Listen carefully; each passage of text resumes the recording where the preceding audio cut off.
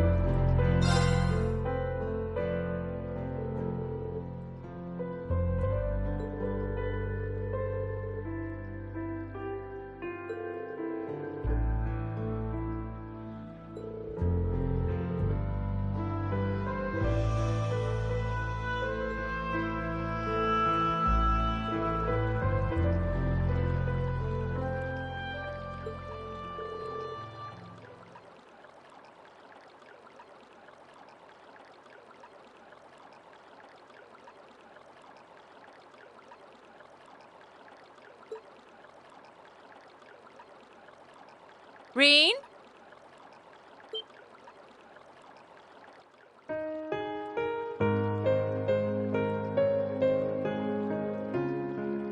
Instructor! I didn't think anyone else would come here so late at night. Sorry, I'll get out now. No, don't worry about it. I thought the same exact thing, actually. A little late night one-on-one bonding with one of my precious students doesn't sound so bad, actually. And it's freezing out here, so I'm hopping in. Oh, okay.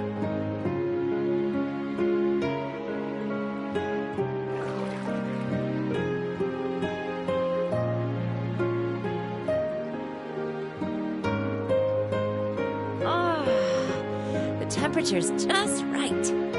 Sitting back in a spring like this with a bottle of warm, strong stuff would be heaven right about now. Yeah, I couldn't agree more. It's my favorite time of the year to relax in the springs, too. But both of us bathing in here together is really not a good idea. I mean, the two of us alone here at this time of night's kind of... you know...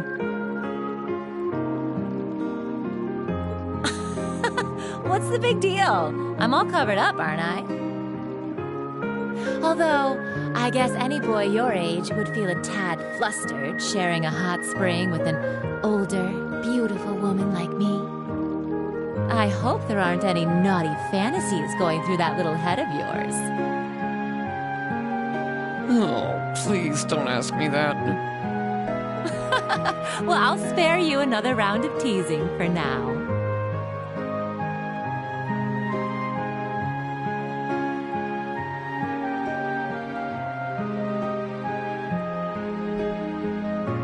I stuck around to praise you, not to make you uncomfortable.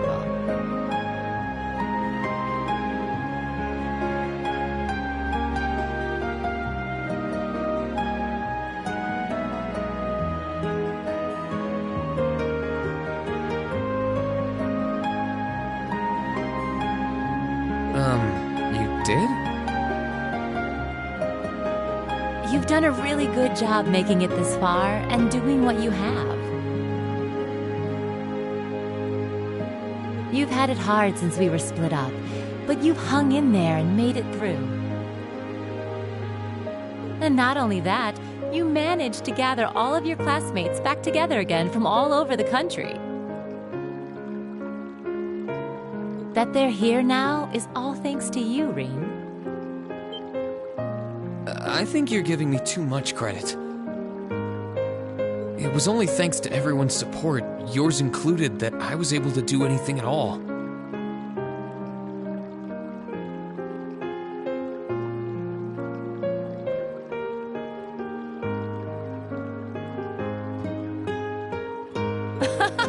Oh, I know everyone else deserves some credit, too. Still, it doesn't change the fact that Class 7 is only how it is because you've always been at its center.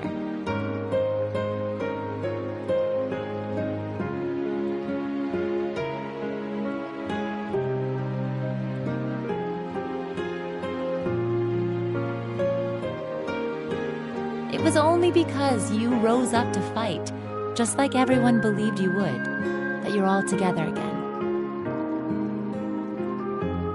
So I thought that as your instructor, the least I could do was praise you for what you've achieved.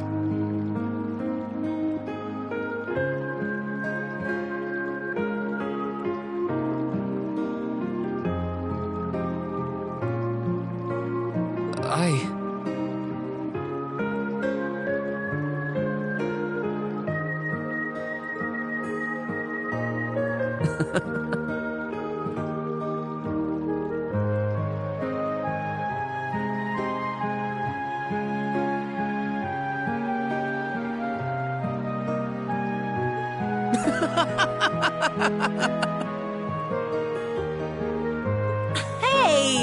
What's with all the laughing?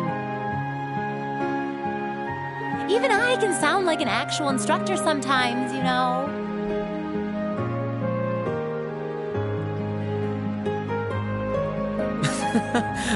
Oh, no, I wasn't laughing at you. It just finally hit home that everything Elise said was true. I had no idea that everyone was thinking of me as much as they were, or that so many people were looking out for me. It just made me realize all over again how blind I've been all this time.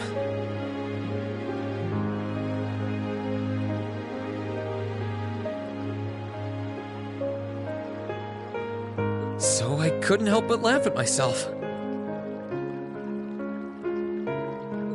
Aha! So that's it.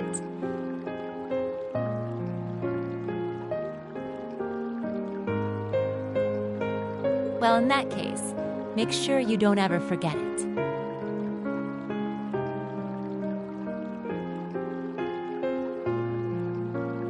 The bonds you have with the people who care about you won't be broken easily.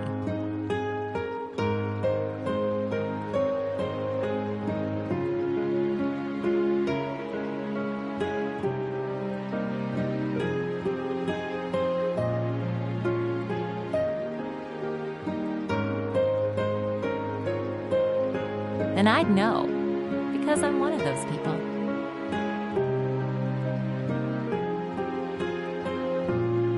I'll be sure not to.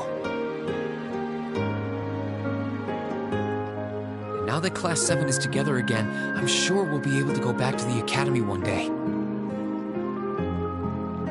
As long as we don't give up, I know we can make that a reality.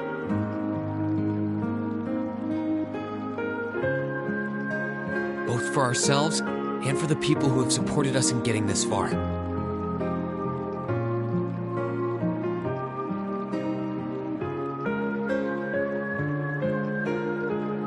Aha!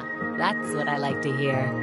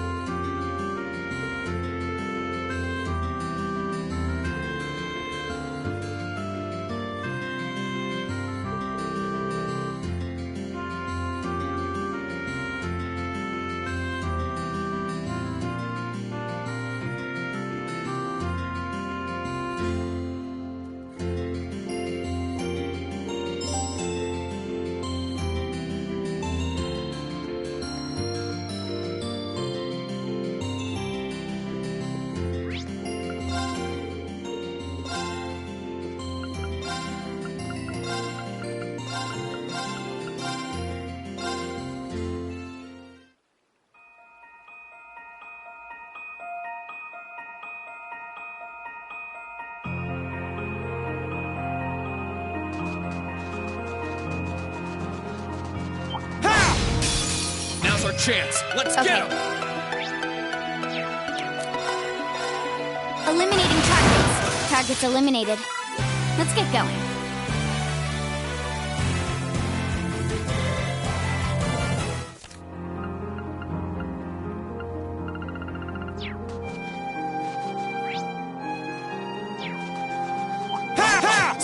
My turn. My turn.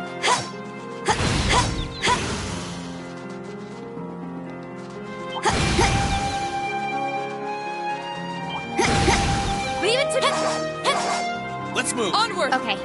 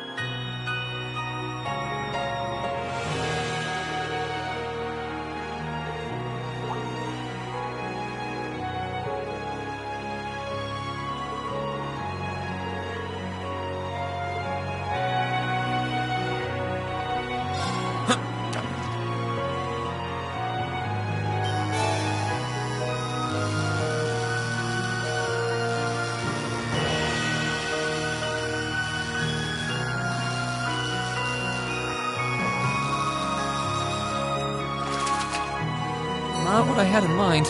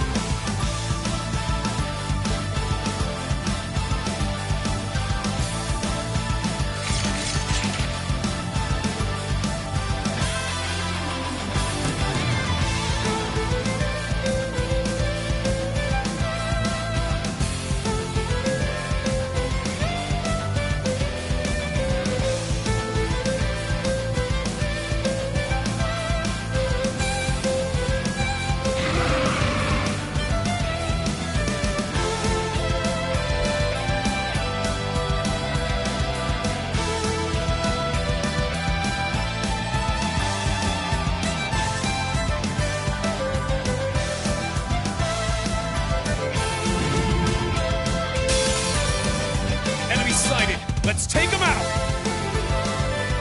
My turn. Now! An opening! Okay. Okay. My turn. Now's our chance. Our time is now. Right! Yeah, right.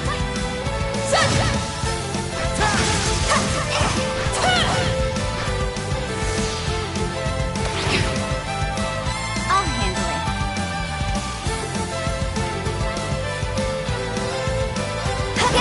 Okay. Here I go! Sit! Leave this time. We should keep going.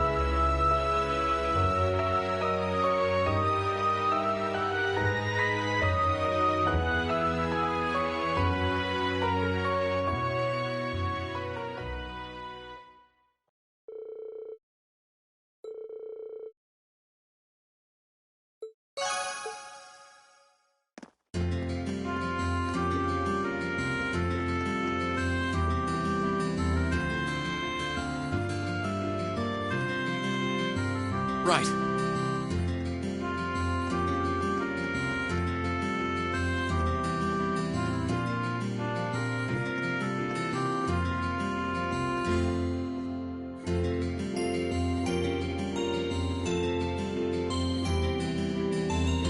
Right.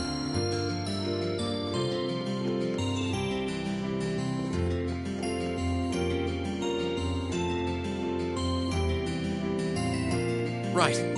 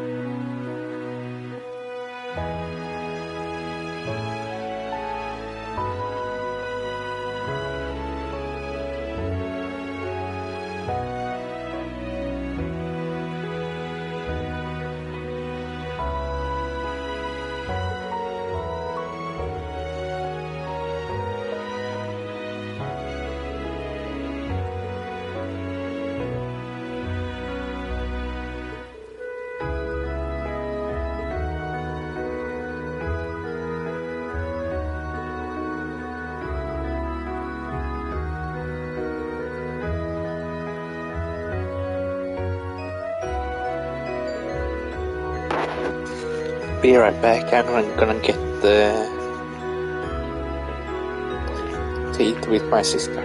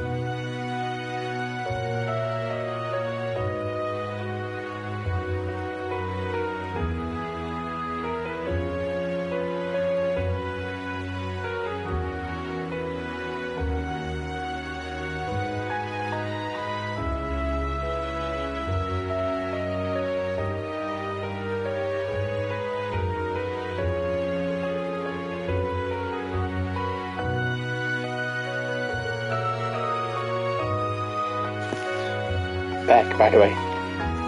For now. You never know.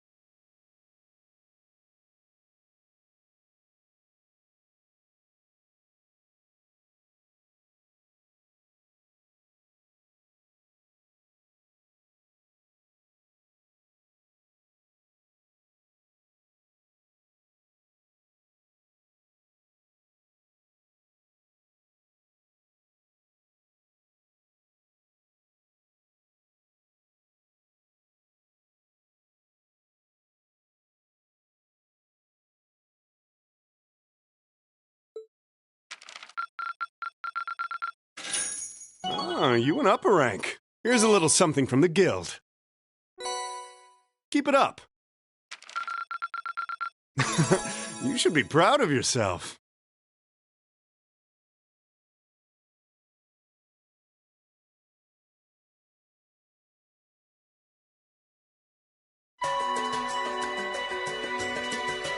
I thought long and hard about it, and I think we as a class need to find a third way.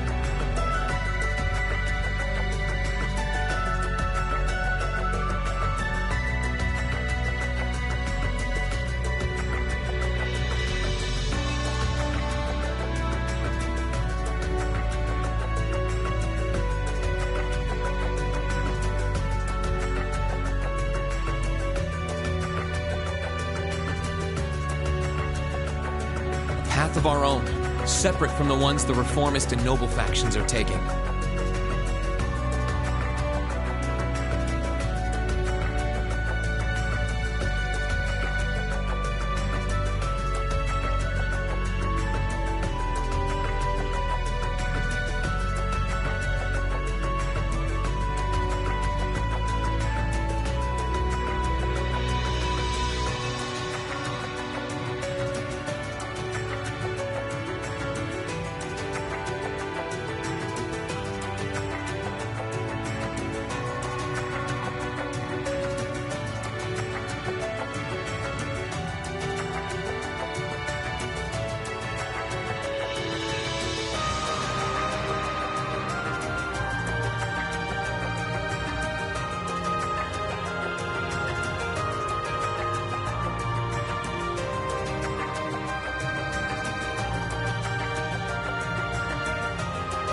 A third way, you say? I do agree. It wouldn't feel quite right for us to directly support either side.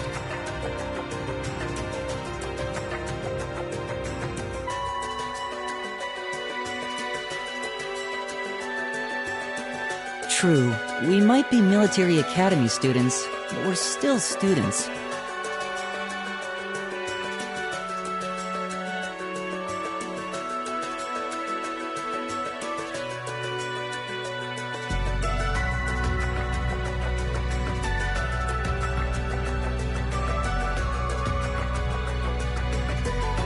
Involving ourselves in a civil war isn't something we should take lightly. We might have a divine knight on our side, but we're still going to need to be very careful how we proceed.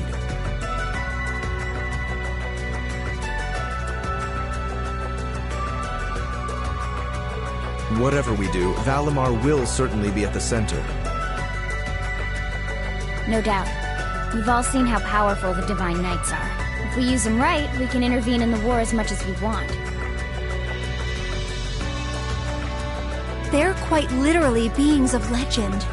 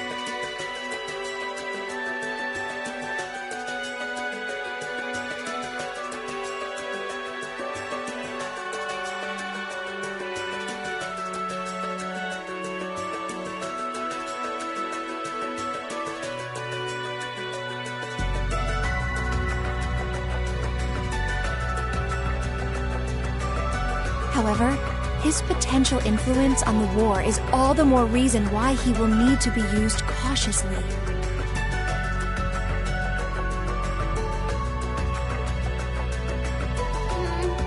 What are we gonna do then?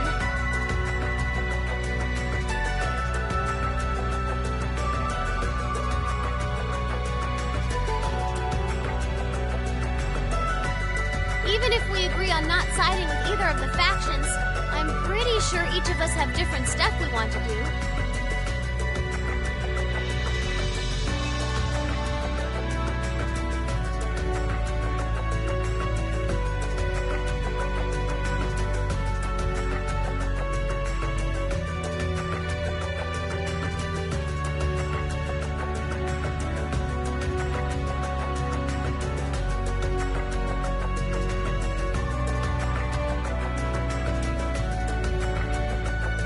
Different things that we have to do, too.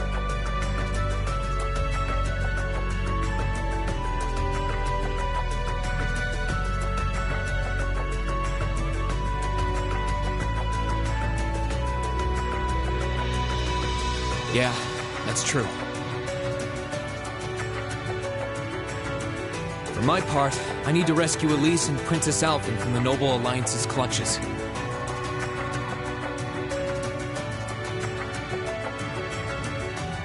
Whether it's alone or with you guys, it's something I'll do.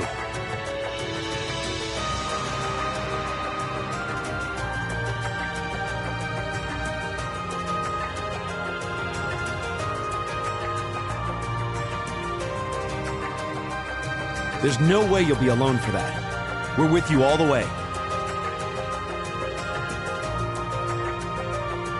I'm concerned about Dad too, what with them having him under arrest.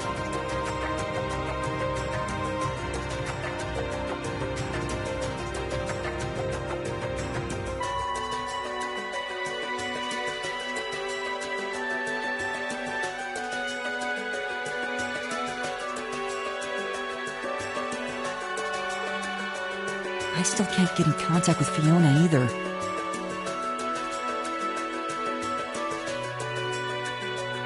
I'm glad I was able to see Dad, but I'm worried about her. For me, I'm worried about Ruhr as a whole. It's a huge relief to see you're alright, Sharon, but Mother's still unaccounted for. I'm sorry I can't do more to comfort you, my lady.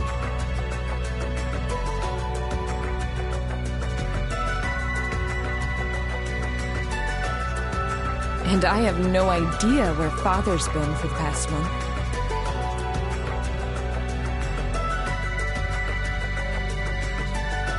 I'm certain he must be well, but all the same...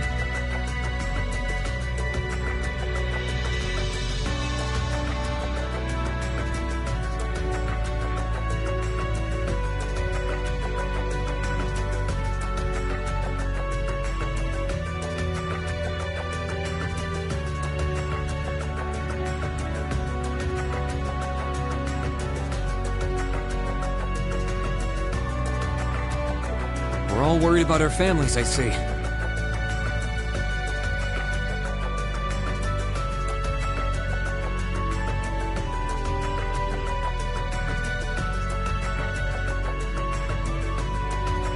Hopefully, we can find some information on all of them before the fighting gets any more fierce.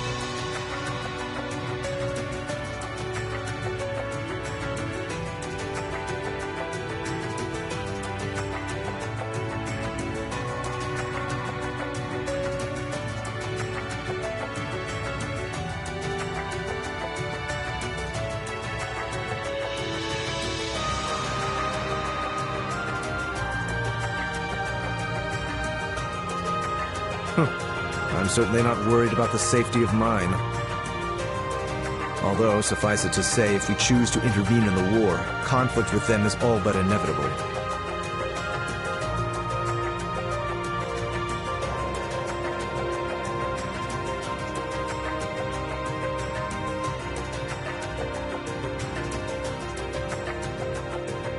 That goes for Zeno and Leo, too. They've been hired by the Noble Alliance, so I'd say it's likely we'll run into them in the future.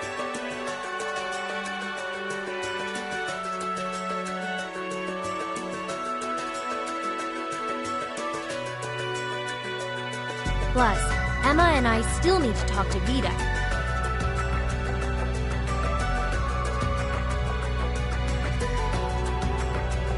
To see what exactly she's trying to do. To figure out what's so important to her that she was willing to break a taboo to do it.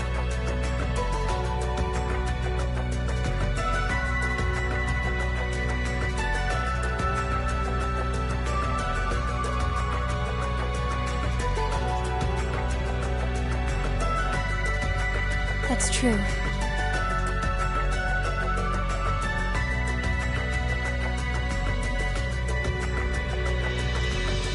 Whatever you decide to do, you'll have my full support.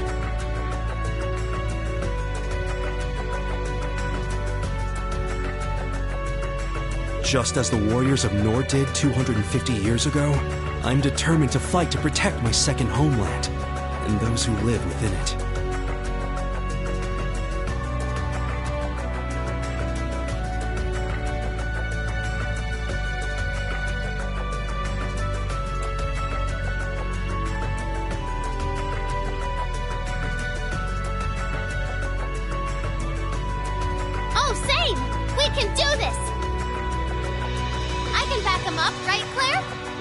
How could I say no?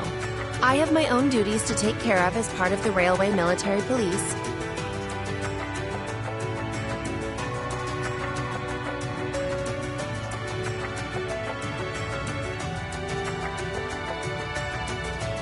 But I fully intend to support all of you with everything I have. I'm thinking it's about time I return to helping the guild, actually. But I'll still be in touch with Sarah, so I'm sure I can lend a hand or two anytime you need it. Naturally, I'd be overjoyed to continue serving as your dormitory's caretaker. I'm your instructor, so you're stuck with me to the very end. Whatever you choose to do, you'll have my support. You're going to need to decide on a more specific course of action, though. Resolving to find a third way is a start, but only a start. It also leaves plenty of questions that need to be answered on top of it all. Well, then how about this? Let's figure out right now whether or not we want to keep using Ymir as our base of operations. Just so we're clear on this, there's a limit to how many people can use the Spirit Path at any one time, and with as many people as we have now, I'm not sure how useful it's going to be at this point.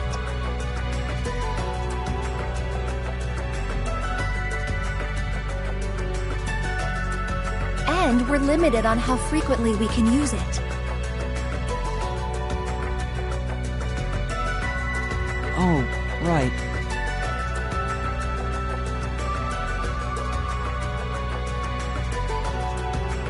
But we're also just as limited on where we can go otherwise. We haven't exactly been the most subtle group around. Who's to say we could even operate elsewhere?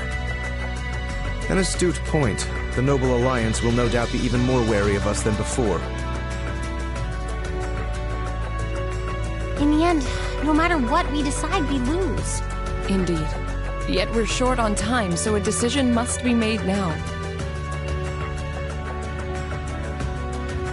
There's gotta be something that only we can do. Yeah.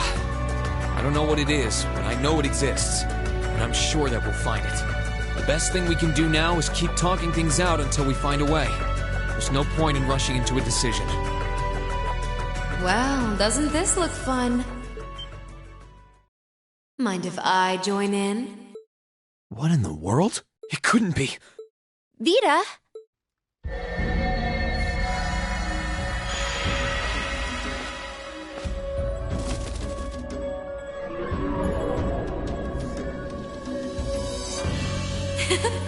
It's lovely to see you again, Emma. You were finally able to reunite with all of your classmates. I'm happy for you. Really, I am. The goddess was on your side after all,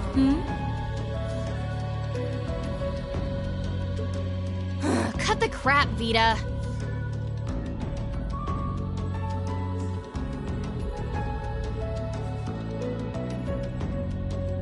Have you been listening in all this time? Where are you?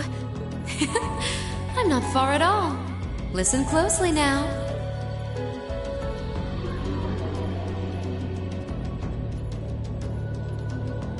That sounds just like... Is that... It's coming from above us!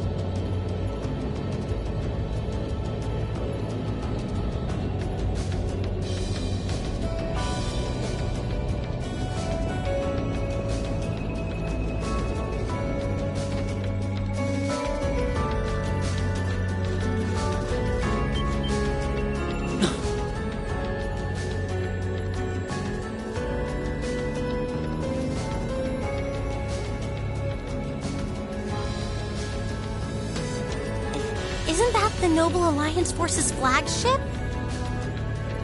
What's the Pantagruel doing here? Damn it! I didn't think she'd tell the rest of their army where we were. But why now? Why? Because our preparations are finally complete.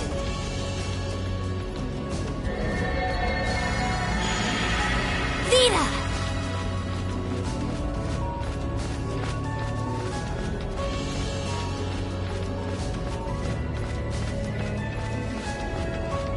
Vita, you're here.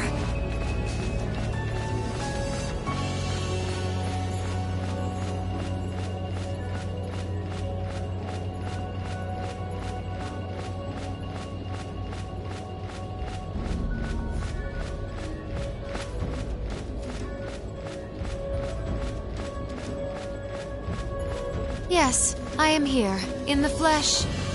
Good day to you all, Class 7. As nice as it would be to finally give you a hug, Emma, I wouldn't want to keep our guest of honor waiting any longer. So, without further ado...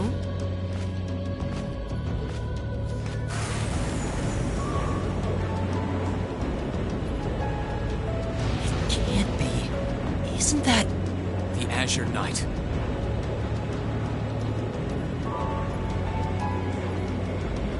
Crow.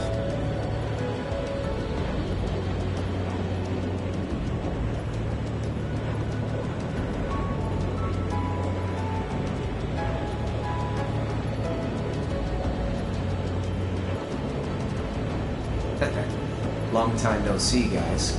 Sorry for dropping in on you like this, but I'm sure you know the drill by now. You ready to have some fun? Is that really you, Crow? There's no doubt about it. See, you damn terrorist. Come on! Right!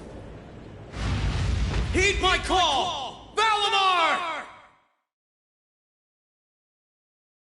Acknowledged.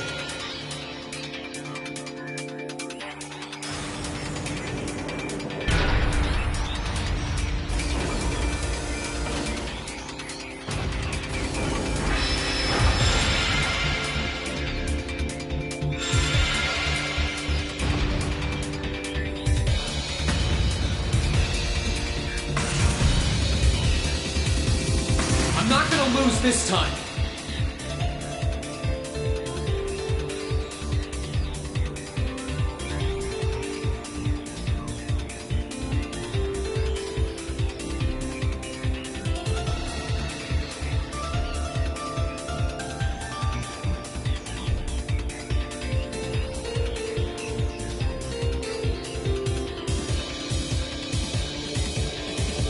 Because at the end of the day, he's just an obstacle that needs to be overcome. So lend me your power, Valimar! He's trying to climb the barrier. Or, yeah, climb the barrier. Very well. Use my power as you see fit. You've really taken to piloting since your last encounter, haven't you? I was hoping you would, and you didn't let me down. You boys have so much potential. But potential is only that. Potential. And you...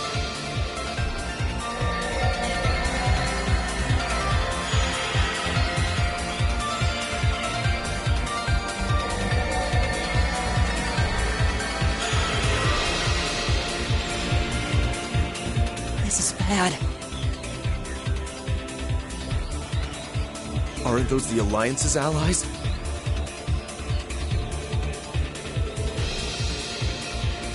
Long time no see, kiddos. You doing all right, Fee?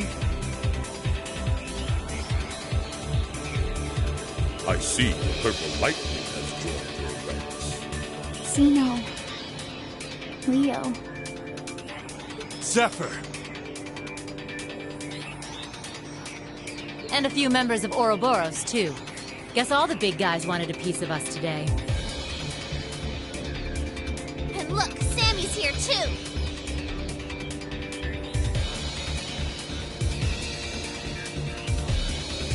Kindly stop referring to Clown Soleus with that bizarre nickname.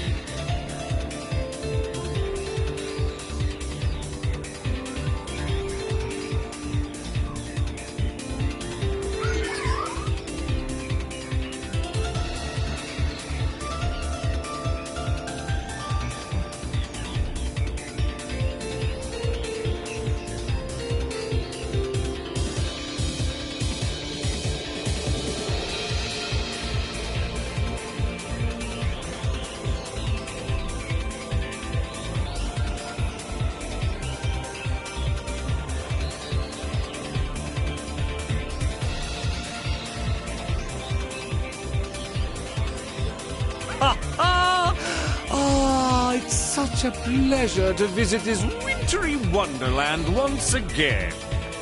Oh, it's a pleasure, all right. The time for my long-awaited revenge has finally come. Now you shall pay! But we fighted like a couple of days ago. How is it long awaited? It's only been 2 days since you first fought them, you know. This could pose a problem.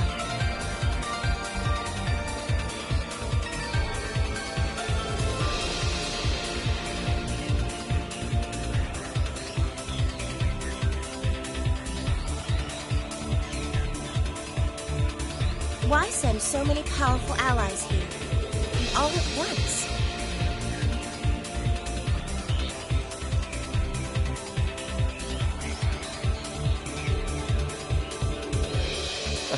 You've proven to be rather formidable adversaries after all. It wouldn't do to underestimate you.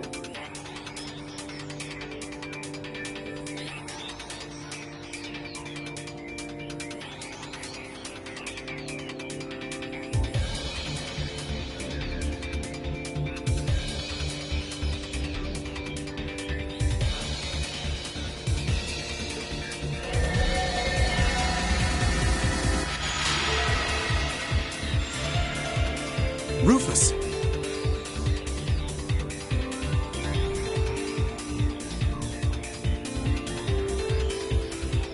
I'm pleased to see you all again, ladies and gentlemen of Class 7.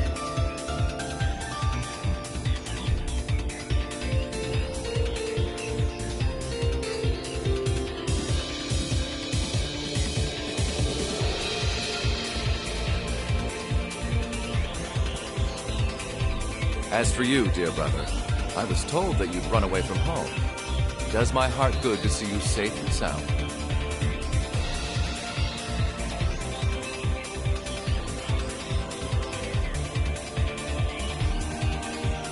So, you've finally gathered up the will to make the difficult choices life set at your feet, I presume.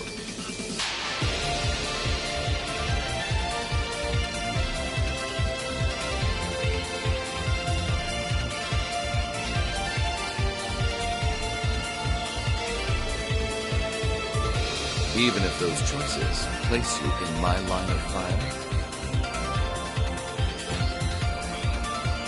Yes, I have. I can't believe he's shown up too. The Noble Alliance is pulling out all the stops to finally get rid of us, aren't they?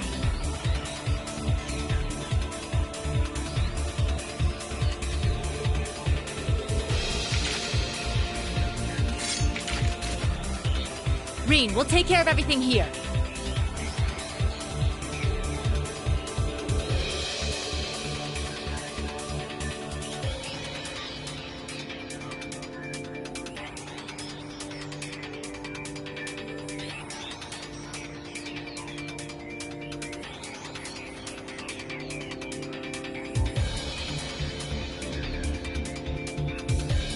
You and Valimar have your own battle to fight.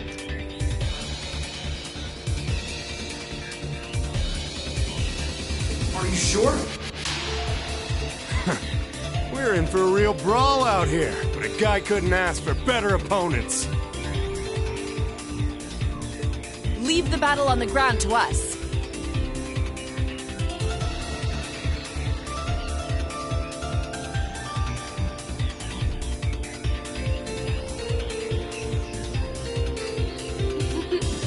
We've no intention of backing down without a fight. Wait, Sharon!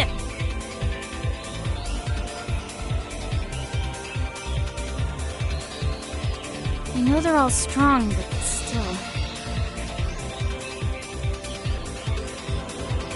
Well, what do you say we get started? Here it comes!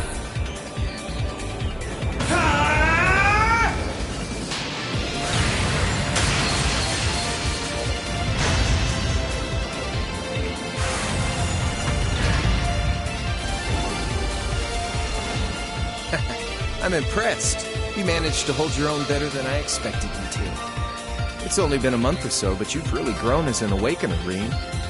Well, it's hard to go through the kinds of things I have without growing from the experience.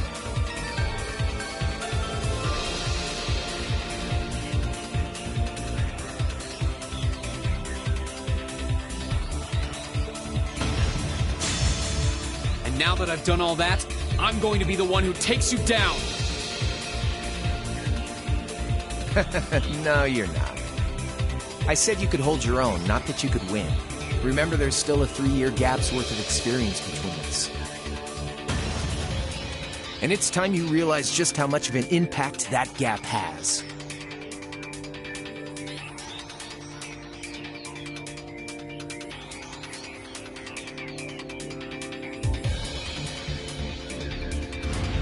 That's enough, Crow!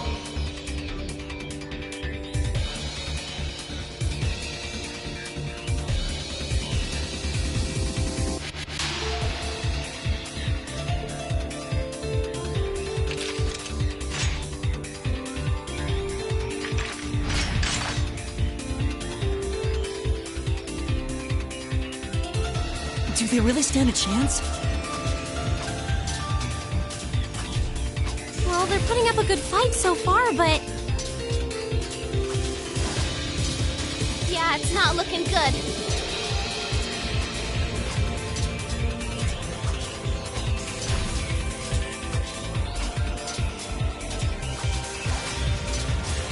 They're outnumbered, for one thing.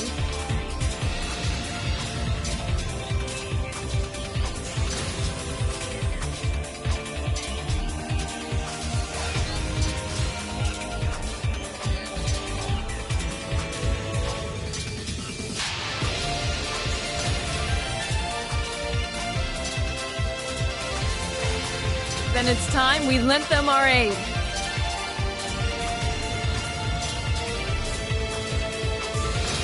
Agreed. Weapons at the ready, guys.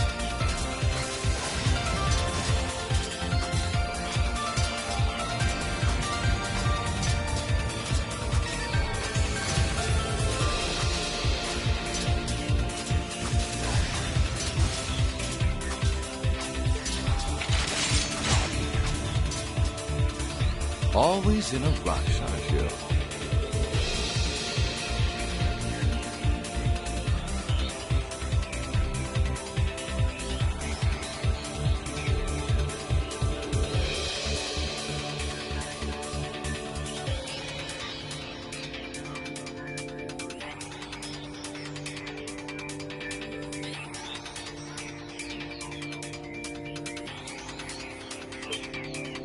Stay right where you are.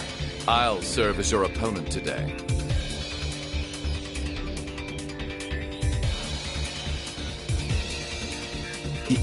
You will?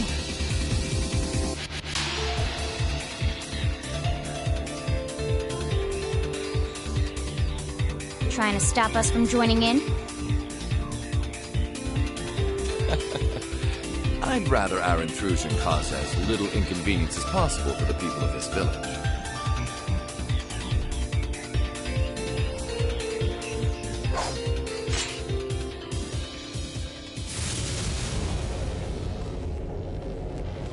I'll let you make the first move.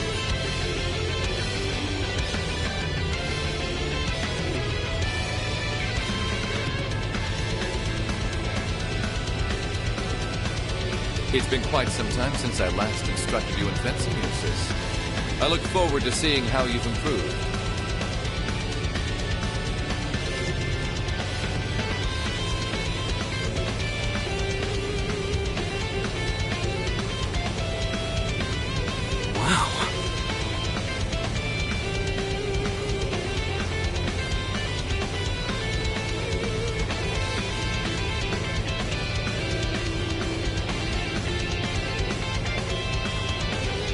His guard's perfect.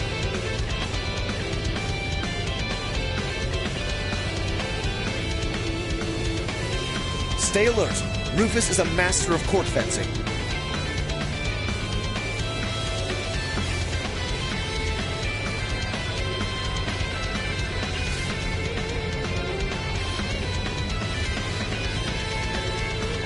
We'll need to put all we have into this battle to even stand a chance against him.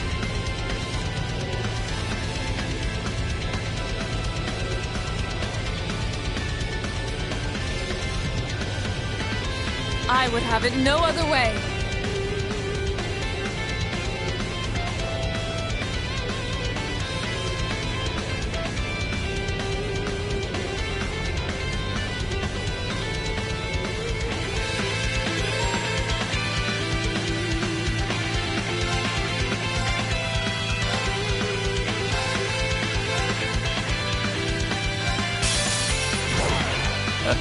Show me what you're capable of. My turn.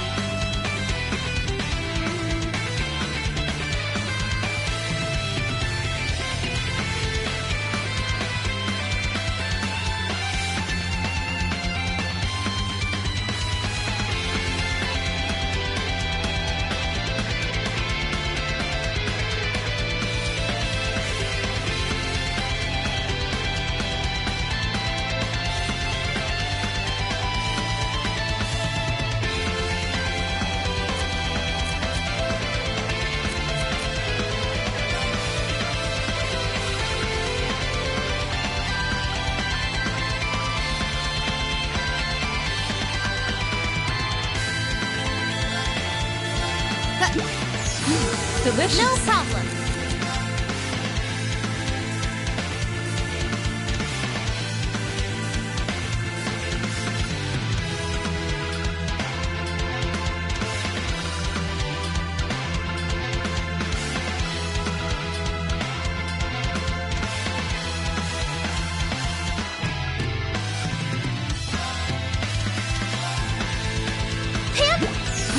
Delicious. My turn. Burn brightly. Overdrive.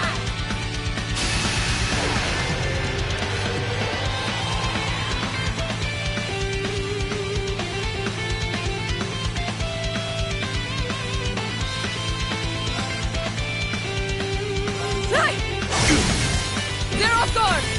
You're done. Okay. Got it. An opening. Leave this to me. Now's our chance. You're done. Witness the fruits of my training.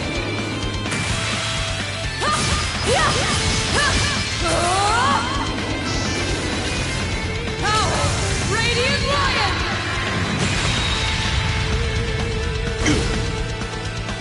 Show your strength. Begin.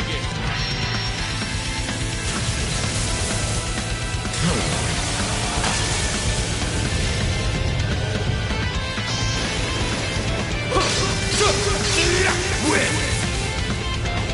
Divine Lightning!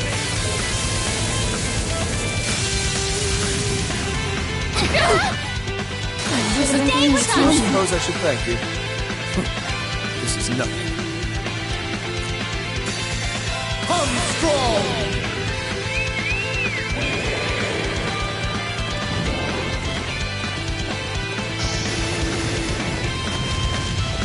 You're finished!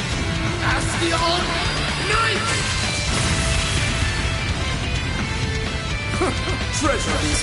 moments. Show your strength. Begin.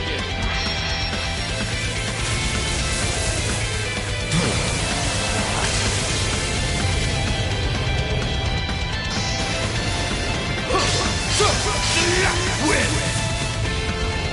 Divine Lightning!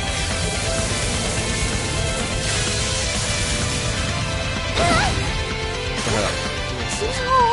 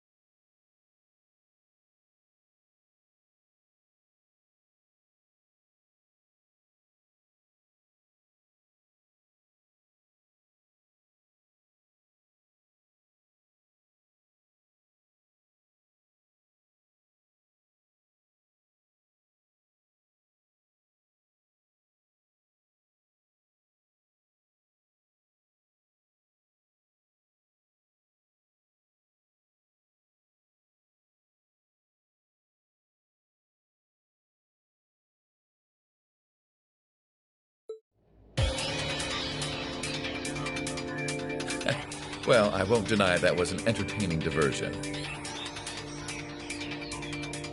But you'd do well to intensify your training regimen if you hope to best me.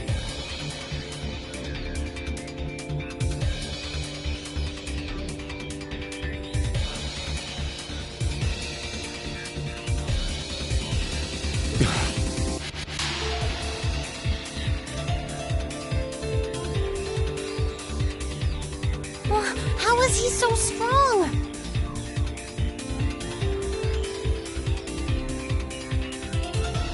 You didn't stand a chance.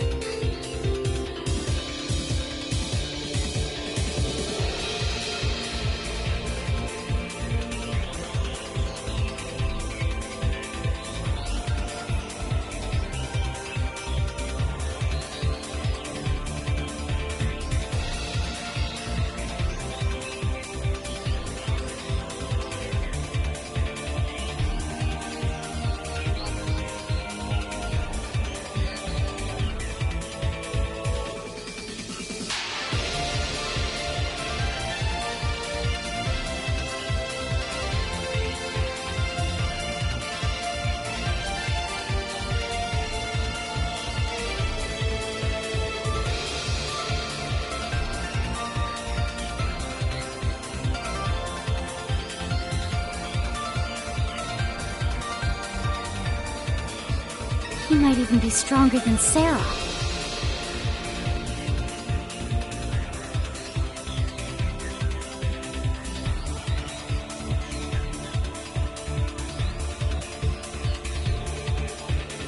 Are you guys okay?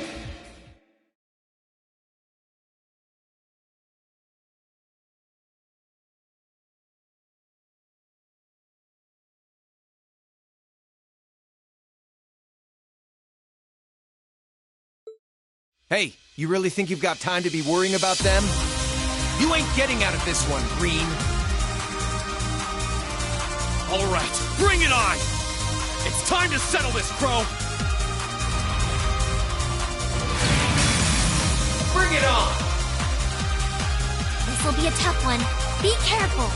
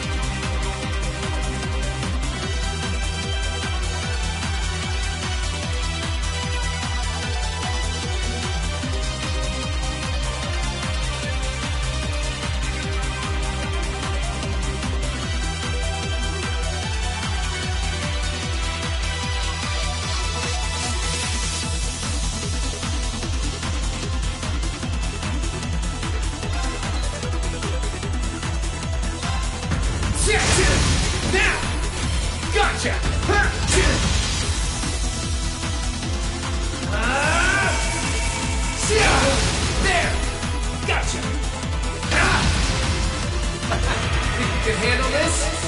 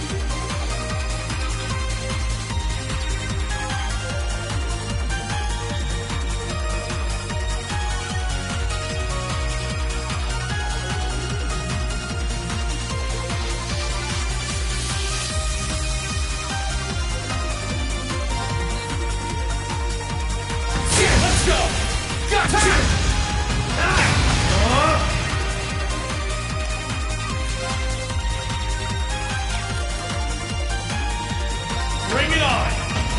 Is that all? Think you can handle this?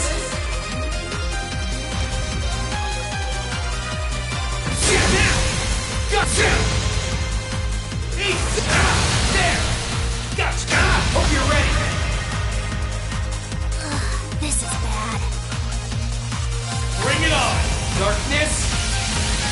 Clean! Gotcha! Gotcha! My sword will cleave open the way!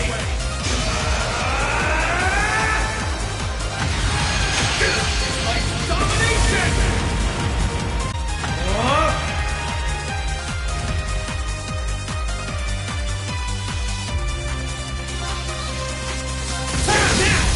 Gotcha!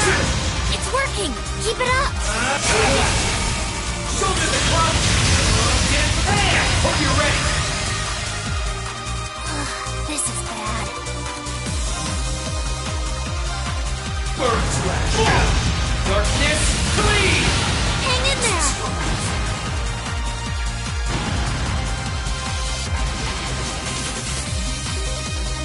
Settled enough for you?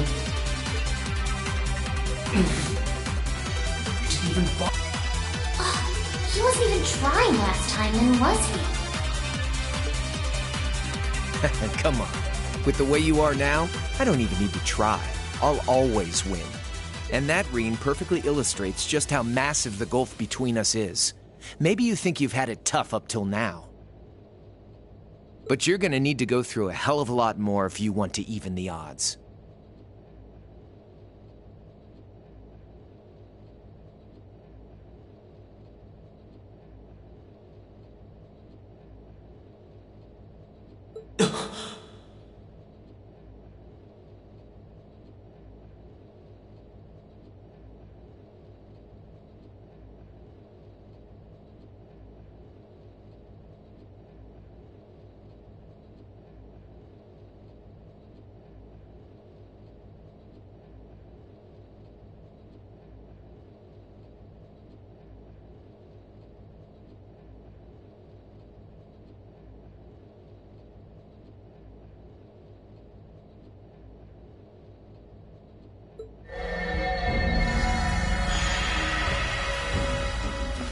I see the battle here has come to an end. Hey, Vita.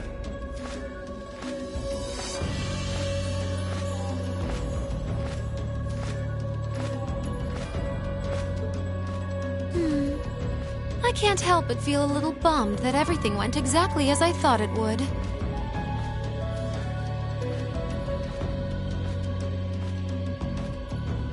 Still, it just goes to show how much faith I have in your skills, my sweet Azure Chevalier.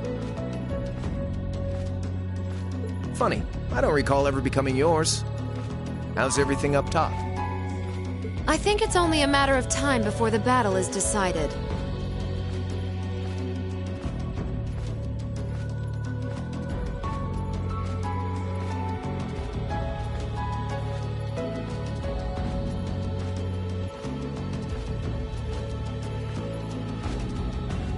But we've caused enough trouble for the people of Ymir already.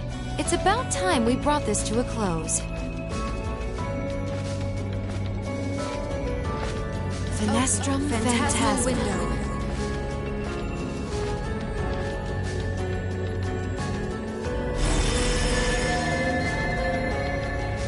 My apologies for not coming down to speak with you in person, ladies and gentlemen of Thor's Military Academy.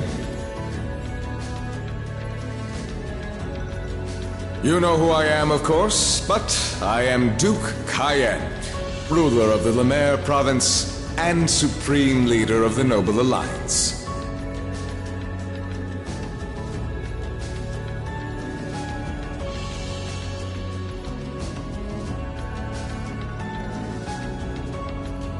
Duke Cayenne?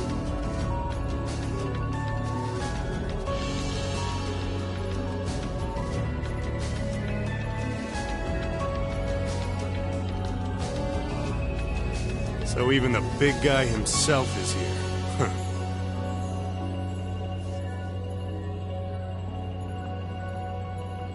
Huh. I must say, what a curious group we have here. I'd heard as much, but allow me to extend my most heartfelt congratulations. My expectations have thoroughly been exceeded. When I saw young Eustace and Laura in Legram earlier this year, I could never have imagined this is how we would next meet.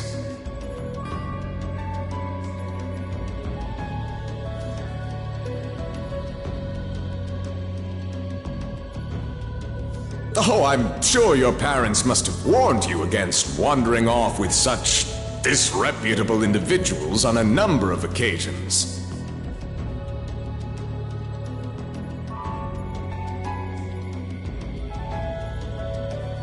But I suppose every child thinks that they alone know what is best for themselves. Duke Alborea was simply livid about what happened. But it can't hurt to learn more about the outside world,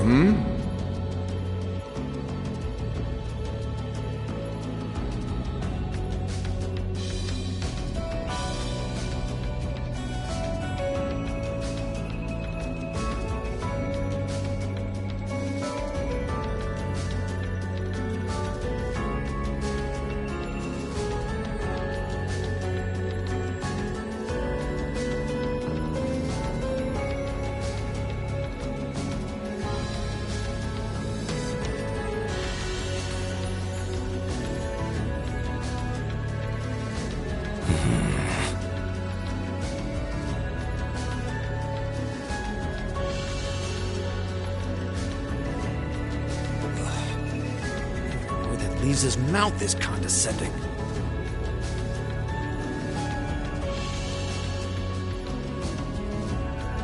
Did you come all the way here just to tell us that?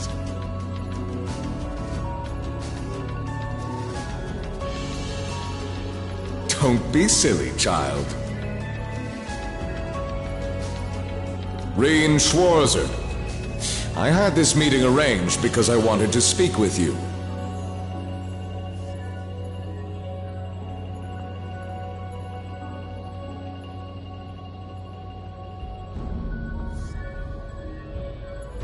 Perhaps the method was a touch too garish for something so simple, but do forgive me for not formally requesting an audience. With me?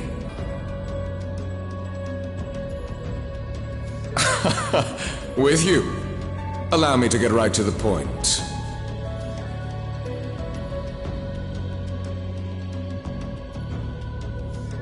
I wish to invite you, Ashen Chevalier, aboard our flagship. Wait, why? I've heard all about your magnificent exploits across the land. And so I thought it would be nice to sit down and have a long, pleasant chat with you.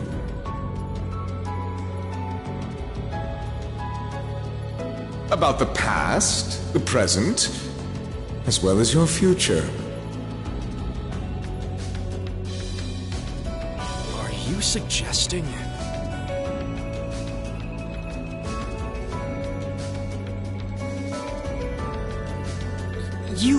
You want Ring to join the Noble Alliance? Should you accept my invitation, we will withdraw peacefully from Ymir.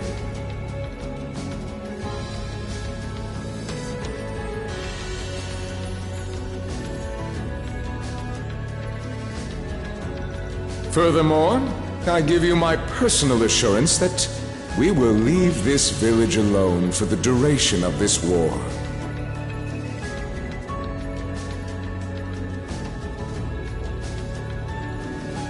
A fine proposition, is it not? Are we interested?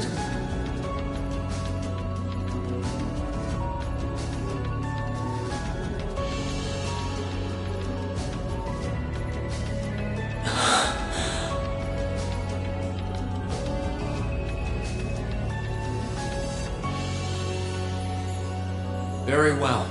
Allow me to accept your invitation. Don't be an idiot! This is clearly a trap! They wouldn't come all the way out here and take you into their flagship if it weren't. I appreciate your concern.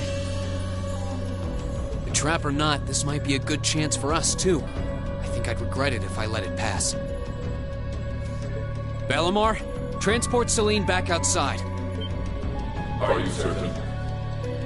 Now hold it right there! Don't worry about me. The odds were against all of us getting back together, but we did it. And I'm sure we can do it again, too. So just wait with Emma for now. I'll be back before you know it. Bellamar, if you would. Very well. Wait!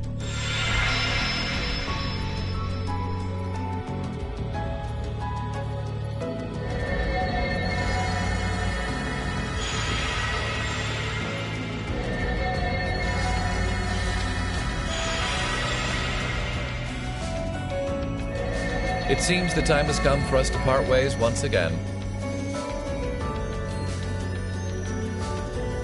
But remember this. You're an Alberea. There is power and dignity in that name, to whatever end you would use it. I want you to prove that the convictions you cling to are worthy of your loyalty. Not for my benefit, but for yours.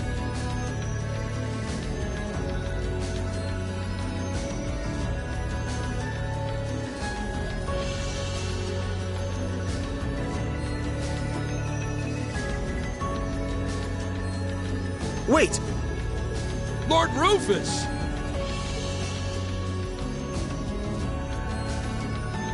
Well met, Lord Schwarzer. It's a pleasure to see you again.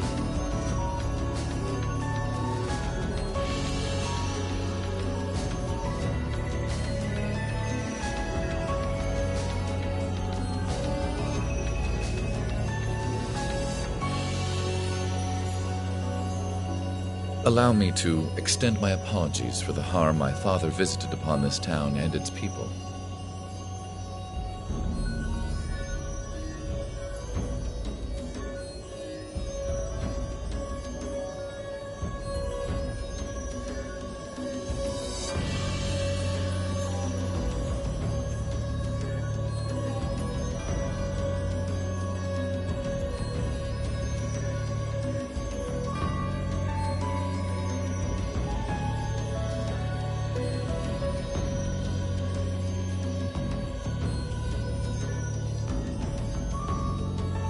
Never mind that. What do you intend to do with my son?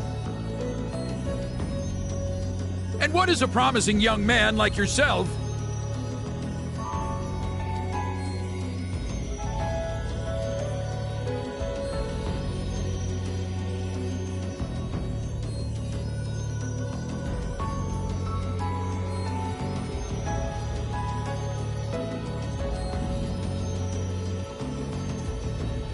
We're simply going to borrow young Reen for a short while. There's nothing to worry about.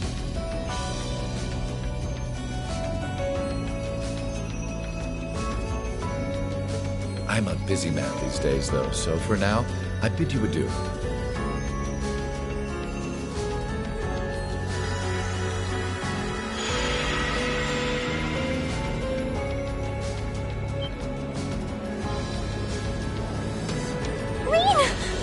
Reen! We all finally got back together, too. Why? Sorry, but I'll be back, I promise. So stay safe.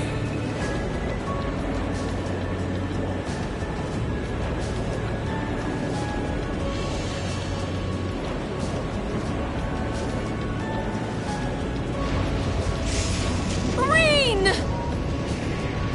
Reen!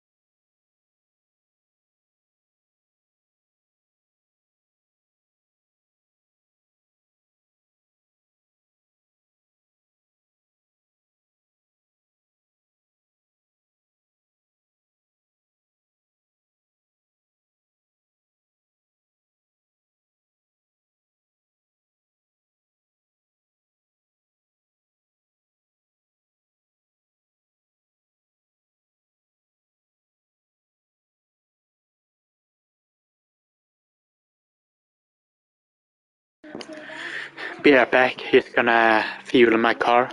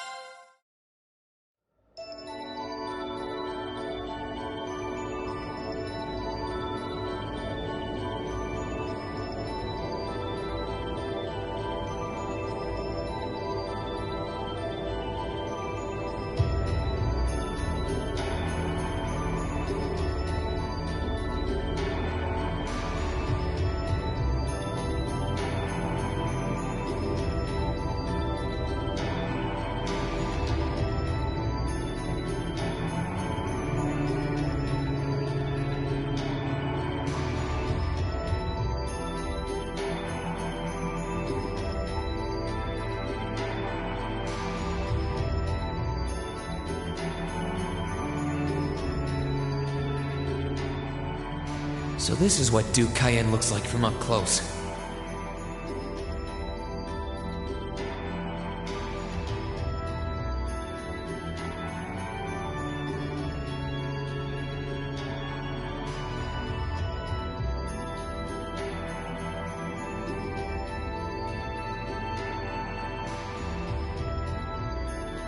It's hard to believe that I've ended up in the same room as the leader of the Noble Alliance. Although, I guess we did meet back in Legram before the war broke out.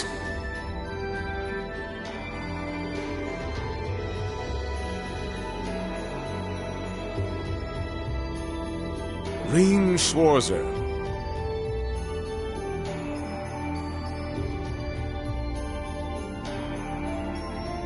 Truth be told, we don't want this war to drag on any more than you do. Really?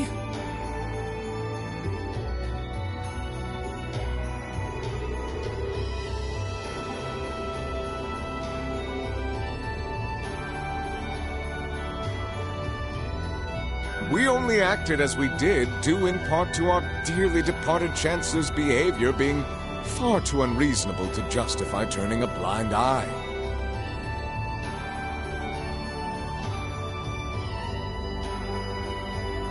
He garnered the trust of His Majesty, and in turn misused that trust. He flagrantly disregarded this nation's beloved culture and traditions, treating Erebonia as if it were his own personal property.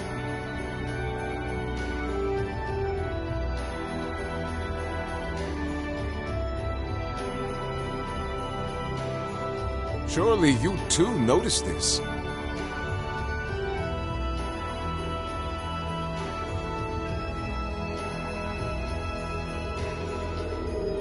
Well,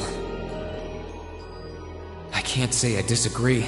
We did hear story after story during our field studies about how aggressive his policies were.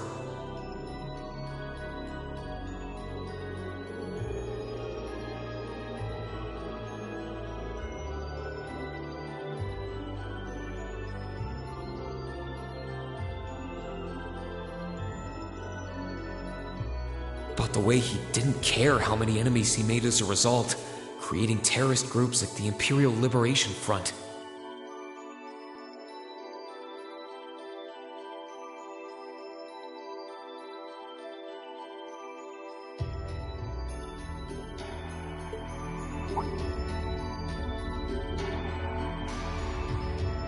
But as I said, the cause of our nation's ills is now gone.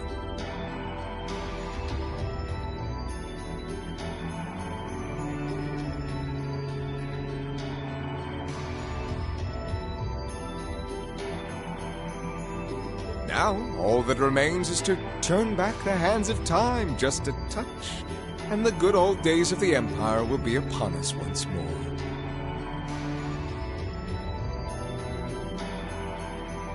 The key to this bright future lies in putting aside our differences and joining hands. Am I wrong?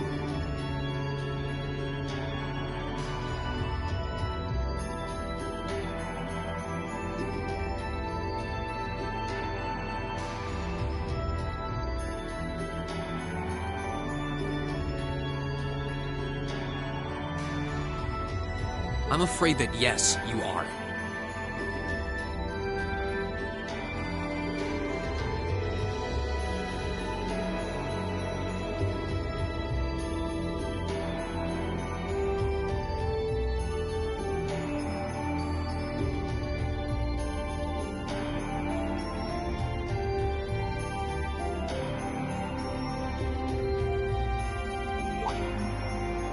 Do you honestly believe that people can so easily put aside their differences after all the Alliance has done?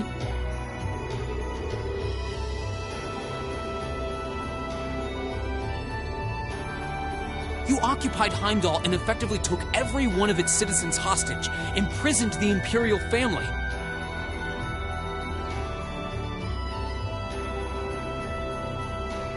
Let's not forget how you're now in league with the enemy nation responsible for the destruction of Garrelia Fortress.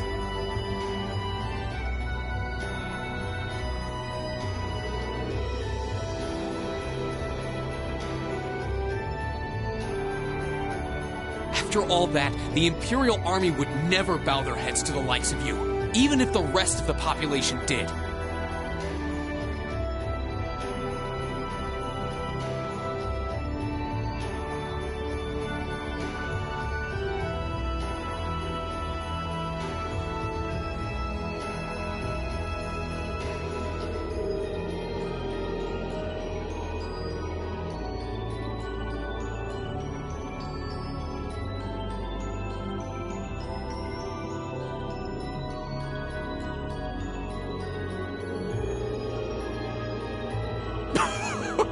My word, I'm afraid there's been a terrible misunderstanding.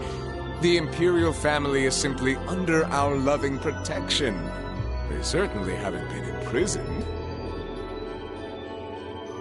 But that does bring me to exactly why I want you to help us.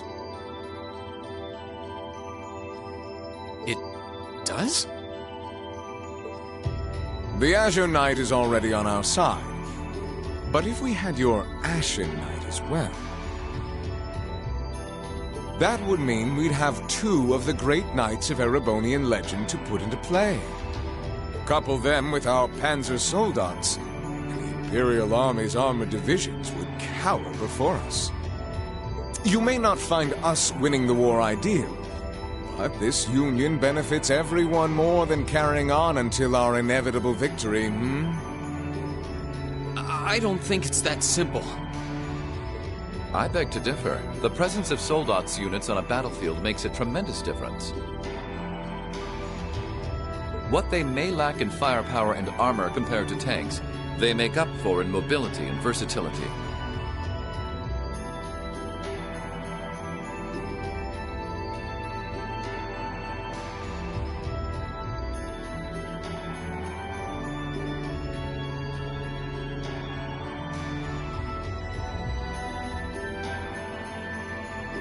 But more important than even those factors is the psychological impact they have on our opponents. Well...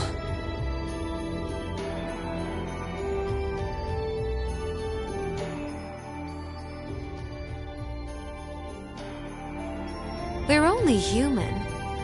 As such, we are as captivated as we are terrified of giant beings bearing human form.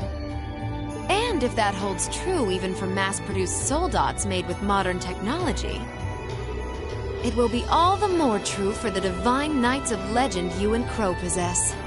Can't argue with that logic.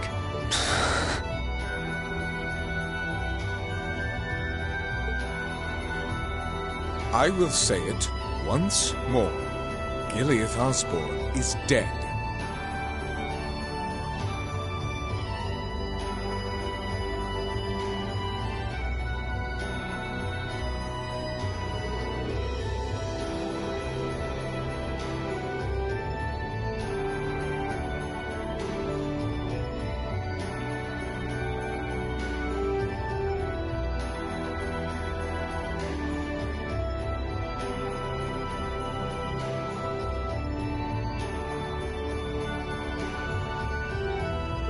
With his death, all that's left to be done is end this ridiculous war and return order to the Empire.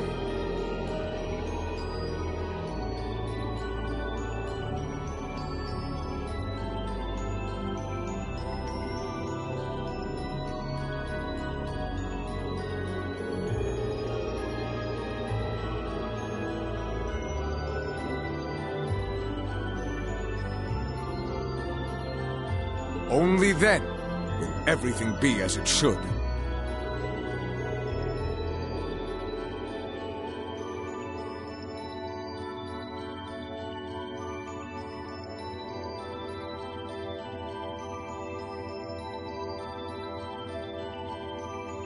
That includes both your pleasant academy life and the peaceful days of darling Elise and her friend the princess. Are you trying to? Whatever you ultimately decide, their safety is guaranteed.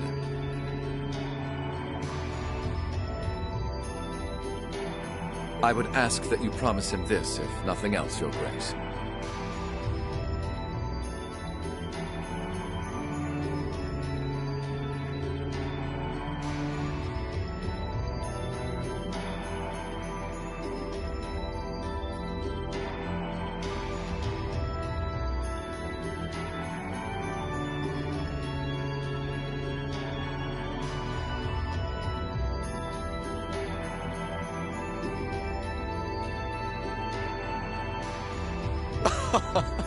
But of course, I'm not a monster.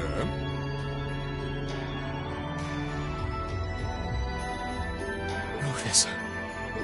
We may stand on opposite sides of this conflict, but I still sit on Thor's board of directors. And in that capacity, I suggest you consider carefully the choice before you. After all, every soldier must decide for himself whether a cause is worth fighting, perhaps even dying for. I look forward to hearing your answer.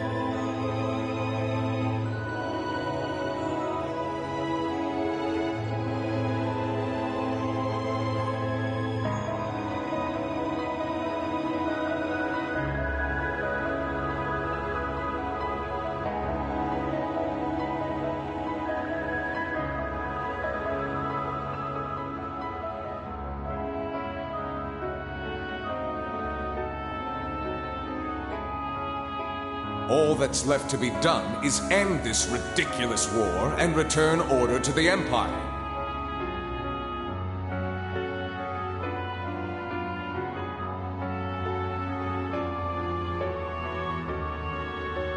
Only then will everything be as it should.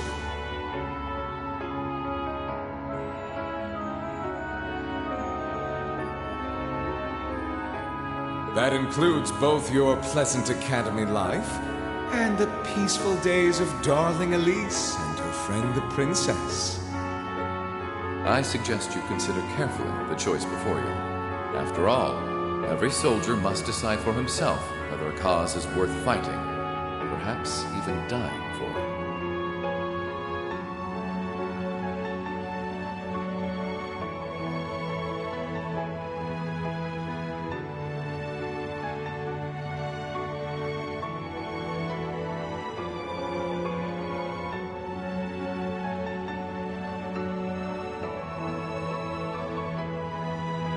I look forward to hearing your answer. It's hard to argue that this war began because the noble faction went too far. But the longer it goes on, the more people are going to suffer. Am I really okay with that? If I joined them, I could reduce the number of victims, be friends with Crow again, free Elise and Princess Alphen.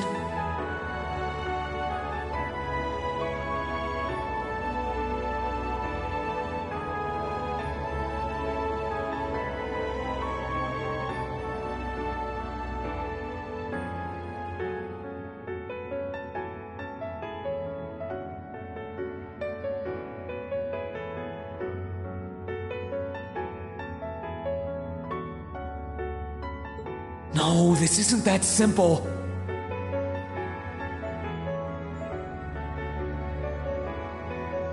Think, Rain, think! I was able to reunite with the others, but Elise and Princess Alphen are still in the Alliance's custody.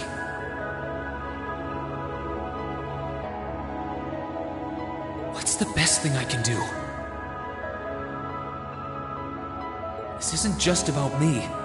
What do all of us want to do?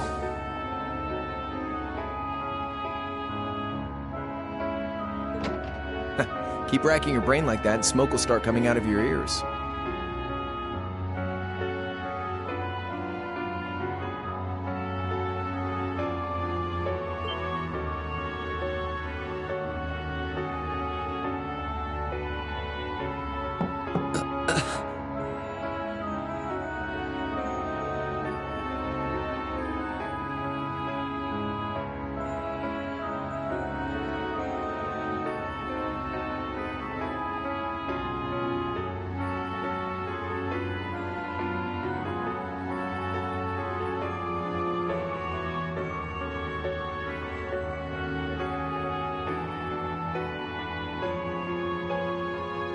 What do you want?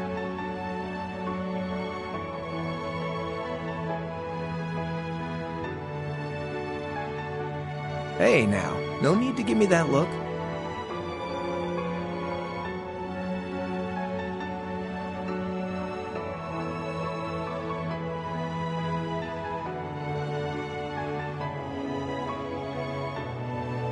I figured I was gonna find you busy thinking everything over like your life depended on it.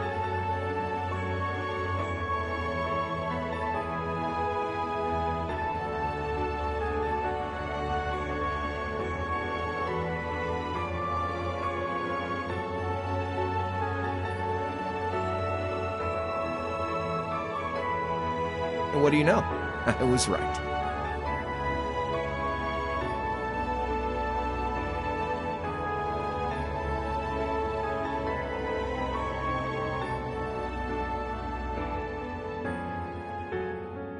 How about you mind your own damn business?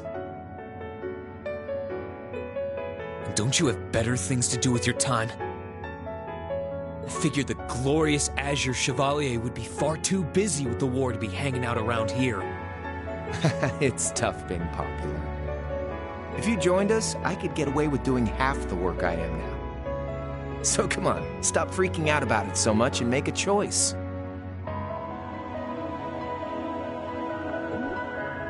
This isn't something I can just decide by flipping a coin, Crow! And besides, it'd probably be an easier choice if not for a certain someone.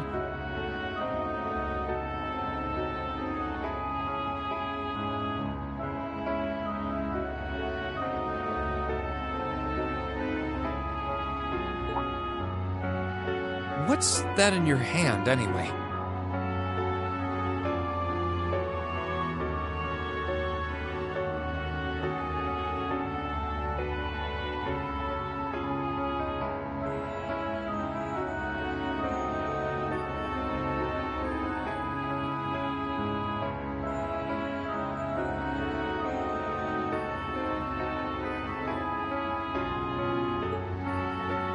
Grub, of course.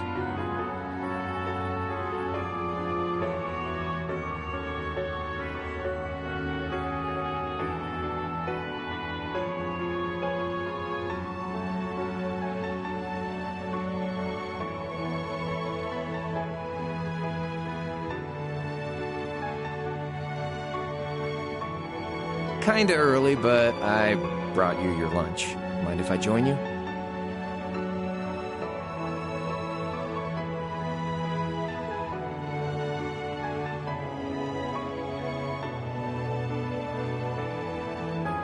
Hamburgers, fries, and onion rings, huh?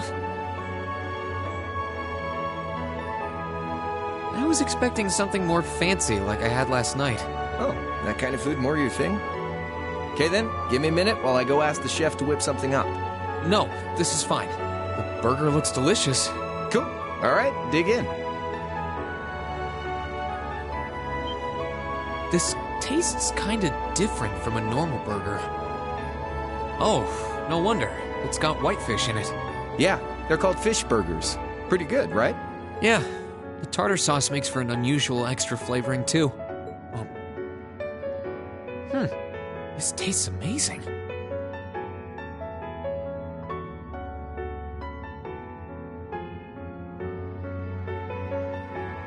I like this way more than the food I had last night, to be honest. Well, glad to hear it.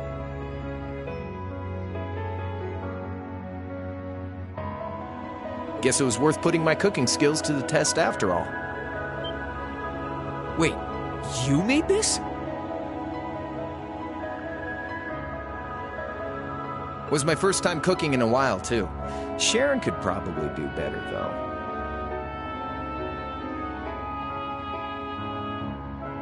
But I wanted to give it a shot anyway. This stuff was like soul food back in Dry, where I grew up. Oh. To think, all the time we spent searching for the leader of the Imperial Liberation Front, and he was right under our noses. Crow Armbrust from the Jirai SEZ.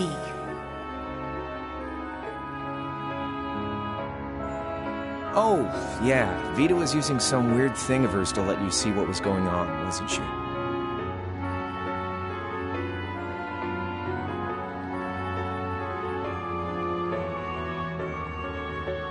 So I guess you saw what happened there.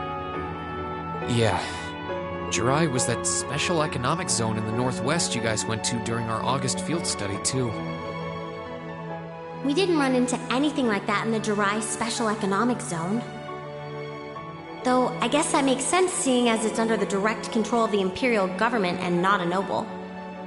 I seem to recall that it was annexed 8 years ago. Is that right?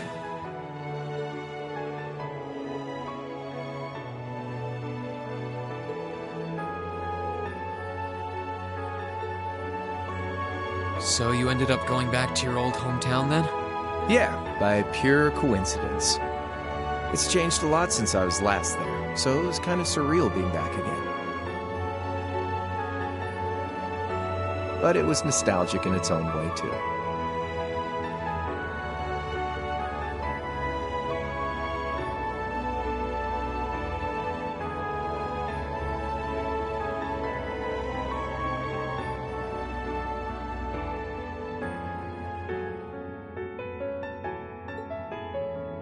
It's been bugging me for a long time now. What could have made you want to join a group of terrorists like the Imperial Liberation Front? What was it that made you hate Chancellor Osborne that much? Enough to take his life?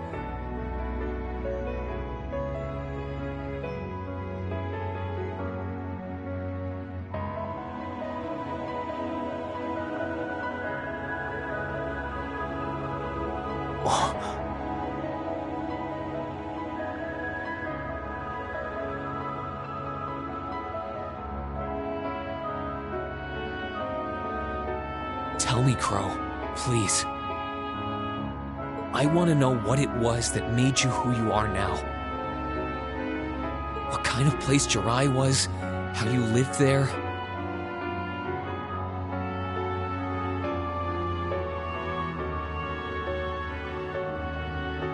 And what you were doing before you entered the academy and met Toa, Angelica, and George. Where's the fun in prying into a guy's past? Save all that talk for your number one in class. Who's the lucky girl anyway? Elisa? Laura?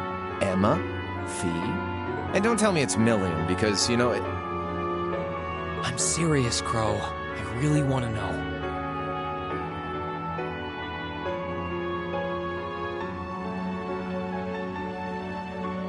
Think of telling me your past as paying off the interest you owe in that 50 Mira.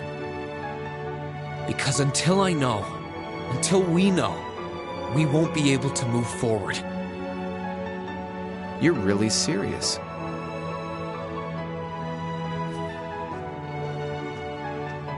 Crow?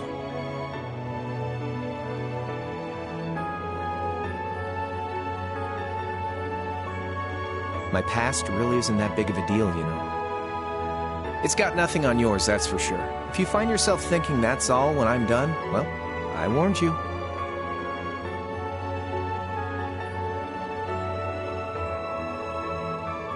So, you really want to know?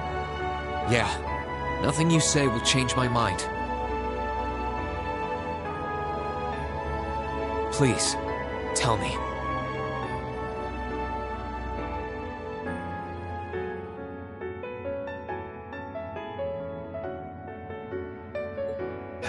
All right, you win. Like I said, it's just your run-of-the-mill sob story. Pick up any history textbook and you'll probably find a dozen others just like it. It's the kind of story that's so common no one bothers to remember it, like it never even happened.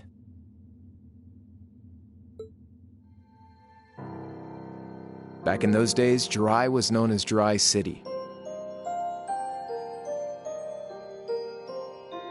It was a city-state off the coast of northwest Zemuria that prospered through maritime trade with West Erebonia, Northumbria, and Remiferia. It had a population of around 150,000 people, so it wasn't exactly a big place or anything. Because of that, the surrounding nations left it alone and let us live out our days in peace. We were pretty fortunate, all things considered. Until about 20 years ago. That was when the Northumbrian disaster struck, and much of the Principality of Northumbria was turned to salt. And as a result, trade on the northwest shore was reduced to virtually nothing. Day after day, Jiraiya's prosperity started to fade away.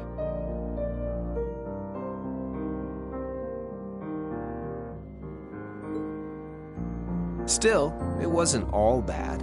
We had our fishing, our historic landmarks, our septium mines. We could make use of those to get trade going again, both to keep our state running and to help out Northumbria. In fact, the one who advocated that approach was the mayor, my grandfather.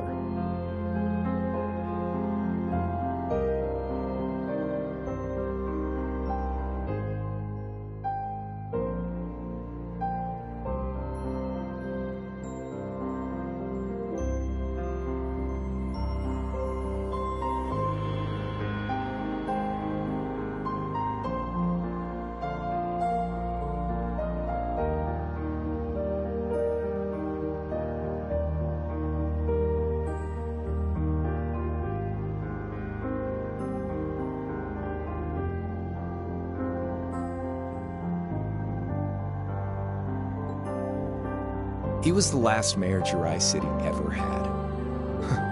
He was a stubborn old bastard, but he had this wry sense of humor, and was well loved by everyone.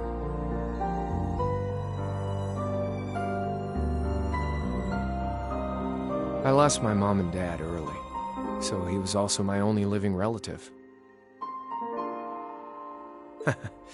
He taught me just about everything a guy could know. He was like a mom, dad, and your old master rolled into one, I guess. Anyway, fast forward to 10 years ago. Out of nowhere, we received this proposal from the Erebonian government. They said they wanted to extend a railway line from Heimdall all the way to Jiraiya. We relied on the sea for trade before, but there wasn't any reason to believe we couldn't benefit from being connected to Heimdall by rail. The proposal drew overwhelming support from the city's council, and as a result, my grandfather was forced to accept. Within a year, the city had all of its old life back and then some. The streets were more bustling than ever. But keep in mind, this was the result of huge amounts of imperial capital flowing into the city. Land and buildings we once treasured were bought up left and right. Everything became a target for investment. People only cared about making money. Something similar supposedly happened in Crossbell too, but unlike there, no opposition existed in Jiraiya. My grandfather sensed something was off, and he tried what he could to get the situation under control. Then one day, someone blew up the railway line leading to Jiraiya. Everyone demanded that it be repaired as quickly as possible. Everyone except the imperial government. Instead, they panned our national security arrangements for being insufficient and threatened to withdraw all imperial capital. The city was left in an uproar like we'd never seen. Shares plummeted, and with no one able to ascertain the culprit's identity, chaos reigned. That was when he showed up. Chancellor Gileath Osborne, in his third year as representative of the imperial government, personally came to Jiraiya. We then received a second proposal.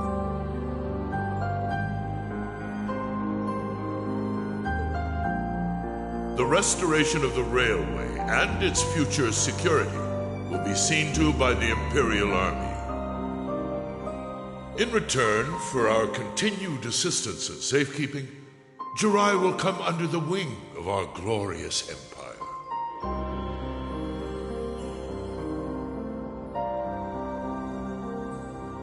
And attain even greater prosperity as a special economic zone. The timing was too good to be true, really.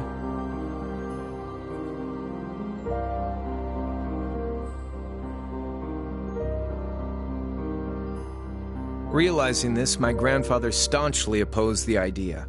He tried everything he could to convince the city's council to reject the offer.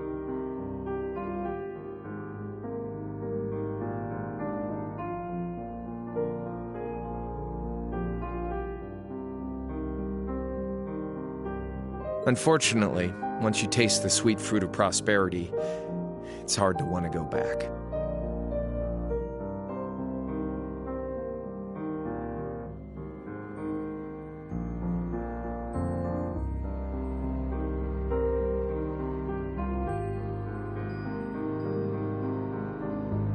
The council, made up of influential merchants, in all their greed, jumped at the offer. And tempted by the elimination of customs, together with the tax breaks from being an SEZ, many of the citizens did too. And during all that, they'd conveniently found a suspect behind the railway incident: my grandfather. He loved Jirai more than anyone, and up till then, its people loved him too. And yet, virtually overnight, he found himself facing the wrath of both the city's council and the citizens alike. Left with no choice, he resigned from his position as mayor, and Jirai formally became part of the empire. Both of these things happened on the same exact day. That was 8 years ago. Naturally, everyone knew my grandfather wasn't the one who did it. They knew who was really responsible. They just turned a blind eye to the truth. See? I warned you. Just your run-of-the-mill sob story. I don't know what to say, Crow. What happened to him after that? Your grandfather. One day, he just up and died. Once he resigned, the whole affair with the railway getting blown up was all but forgotten. He lived comfortably in retirement for about half a year, fell ill, and that was that.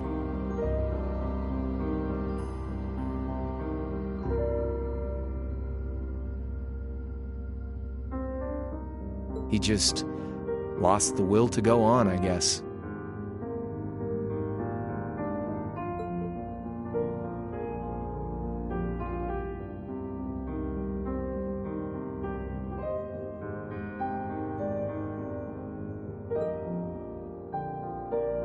Like I said, he was the only family I had. I mean, I had plenty of friends even then, but I chose to leave it all behind. I was 13 at the time. I wandered the land, doing whatever I had to get by.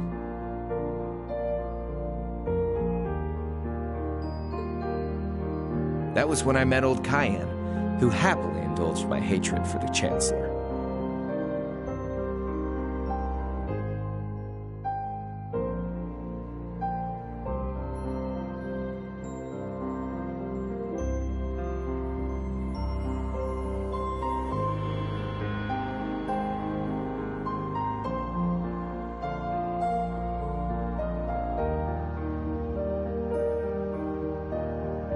And with his financial backing, I went out with the goal to find others who were just like me.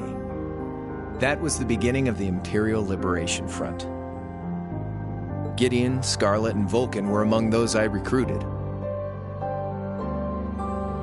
I'd also met Vita then. I only knew her as the woman who would often come to see Cayenne. She guided me to a place below the city of Ortis, and there slept the Azure Knight Ordine. One after another, I overcame the same trials you did with your friends, but alone. And once I'd proven myself worthy, Ordine accepted me as his awakener. That was 3 years ago. I was 16. My preparations complete, I concealed my background.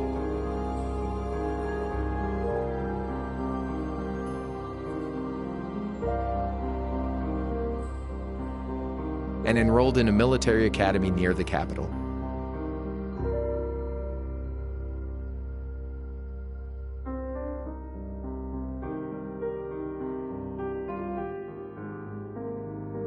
Everything I did for the sole purpose of taking the Chancellor's head.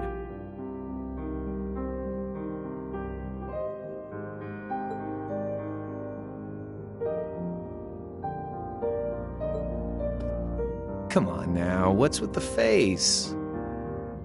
You look sadder about all this than I do. Yeah, I guess. I swear.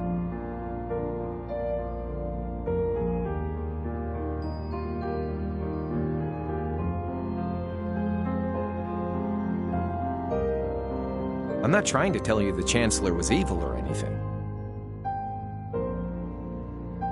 What?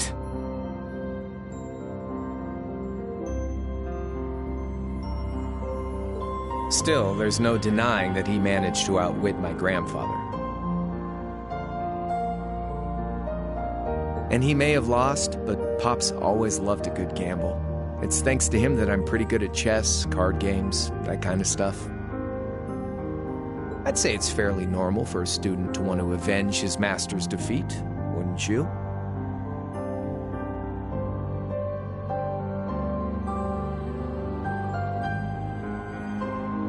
Maybe.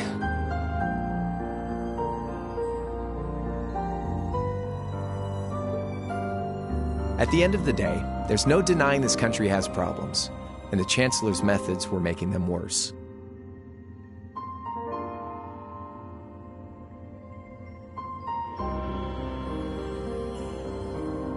I studied those problems, worked out how to use the situation to my advantage, and then won the game with an all-or-nothing gamble. But when you think of how peaceful Jirai is now,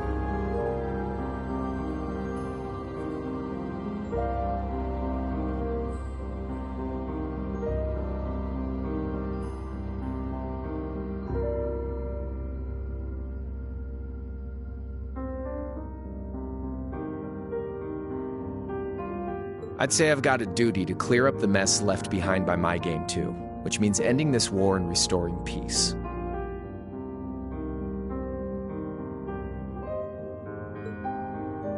So it's only when that's done that my game is truly over.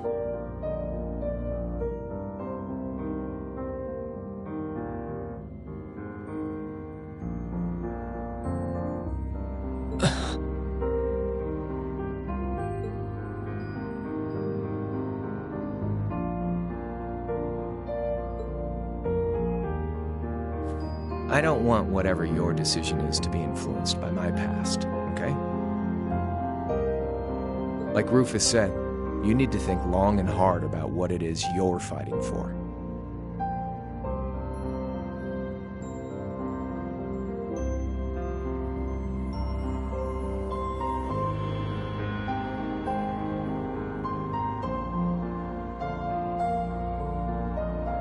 For you, more than anyone else.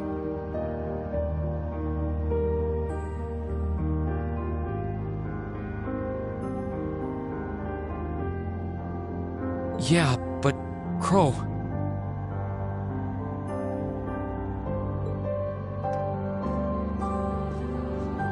Anyway, I think I've stuck around here for long enough. You're gonna be treated as a visitor. Well, sort of. It's about time for the higher-ups to head back to Heimdall, so go ahead and pass the time however you want.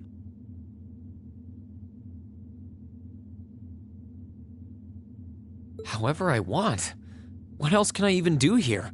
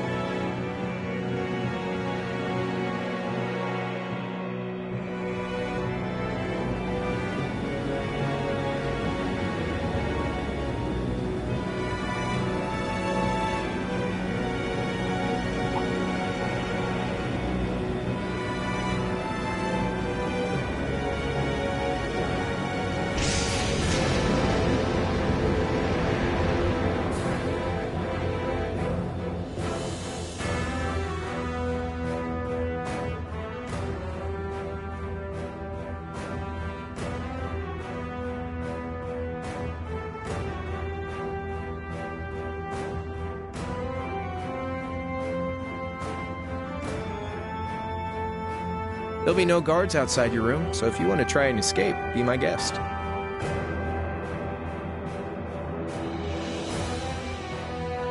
Just keep in mind that some members of Ouroboros and Zephyr are on board too. Not to mention me, Scarlet, and Vulcan. So if you're up for a gamble of your own, get ready to take all of us on. Sounds fun.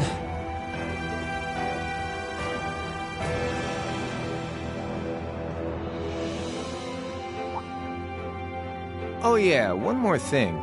There's this real cute visitor in the guest of honors room on the second floor.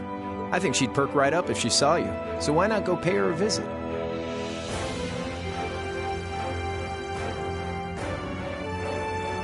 Just don't go making your girl jealous, okay?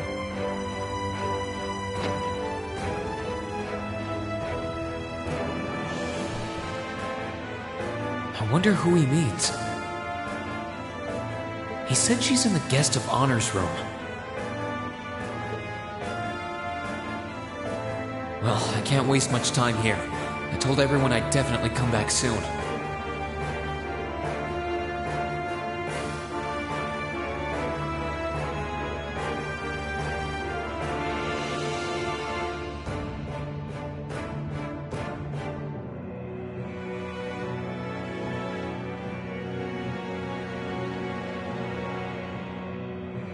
Right now, I need to gather as much information as I can.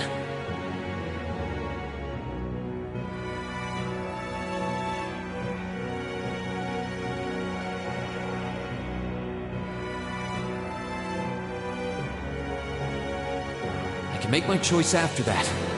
At least then, it'll be an informed one.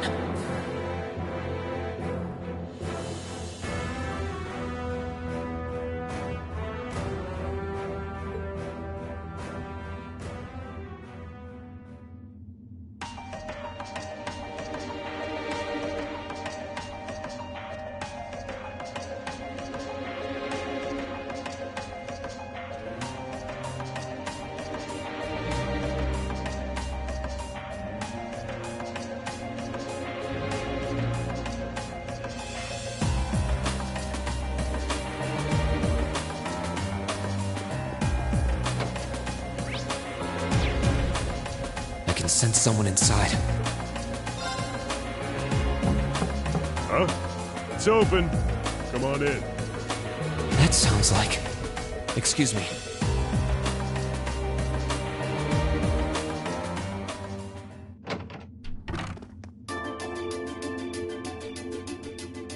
Oh, it's you.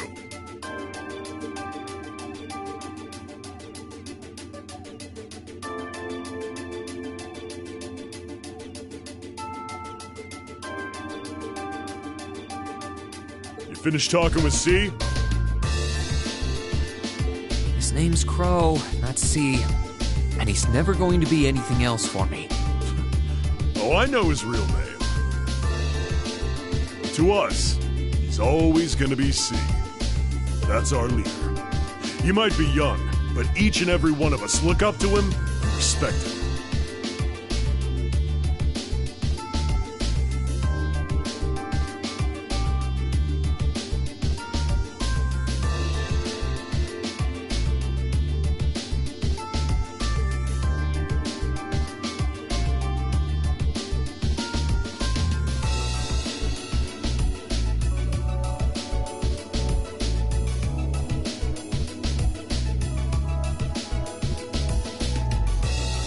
Anyway, take a seat.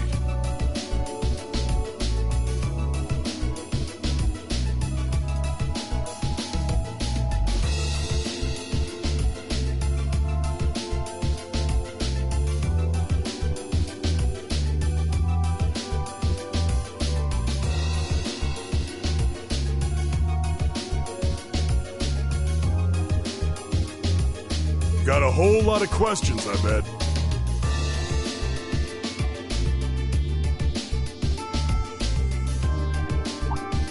Does you asking that mean you're willing to answer them?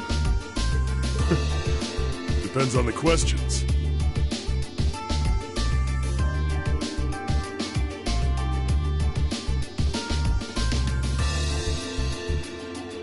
Just out of curiosity.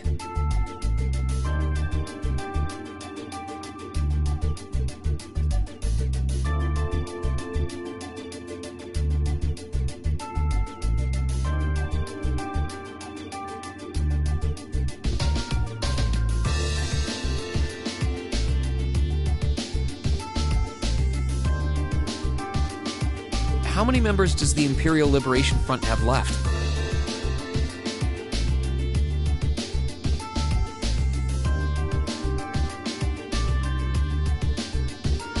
know the explosion back in the mine was staged, obviously.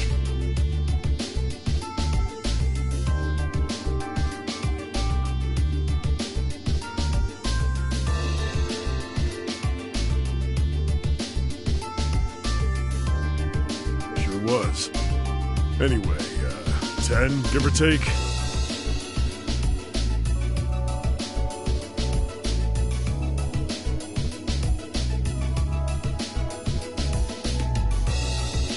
We lost most of our members as soon as the war started kicking into gear.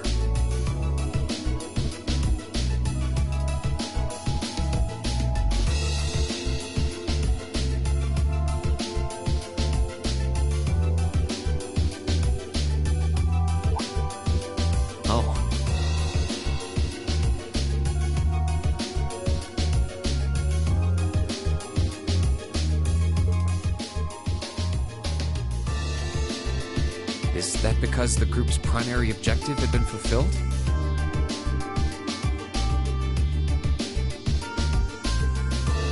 Basically, yeah. We all came from different backgrounds, but the one thing we had in common was that we hated that bastard's guts.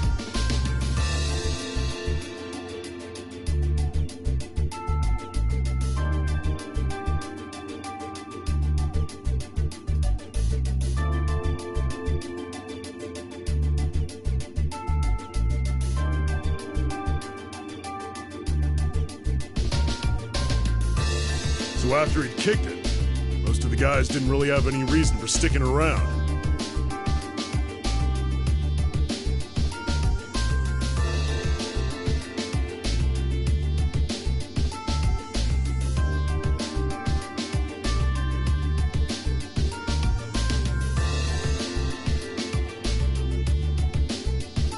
Can't say I blame them for calling it quits.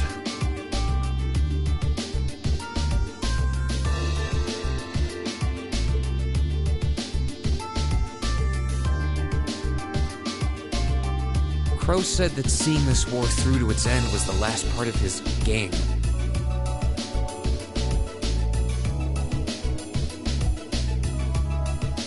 Are the members who haven't left sticking around for similar reasons?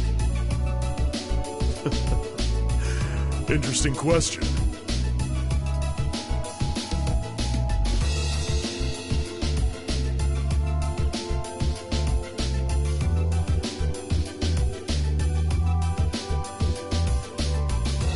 Can't speak for the others, but me, I don't really care how this war goes.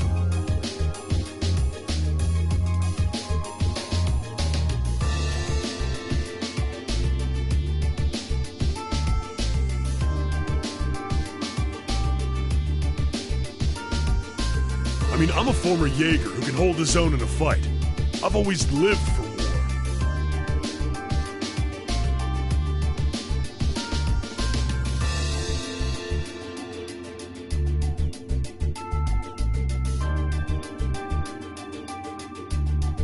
And teaching those dumbasses in the provincial armies how to pilot soldats is a job worth doing, even if it's a pain.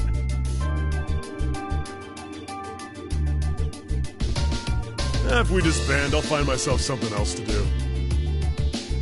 I see.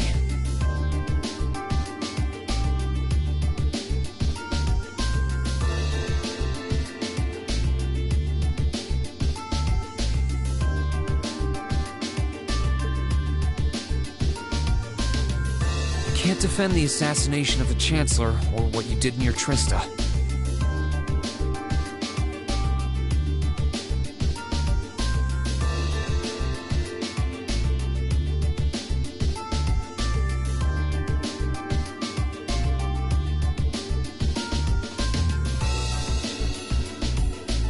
I'd be happy if you chose to disband at least.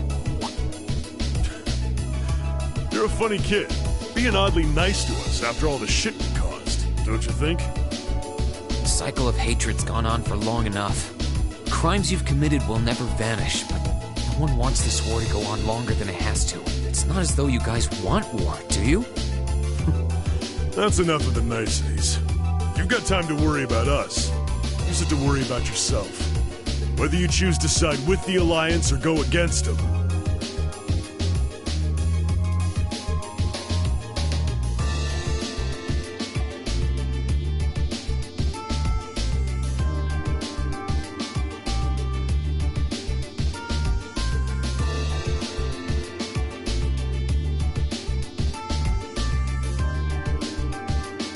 You've got a tough road ahead, whether you like it or not.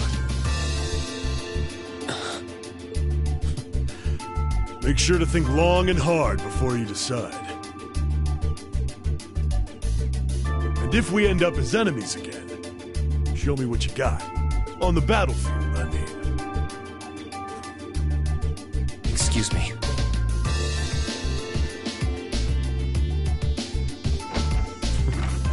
Think I might have been too harsh on the kid. Still... yeah. He's probably perfect for the job.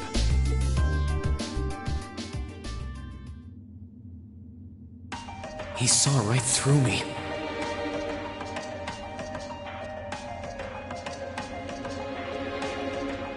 He's not wrong, though.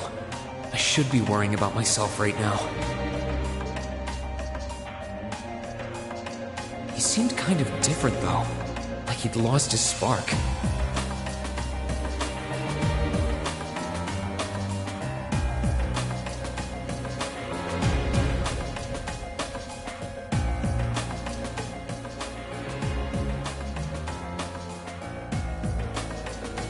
His sole objective in life seemed to be to get revenge for his old Jaeger Corps killed by Osborn.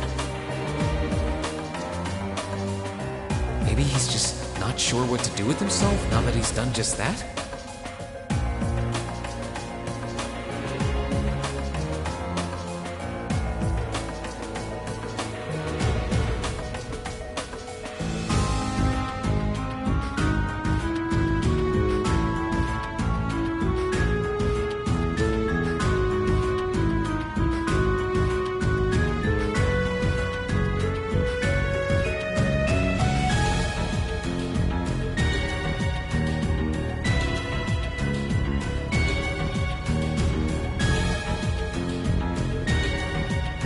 Sense someone inside, and judging by the fact that V is in the next room.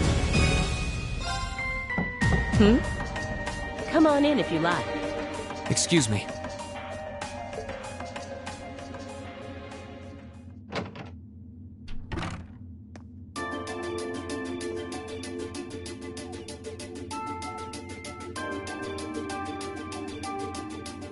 Hello there, love.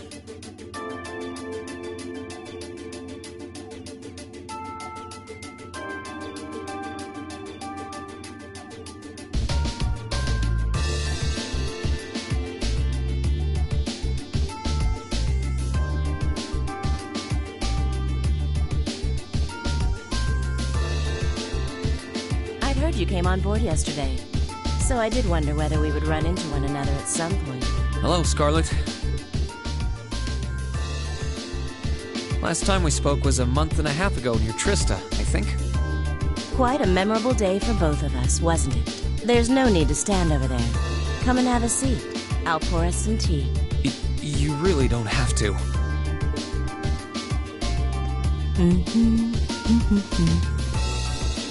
Well, I guess there's no harm in chatting for a bit.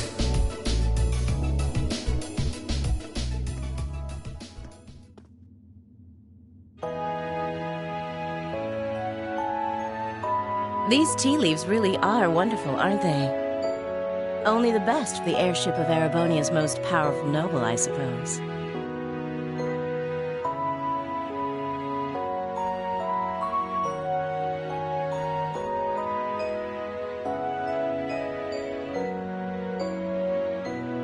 To admit, the fragrance is like no tea I've ever had before. You're right, though. It makes sense if it's something Duke Cayenne personally chose. Oh? I was under the impression that your family is a part of the nobility, too. Your father is a baron, isn't he? He might be a noble, but generally barons aren't all that wealthy.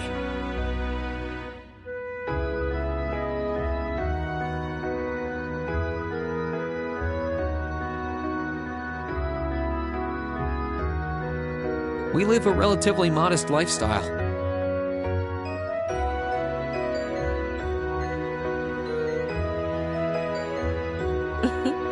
Oh, really? I wouldn't have thought it before, but maybe my family was actually more well off than yours.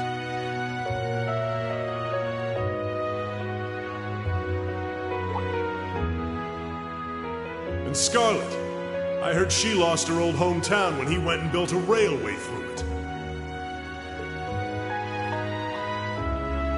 What kind of family did you come from then? Oh, they weren't nobles, if that's what you're wondering. They were just relatively wealthy farmers. We were almost local celebrities in a way. Oh, I see.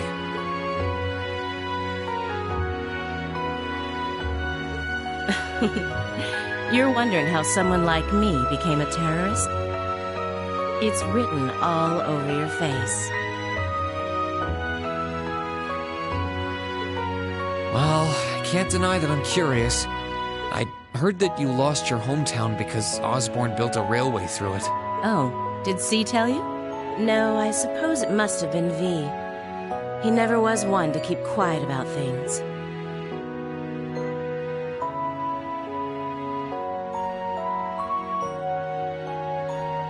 So, I mean, what happened? Some things are best left unsaid, I think. It's not as if knowing would somehow allow you to change things. I suppose.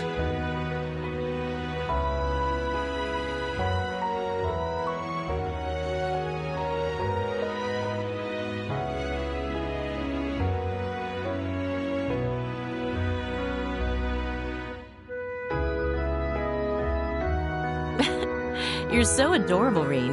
Now I know why C took a liking to you. What do you say? How about you come and fight with me and the other big girls and boys? It'll be fun, I promise.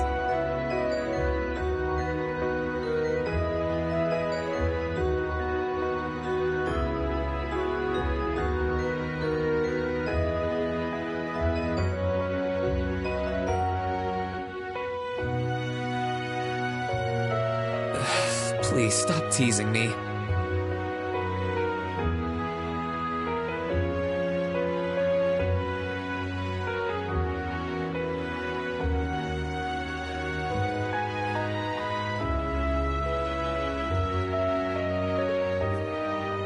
Anyway, thank you for the tea.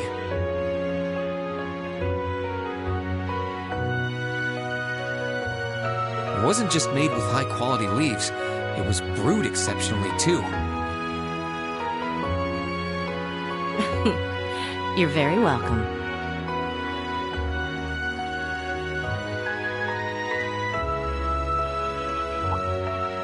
Oh, actually, I may as well ask while I have the chance.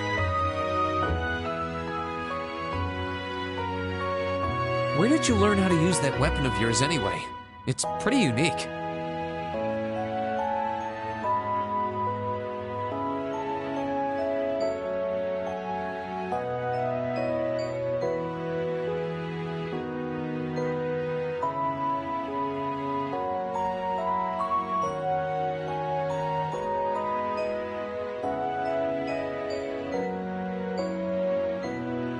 Oh, that?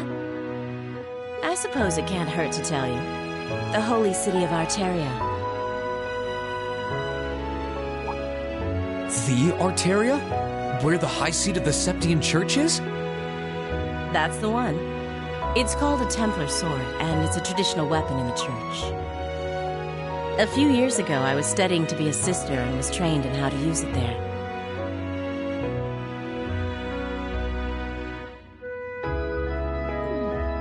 Surely you must be talking about some other church, right? You're telling me there are sisters in the Septian Church who use weapons like that? There are more things in this world you don't know than you could possibly imagine.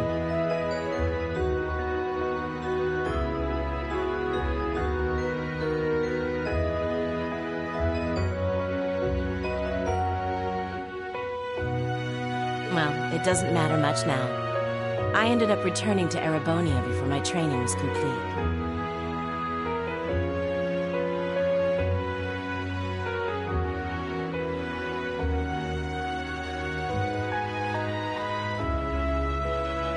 Oh?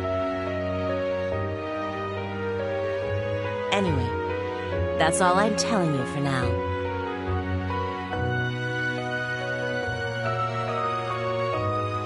I'll give you the full story if you decide to join us.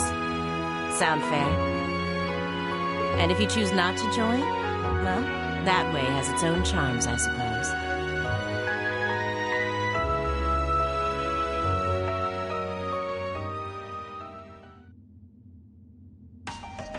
She ended up being a lot friendlier than I expected her to be.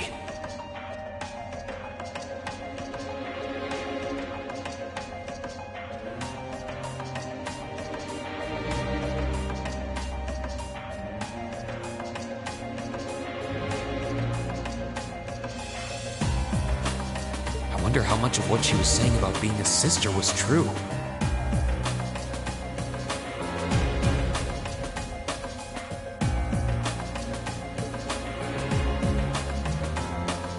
She seemed to really hate the Chancellor. I wonder what she intends to do now that he's gone.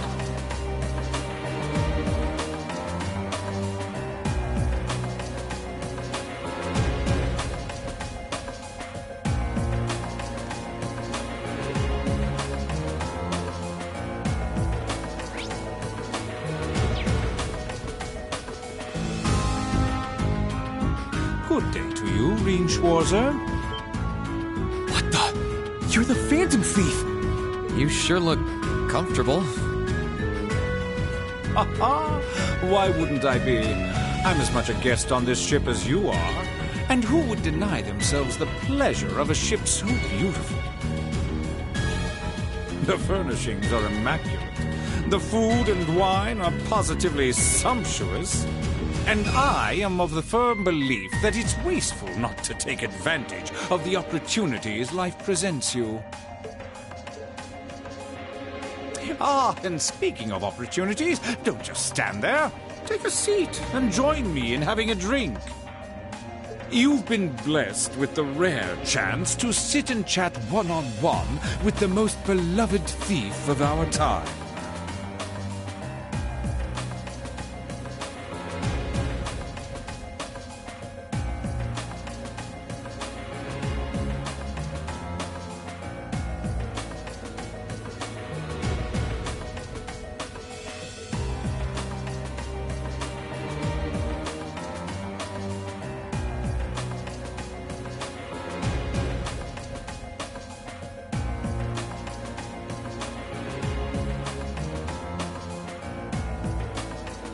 I can't believe that's how you describe yourself.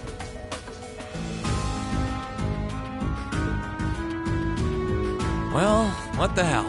I'll have a drink.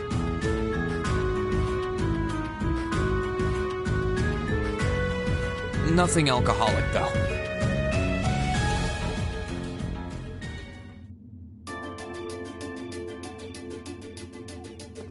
Funny. I didn't realize you'd met Prince Oliver. Indeed, there are few even among royals whose palate is so refined as his. Between our shared love of beauty and fundamental difference of opinion on the nature of love, he forever remains an endless source of entertainment for me.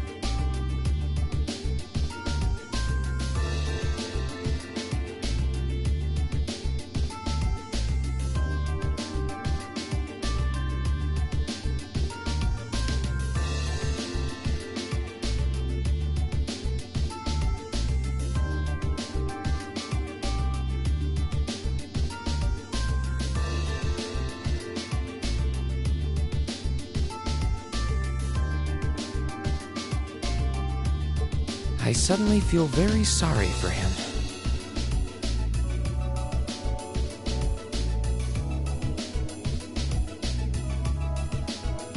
What happened down in Liberl sounds pretty amazing, though. I'd heard there were problems with orbital technology in southern Erebonia at the time, but I had no idea that was why. That magnificent floating city was quite the sight to behold, let me tell you. Oh, how I wish I could have shown it to you. It would have changed your view of the world completely. It really does sound amazing.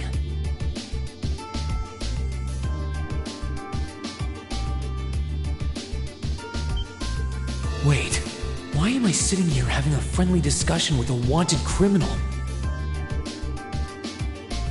He has so many interesting and unusual stories, I got completely caught up listening to them. Ha ha! A thief of my caliber can steal much more than objects read.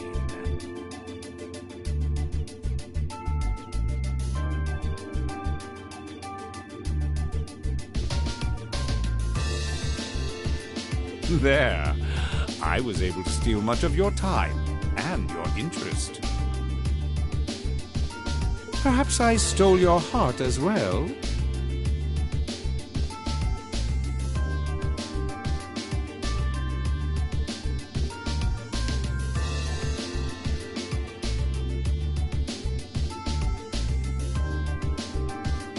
Rest assured that did not happen.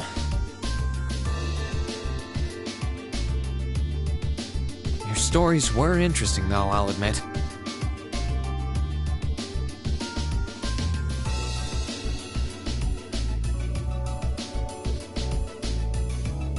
By the way, you wouldn't happen to know where Prince Olivert is now, would you? Last I checked, he wasn't actively fighting against the Alliance.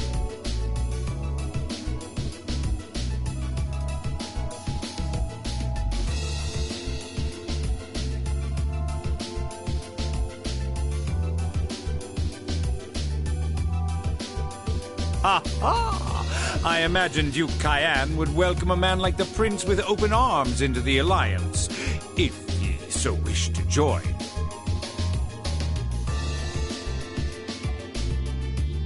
To my knowledge, he was always wary of the Chancellor himself. But I digress. I'm afraid not even I know where he is at the moment. However, I'm inclined to believe that wherever he's hiding, the Crimson Wings is there with him. So the Courageous is missing too, then.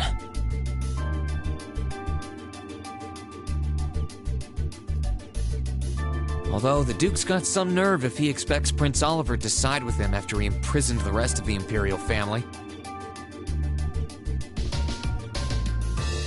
But think, these kinds of things are simply what the great nobles of this country have always done.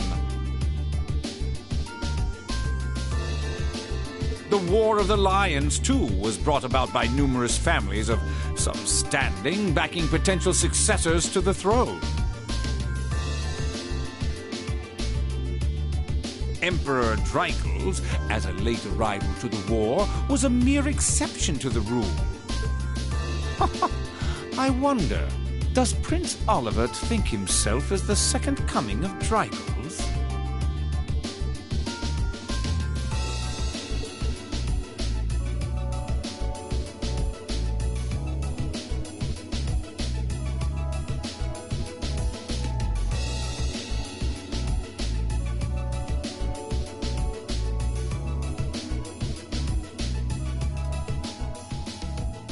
One of which is to bring the winds of change to Thor's military academy. A gust of fresh air, if you will.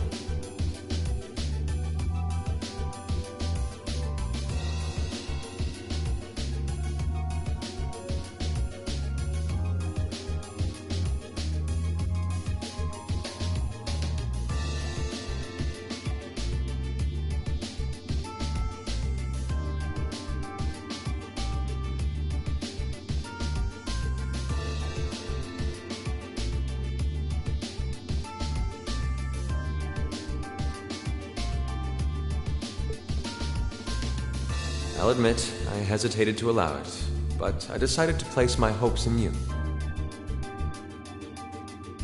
We believed then, as we still do, that one day you all will be a great light that can push back the darkness of this country. I don't think he does. From what I can tell, he intends to try and end this war in a slightly different way from Dreikels.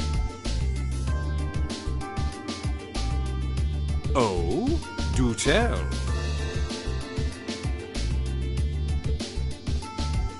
Sorry, but I should be going. Thanks for all the interesting stories. They helped me work through things in my head a bit. Ha ha! I'm pleased to hear it.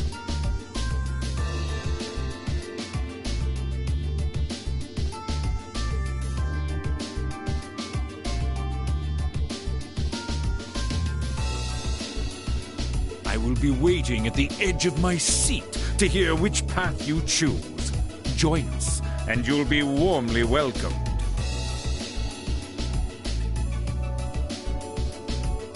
Naturally, I'm fascinated by you as the Ashen Knight's pilot. But I'm even more fascinated with that brute strength of yours. I would love the chance to see the power of an ogre up close. I doubt it's half as interesting as what you're thinking.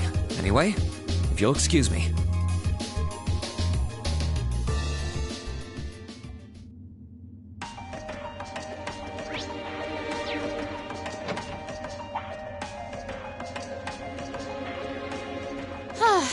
Having to travel to and from Crossbell like this is utterly exhausting. No, I mustn't complain. I'm doing this for the sake of my lord. She sounds awfully familiar. Who goes there?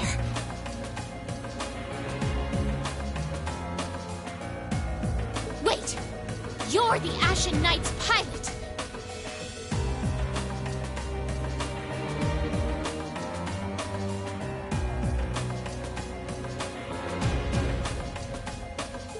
I remember you now.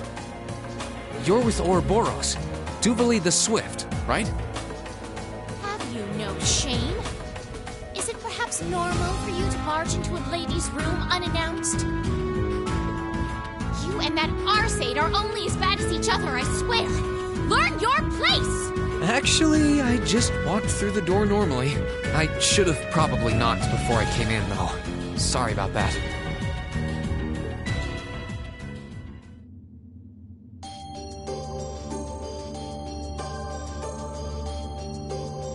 So, now that we're understood, what do you want?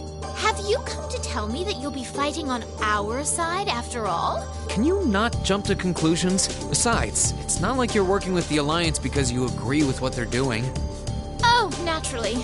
Lady Clotilde seems to have a purpose of her own, but for my part, I have no obligation to help the Alliance whatsoever. I'm simply cooperating because I was told doing so was necessary to the plan. Plan? I'm not sure what she's getting at. Just so we're clear, that lord you keep mentioning isn't Vita Clotilde, is it? No. She may be an Anguis like her, but my lord is the seventh, not the second. She is the leader of the Stallritter, the great light which guides us.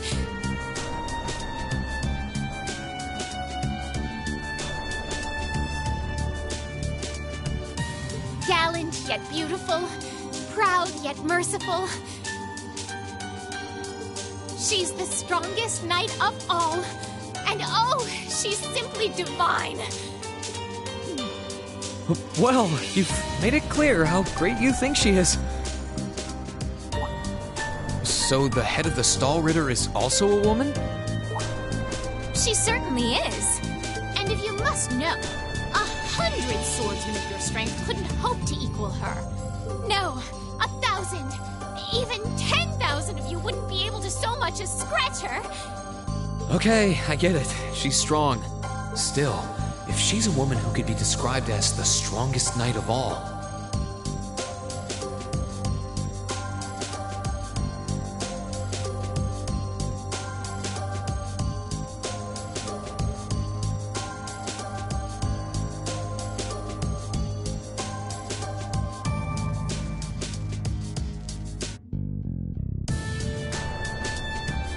Laura already noticed the similarity between the Eisenritter and Stallritter, but she really does sound like Saint Sandlot.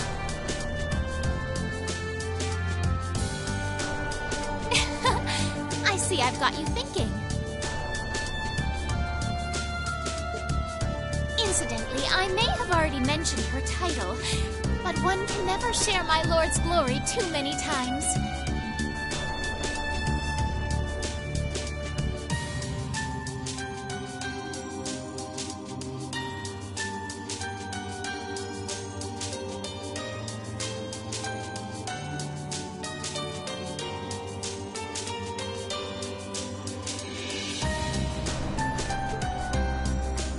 She's known as the Steel Maiden. The Steel Maiden, huh?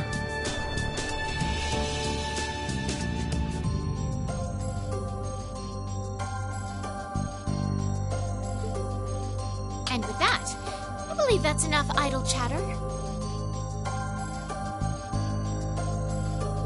If you didn't come to tell me that you'll be fighting on our side, then we remain enemies. As such, we shouldn't be standing here being friendly with one another. Yeah, I suppose you're right. Sorry for bothering you.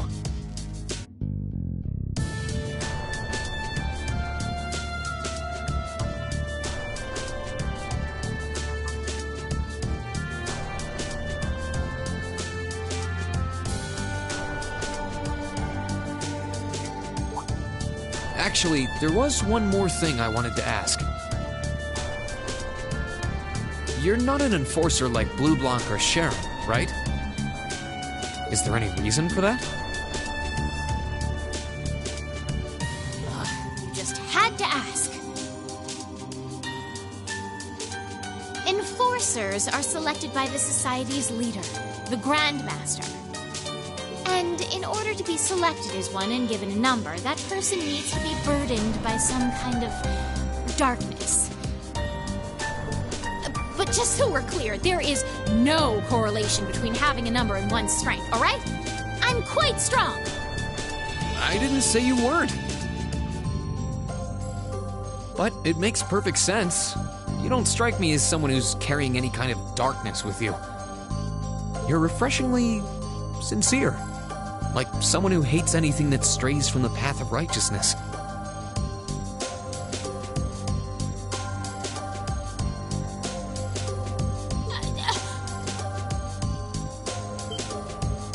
I'll thank you not to spout such nauseating dribble in my presence. Now get the hell out of my room!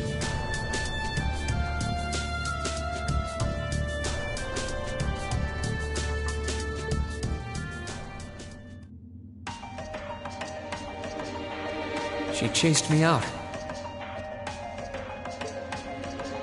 I'm really curious about the Steel Maiden. Could she really have some connection with the Lance Maiden?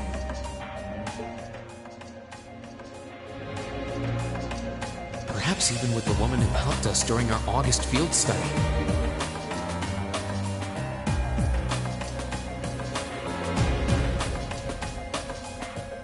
I wonder who's in here. We got a visitor? Come on in. Excuse me.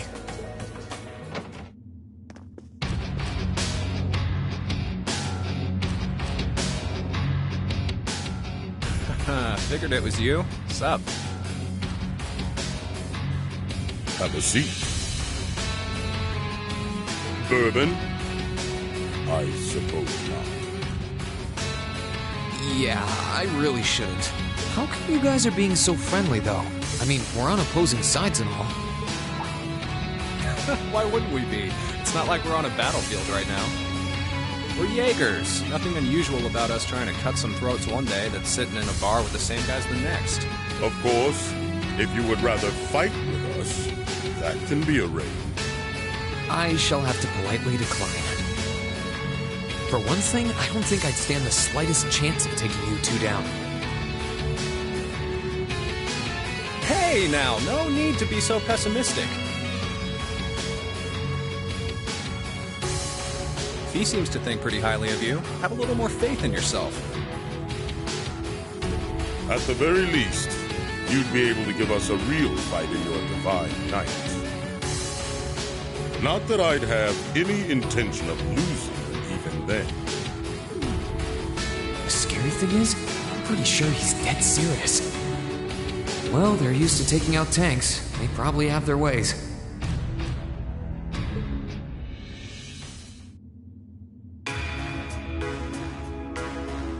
Huh.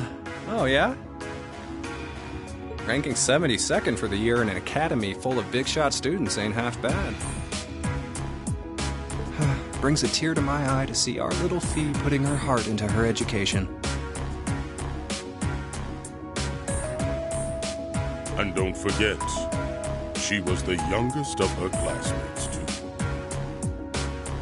The boss was right when he said that she can do anything she puts her mind to.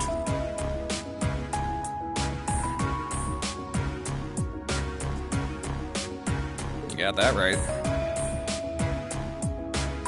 Maybe joining the gardening club will make her a bit more ladylike, too.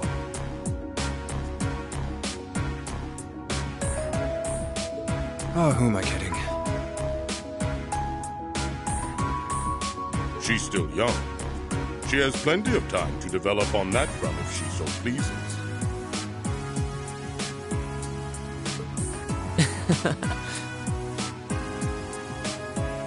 They really seem to adore her. Like two proud parents talking about their child. And yet...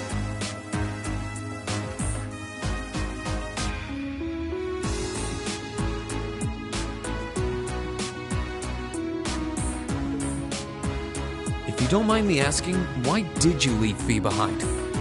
After your boss was killed in a battle with his sworn enemy, I mean.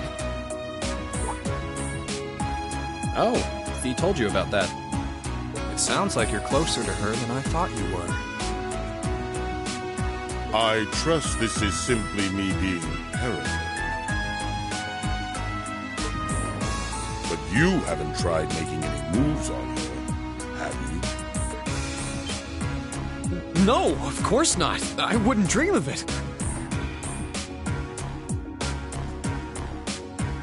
I just want to know why you'd abandon her when she obviously means so much to the two of you. She thought of you all like family. Why did you leave her all alone? Well...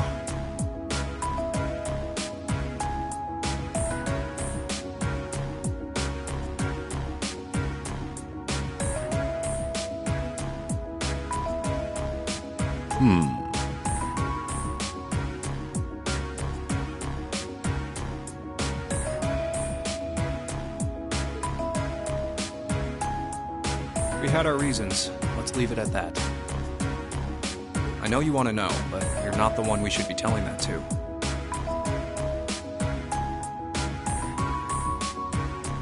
We'll be sure to tell Fee our reasons in due time.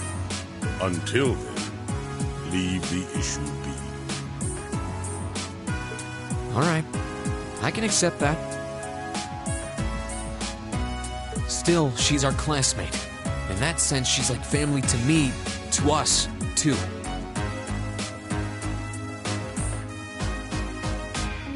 And we feel that way about her just as strongly as you do, if not more so.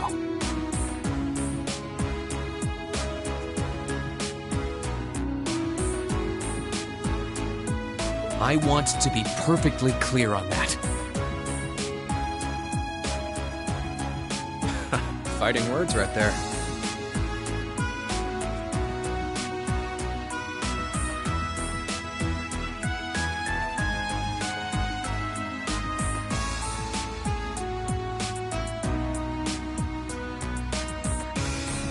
Still, we'll remember you said that.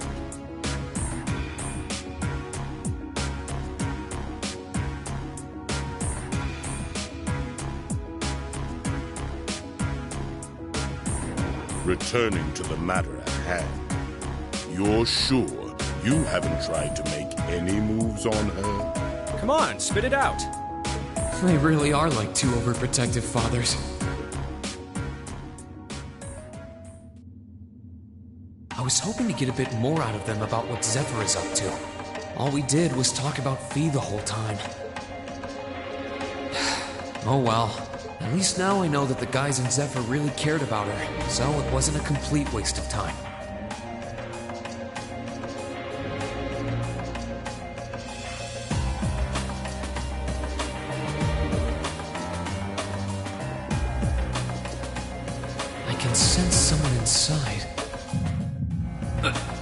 What the?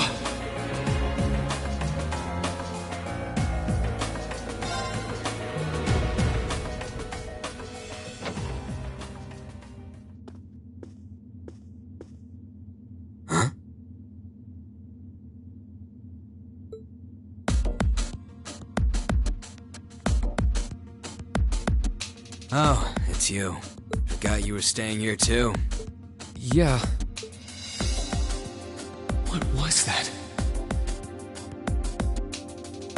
It's gone now anyway. Maybe it was just my imagination.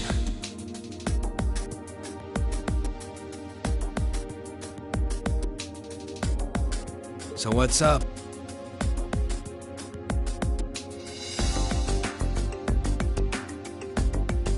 I couldn't give a damn whether you joined the Alliance or not, to be honest. Oh, I didn't come here for any specific reason.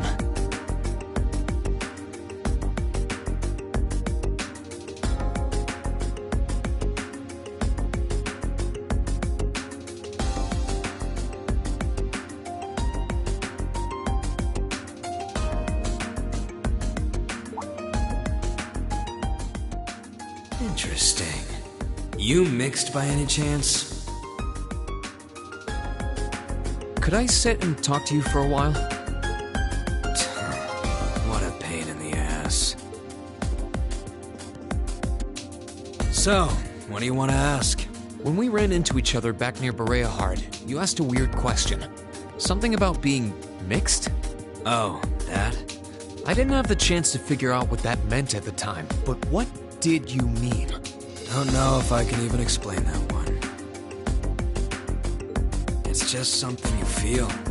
What we've got mixed into us is obviously different in strength and nature. It's kind of hard to put into words. Yeah, seems that way. I know you're not trying to confuse me on purpose, but I really can't wrap my head around what you're saying. Just watch.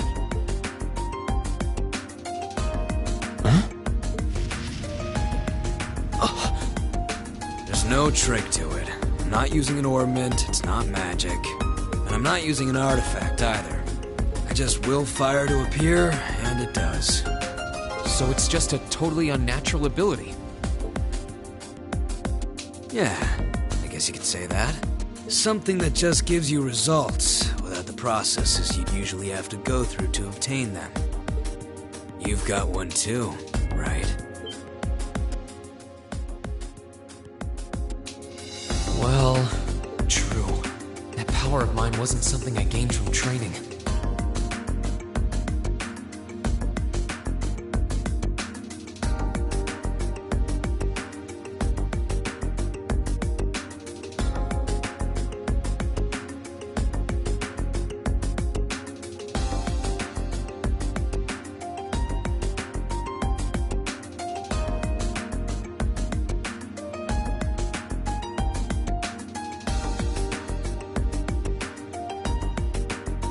I don't even know where the power itself is coming from.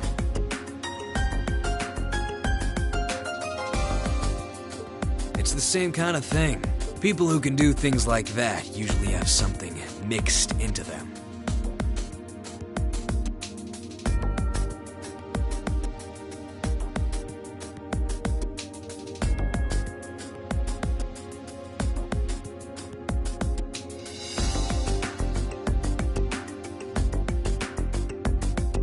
Something foreign, unnatural, mixed into their body itself. Different to the Church's stigmas.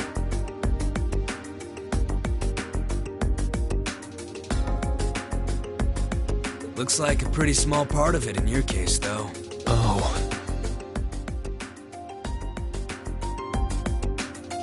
There, huh? Anyway, I couldn't tell you how, where, or why whatever it is got mixed into you. Sure you've got more questions, but sorry. I can't answer them. No, it's okay. You've answered enough already. I feel like I understand myself a little better now, actually. Good for you, I guess. So, we done now? Yeah, thanks for your time. Oh yeah, so how much of you is unnatural?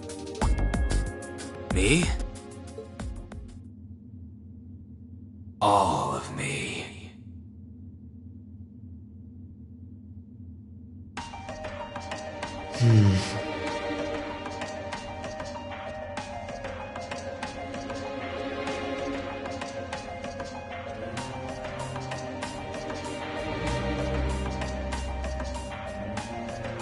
His circumstances seem very different from mine.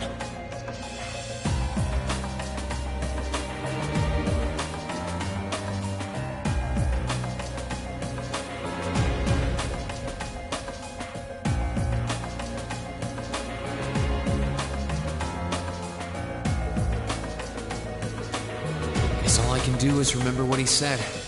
Maybe there will come a time when it'll all make sense. I'm sure one day I'll find out what this power of mine is, what the story behind me being given this power as a kid is. One day.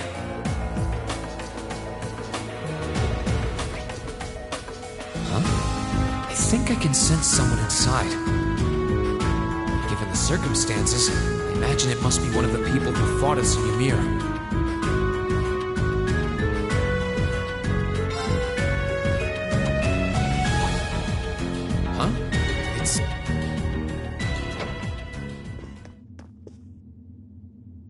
It's empty. Weird. I could have sworn I sensed someone in here.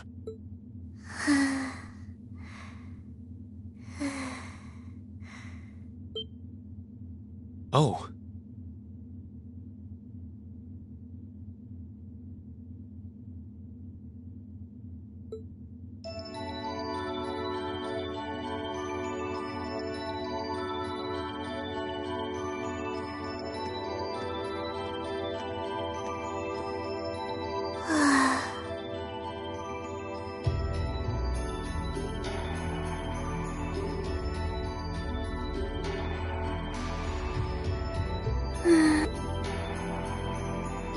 Looking at her lying down like this, she really is just a child. Maybe 12 or 13? Somewhere close to Milliam's age. How did a kid like this end up fighting with the Alliance?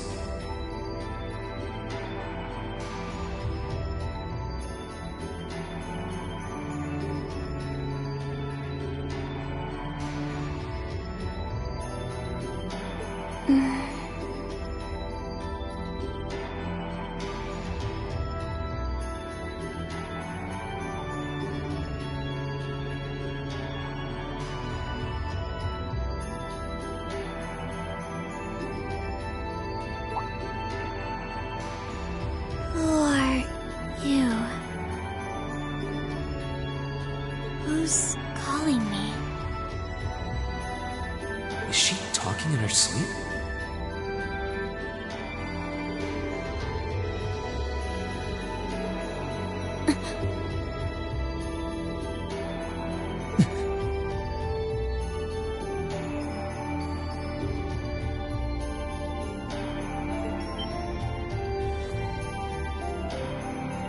Situation assessed. Location is a room inside the guest area of the Pentagram. 9 hours have passed since initial loss of consciousness. Guess she's sleeping comfortably enough here. Then again, she needs it at her age. She's got plenty of growing left. Wait.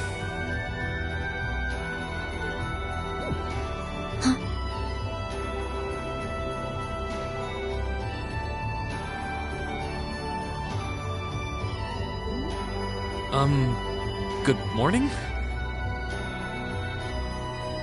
Rean Schwarzer, why are you here? Unless my memories have been tampered with, I believe this room was solely allocated to me. Oh, it was. Sorry. If I'd known you were sleeping, I wouldn't have come in here. So you're an intruder then? Clown Soleus.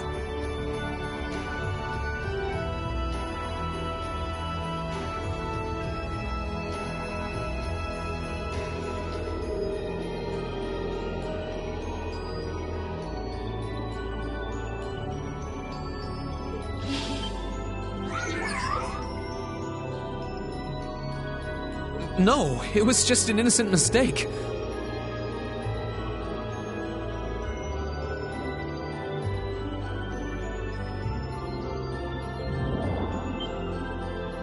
Whoa! Can we at least talk about this? No mercy for trespassers.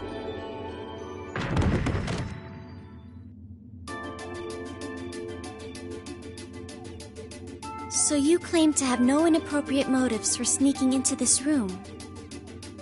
Not claim! I really didn't! But once you walked in, you fell victim to temptation and chose to act in accordance to your desires.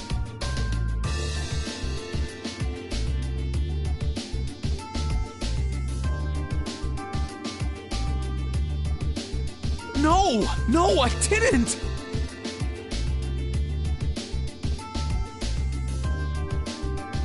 How many times do I have to explain what happened before you'll believe me? I was making a joke. Had you any intention of harming me, Clown Soleus would have attacked you. That he didn't proves your innocence.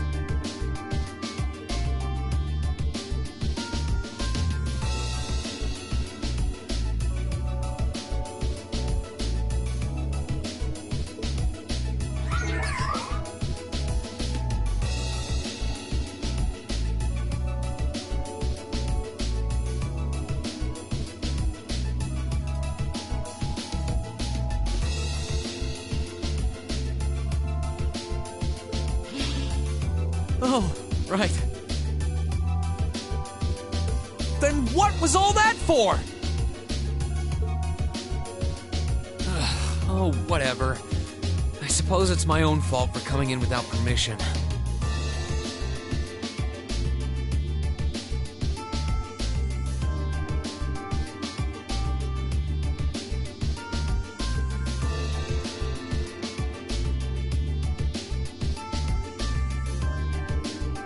Anyway, I've cleared my name. I'll see you some other time, probably. If that's what you want to do... You didn't come to ask me anything then? Well, no. Honestly, I didn't even know you were in here. I do have a lot I'd like to ask you, though, and just as much I'd like to say to you.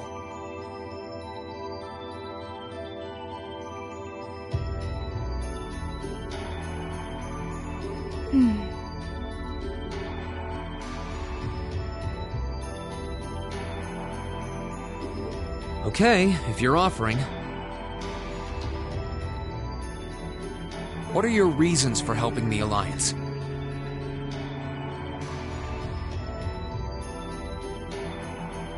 Why do you have a puppet just like Milliam's?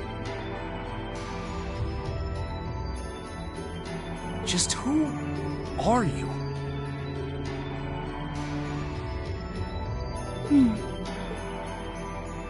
The answer to your first question is, I was ordered to do so. As all information regarding Clown Soleus is confidential, I am unable to answer your second question. And as for the last one, I am unable to fully comprehend the depth of your question. Oh, forget it. You abducted my sister and the princess. Whether you were ordered to or not doesn't change that.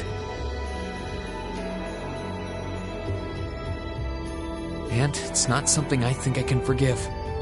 See you around.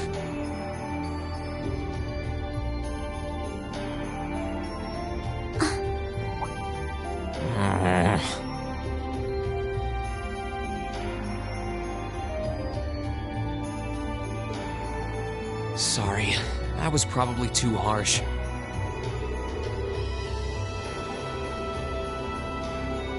I can't pretend to know anything about your circumstances.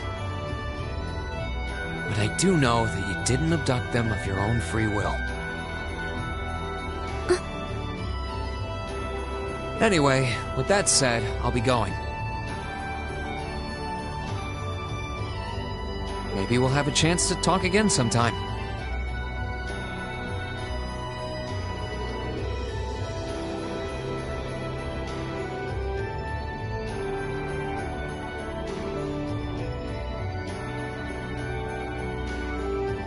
The Black Workshop.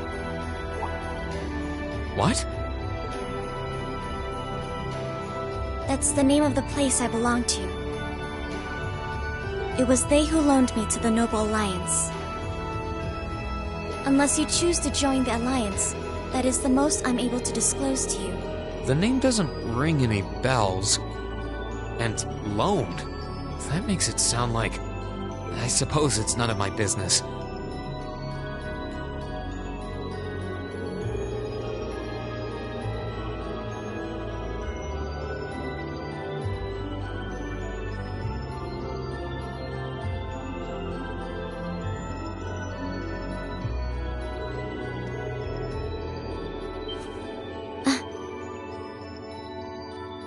Thanks for telling me. I'll be sure to remember that name. I can't see doing so holding any real purpose for you.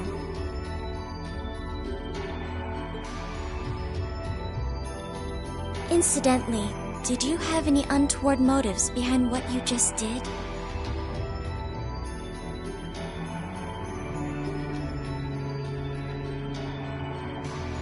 No, I did not.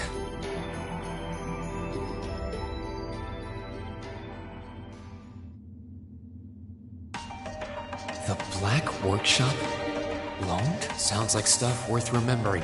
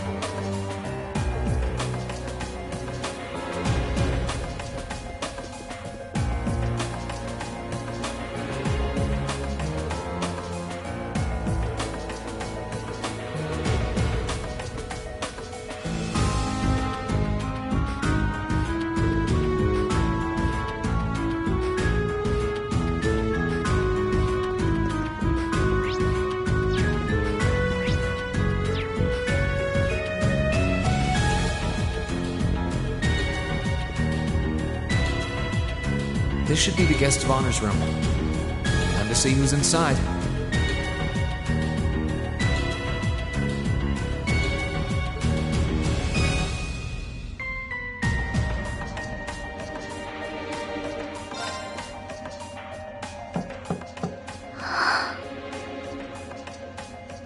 Yes? Who is it? Please come in.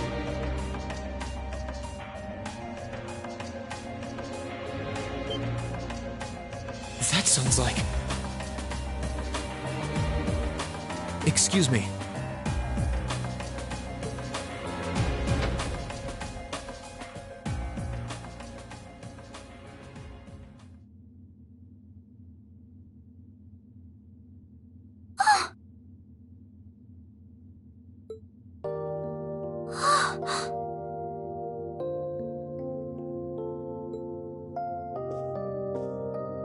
I had a feeling it was you, but I didn't dare to hope.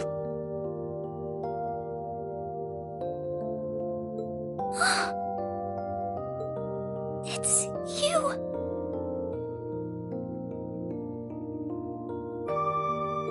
It's really, really you! Your Highness. How did you get here? This all feels like a dream. Please don't tell me it is. I don't think my heart could handle the disappointment. It's really me. I'm so glad you're safe. I'm so sorry that you had to go through all of this. If I hadn't been so weak and careless, none of this would have happened.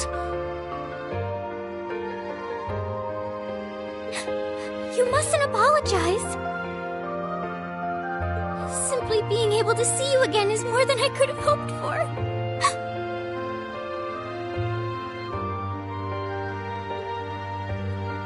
must have been really lonely.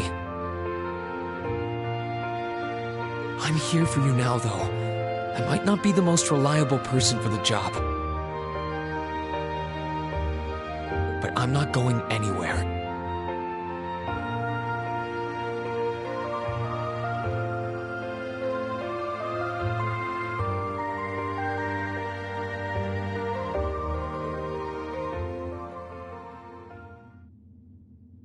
So that's what you've been doing all this time?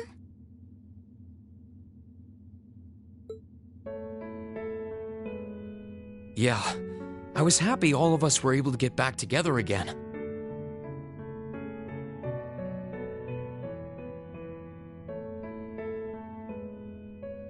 But then yesterday, I ended up being invited onto the ship by Duke Cayenne.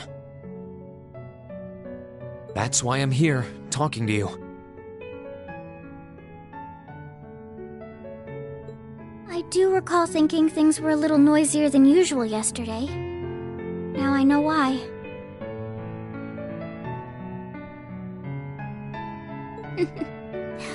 Strange as it may sound, I suppose I owe the Duke my thanks.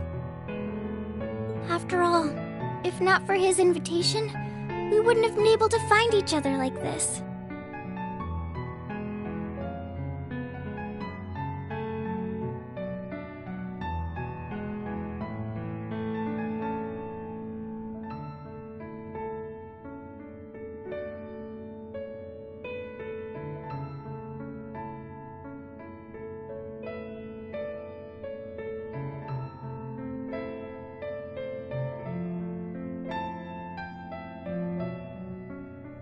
Sorry. I wish I could say I'd snuck on board to rescue you or something.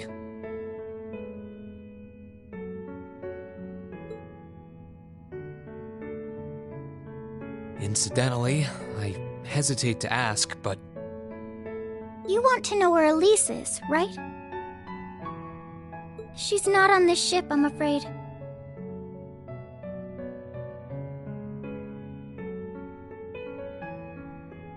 I can't say for sure, but I believe she's been taken to the same place as my parents.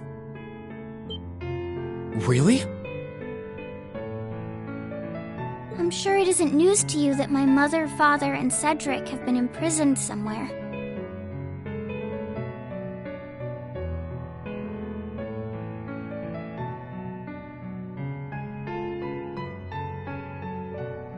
And apparently, they've chosen Elise to be my family's attendant. So it's likely wherever they've been taken, she's right there with them.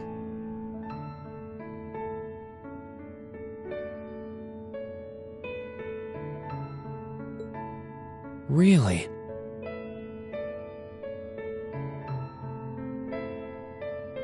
I'm not sure whether to feel relieved or what.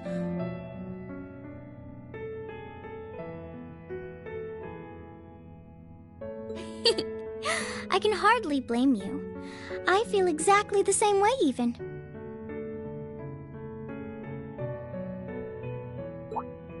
But why were you alone imprisoned on this airship? Surely there must be some reason.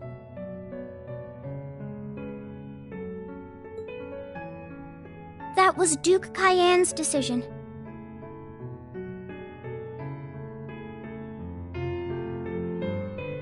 I believe he's using me to suppress potential rebellion in areas occupied by the Alliance.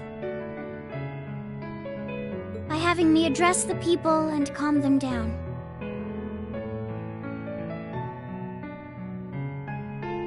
Forgive me for saying so, but that's a little messed up, using you like that.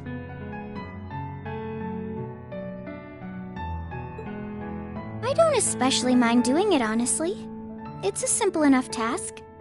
People all across Erebonia are uneasy about this war. And as princess, I should do what's within my power to help calm their nerves. But at the expense of your own feelings? I know you want to help, but you can't be happy about being used as the Alliance's puppet to deceive them. Plus, you've been forcibly separated from your family, your best friend. You don't even know where they are.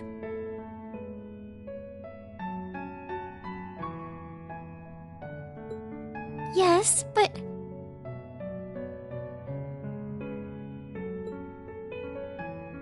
Oh, why even bother?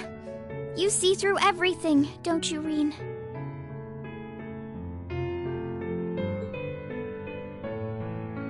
Anyway, putting my feelings aside, what do you plan to do now? I presume you don't intend to actually do whatever Duke Cayenne tells you to. Well... I'm really not sure what to do. The longer this war goes on, the more people will suffer because of it.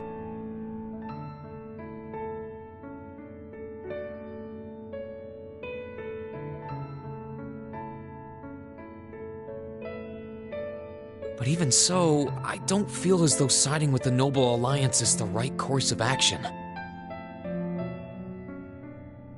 And the same goes for the Imperial Army. I can't in good conscience side with them either. I see. There's so much to think about. You're being used as a puppet against your will? And then Elise is imprisoned somewhere too, being forced to do who knows what. I have to act somehow to change things. That wasn't your fault, Reen.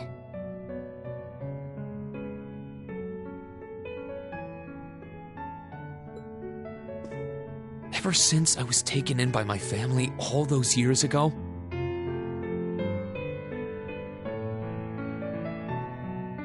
I've tried to be a brother figure to her.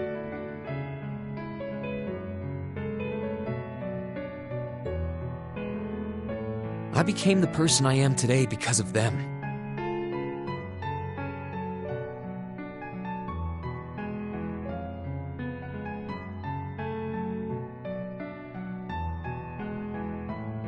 They've always loved me like they would a real son, and she's always treated me like a real older brother.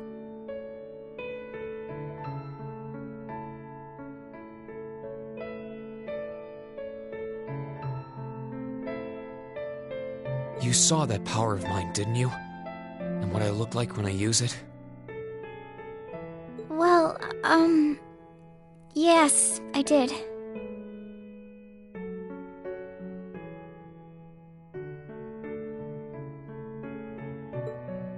Back when I was a kid, something just like that happened.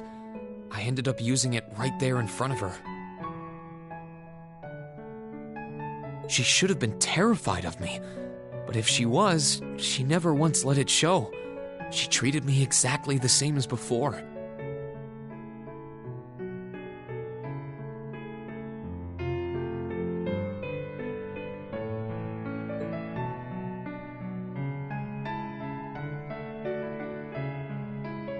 And that was when I swore, deep within my heart,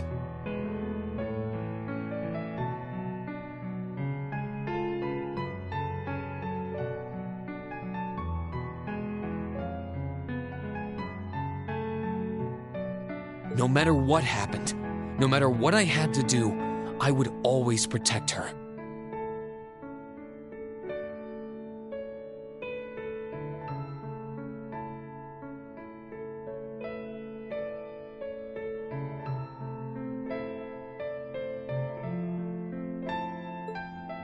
And that's why I can't help but wonder.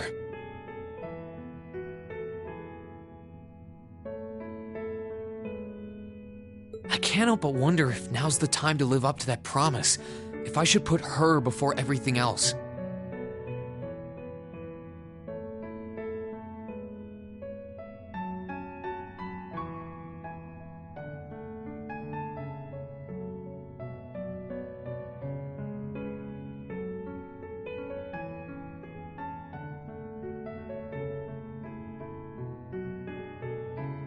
Even if I have to ignore or outright betray my own personal beliefs in the process. Reen.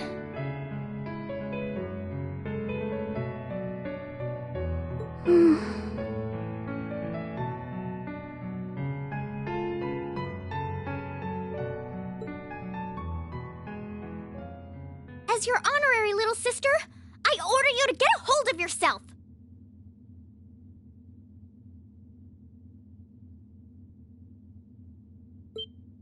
What?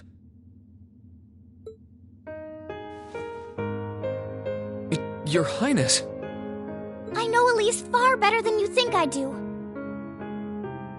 In fact, I'd even go as far as to say I know her better than you.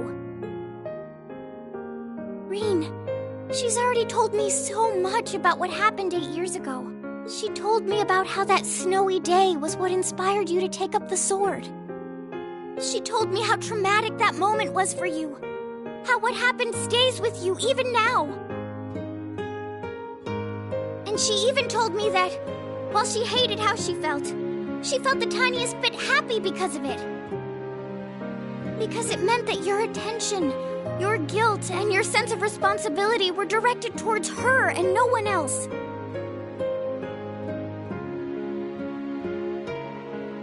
And she knew more than anyone how selfish that was.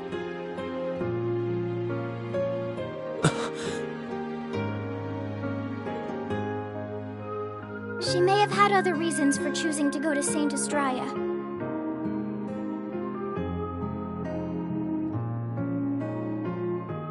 But her main reason was that she didn't want you to keep feeling guilty because of her.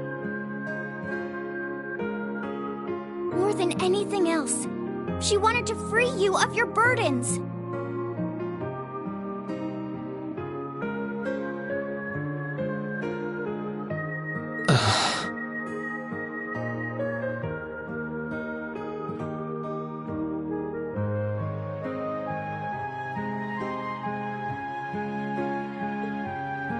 You should know, when you joined Thor's and were making new friends, and you finally seemed to be moving forward, she felt a little jealous, and even a little lonely at being left behind. But she was so very, very happy for you too. So please, Reen, please don't use Elise to justify not choosing your place in this war.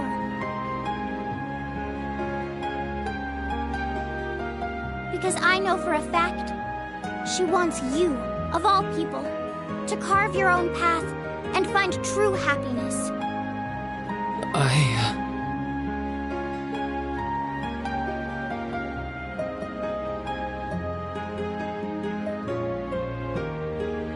How could I have been so blind? All this time I thought I was trying to protect her, and it's been the other way around since the start. And that's not just true for her either. Mom, Dad, Master Ka-Fai. All my friends at Thor's, they've been supporting me this whole time. How could I have missed something so obvious?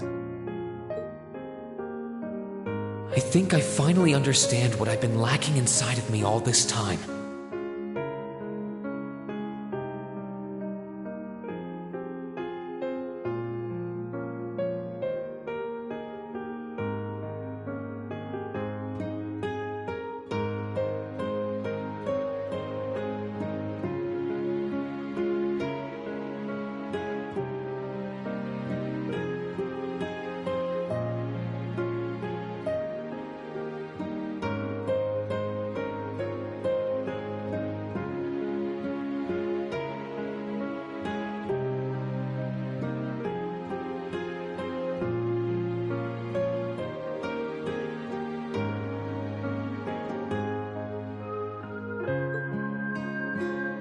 I was so focused on trying to protect others, I never stopped to think about how relationships go both ways.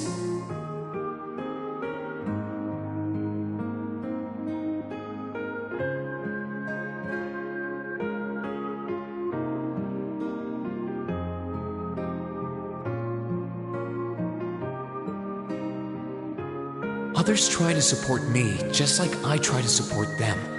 And I have as much of an effect on them as they do on me.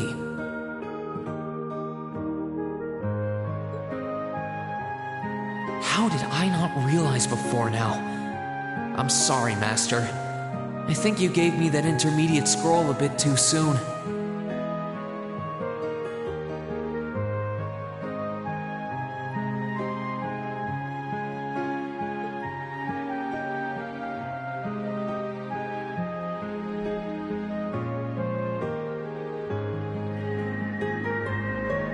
Better to realize late than never, I suppose.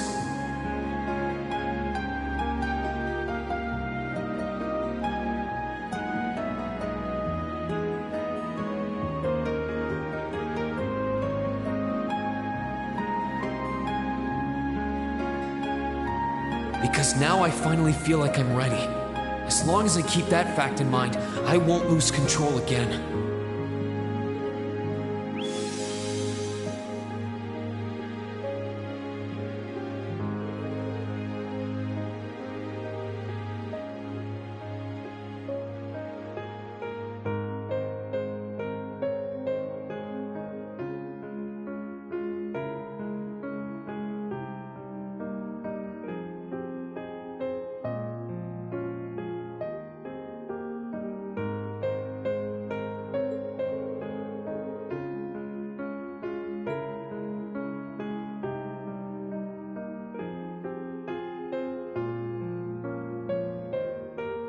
Are you alright?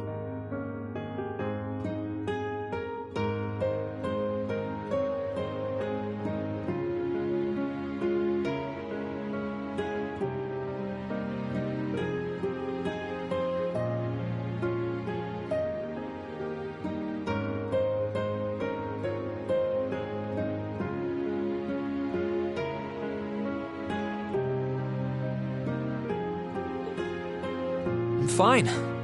I've got you to thank for that. Forget honorary. You sounded just like my real sister for a minute. So, thank you.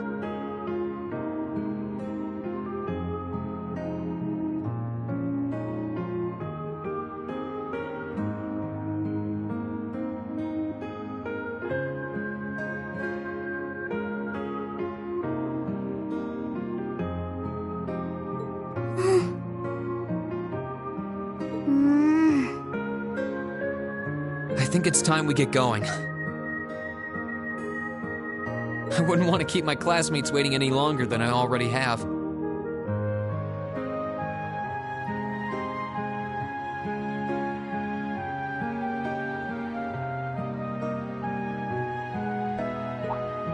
A pity, but you're right.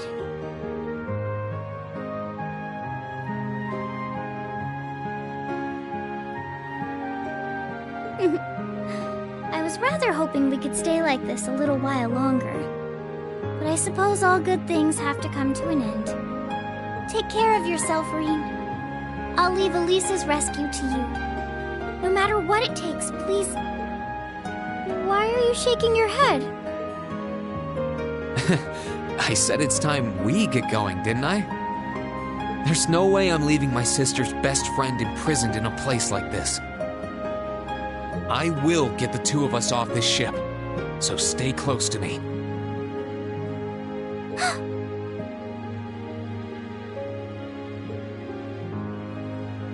Right!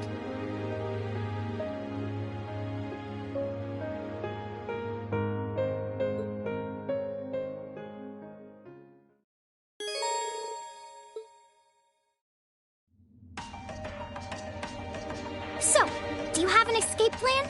Valimar, the Ashen Knight, is on the deck.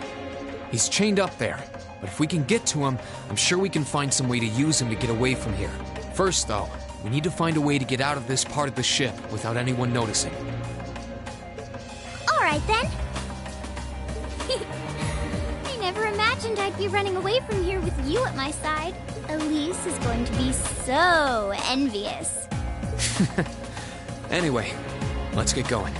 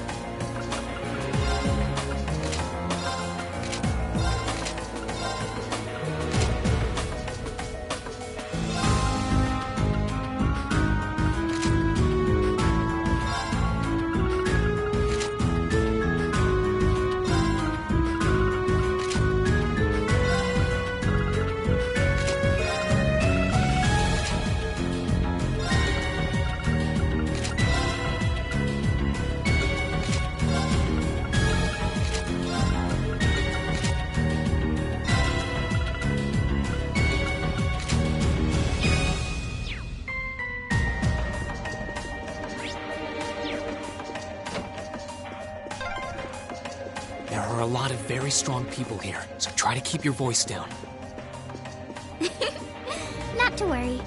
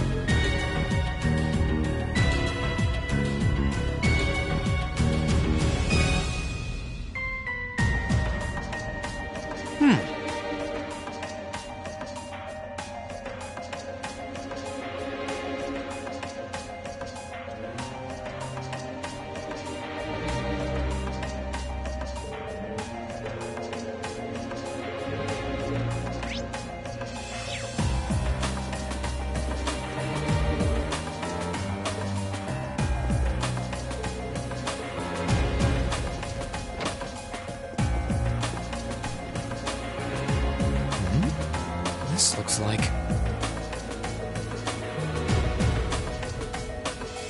Thought so. It's a vent.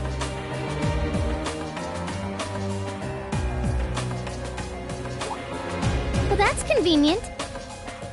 Might it lead to somewhere else on the ship, you think? Most likely. Still, I can't very well ask a princess to crawl through a vent. Nonsense, Reen. Of course you can. I'm ready to begin our great escape.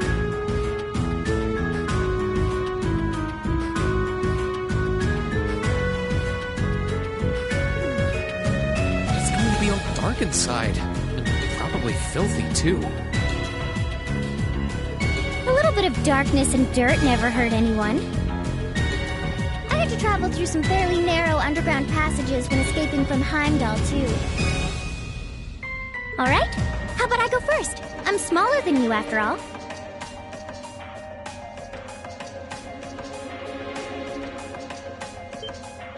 No, definitely not.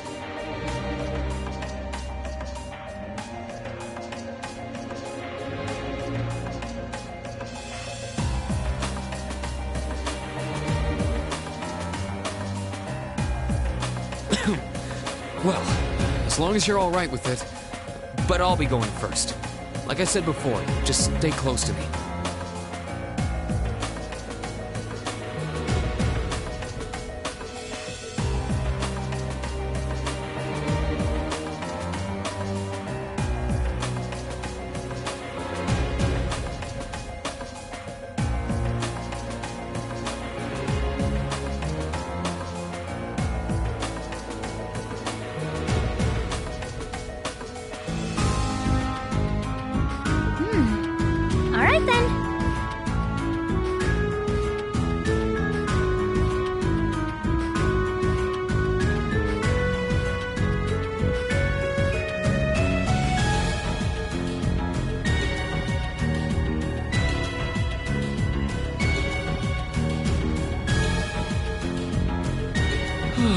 You'd think a princess would be more mindful when she's wearing a dress.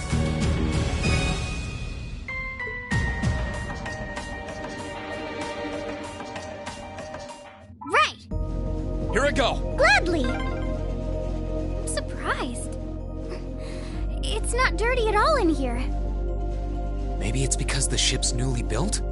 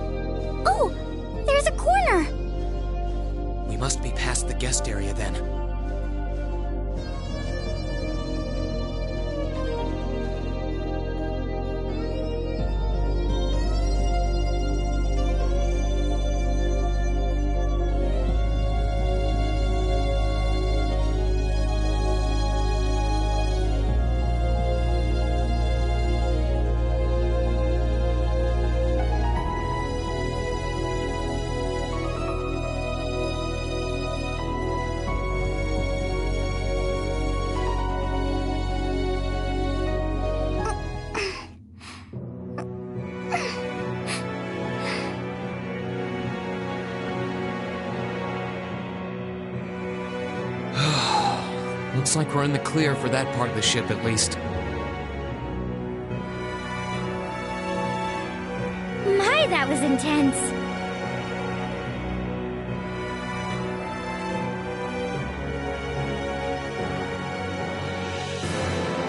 It's like I've stepped right into the world of one of those spy novels that are so popular these days. Anyway, here's hoping we can make it to the deck without getting caught. What is it? Soldiers are coming this way. Keep a safe distance and let me handle this.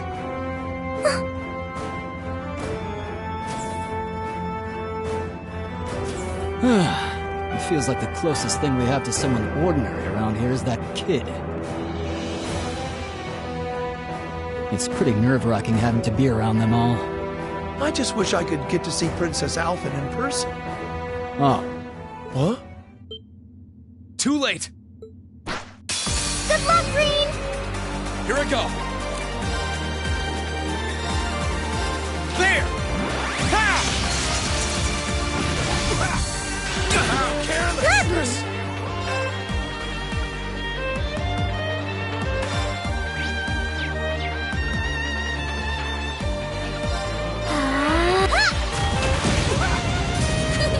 That was splendid!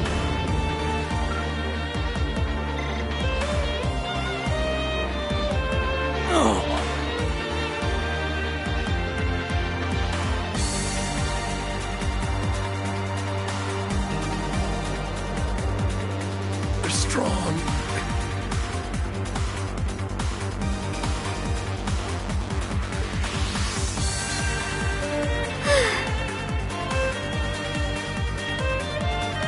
Are you alright, Your Highness?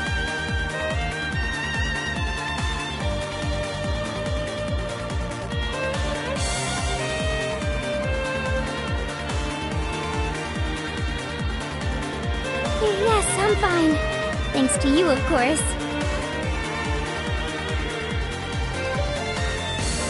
Let's be going. I'll be sure to stay very close to you. Good. Alright, here we go.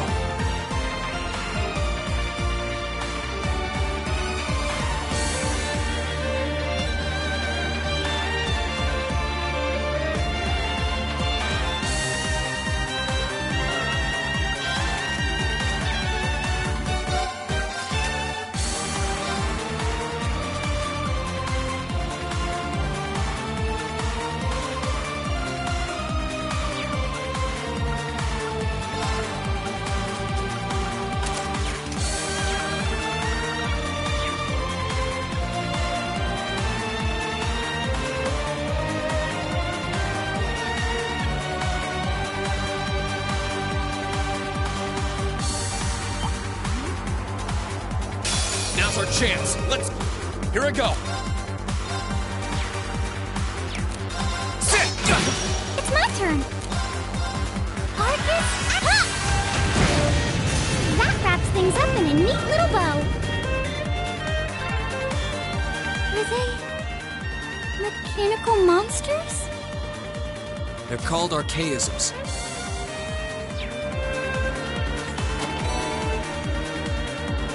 My turn! Sit! Gladly! I don't suppose escaping through the windows would be an option.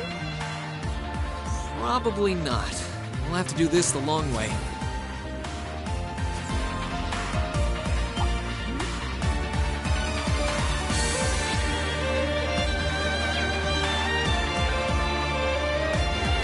There they are!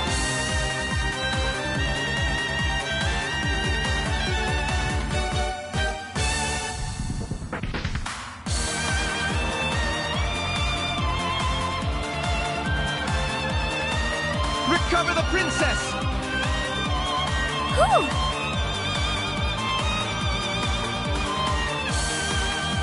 Two soldiers, one military monster.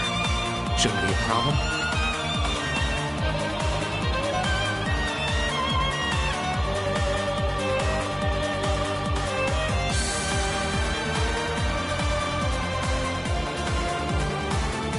Stay back, please.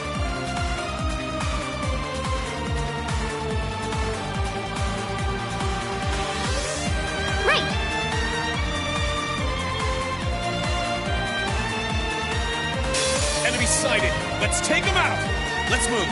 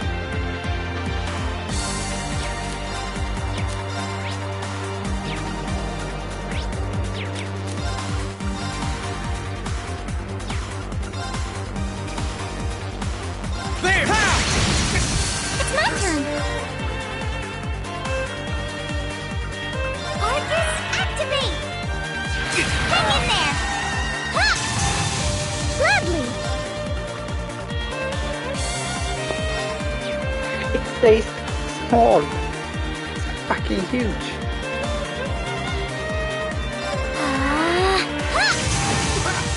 That wraps things up in a neat little bow.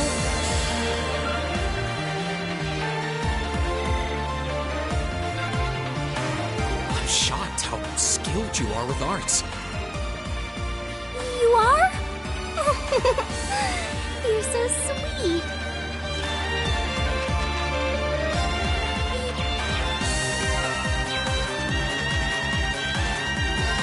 You are? You're so sweet.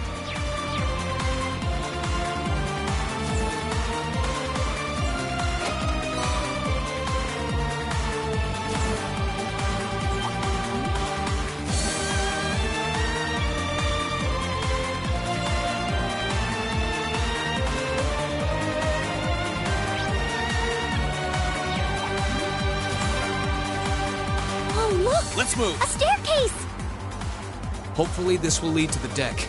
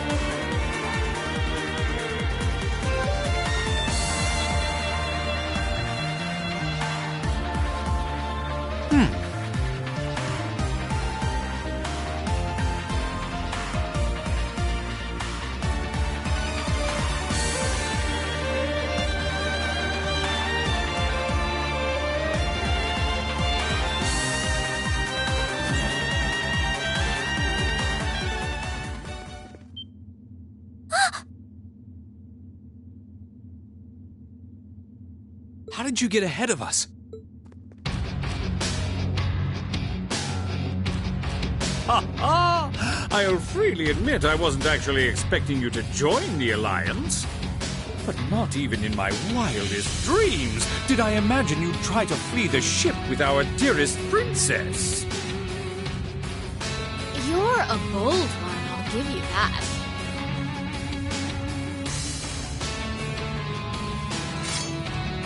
I wasn't expecting to run into either of you on the way out either.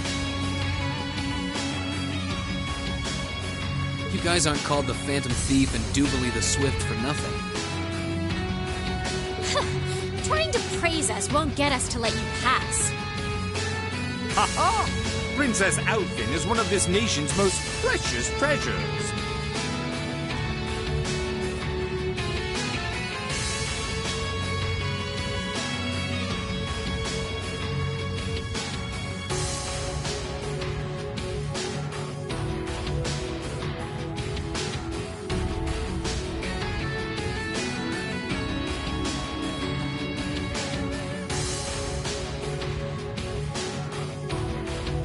You surely couldn't have thought that I, the Phantom Thief, would allow you to steal her from us, could you?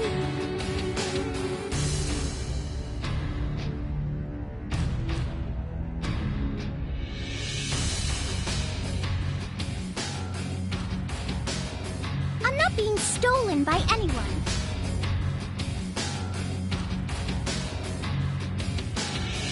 If anything, I was the one who whispered sweet nothings into his ear and tempted him to run away with me.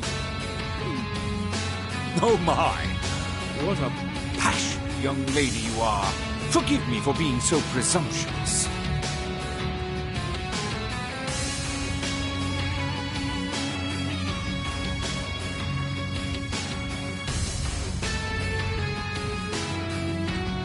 You've no doubt taken after your brother in more ways than one.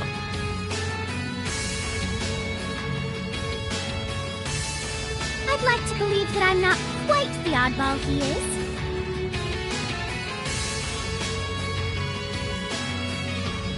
I couldn't agree more with his belief that love is the truest form of beauty, however. Really now?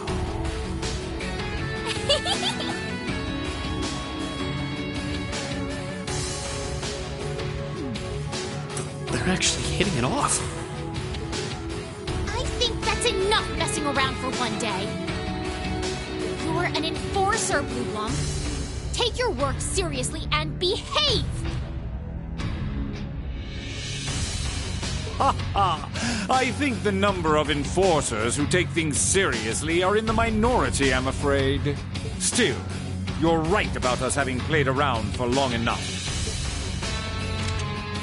I find the many mysteries surrounding you fascinating, but there's a certain appeal to them remaining forever unsolved, too. You may think yourself a swordsman, but allow me to show you how little you truly know. Are you sure you can do this? I'll be fine. Don't worry about me. The gap in skill between us is small enough that I should be able to force our way through. Oh? Small? The difference in our strength is like night and day, you boor! And if you're foolish enough to be unable to see that, then allow me to make you realize your folly and pay for your arrogance. The one being foolish and arrogant is you.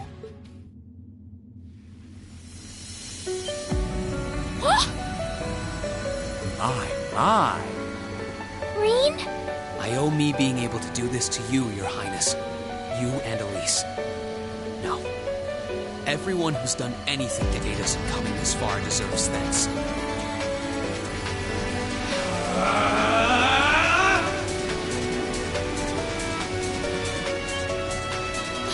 What's happened to him? Could this be your ogre power? Leagues, One Blade School Intermediate level. I, Rean Schwarzer, will be your opponent. I will enjoy this. This is his ogre power? Come, my minions. Let's move.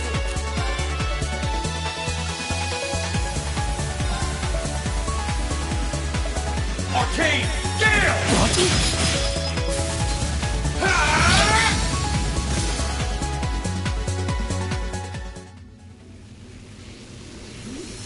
How can this be happening? What is he? Ha ha ha! Splendid! Simply splendid!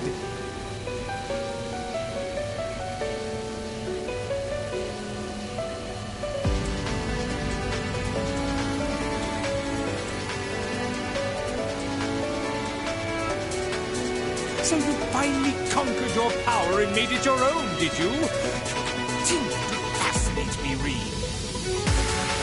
Rean! Forgive me, Your Highness. What for?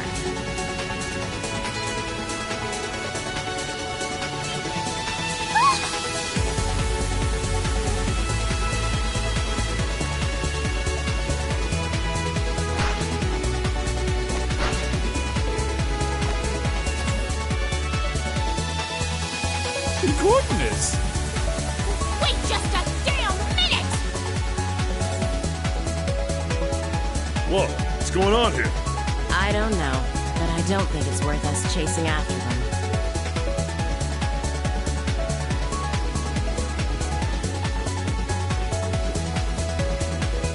We'll make our way directly to the deck. Are you alright, Your Highness? Yes! Perfectly! My heart just feels as if it's about to burst. That doesn't sound very fine. Come on, is now really the time to be flirting with each other?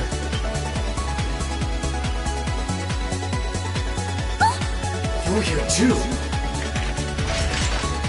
You got some real guts, kiddo. But you ain't getting past us. Zephyr's guard shall not be easily broken.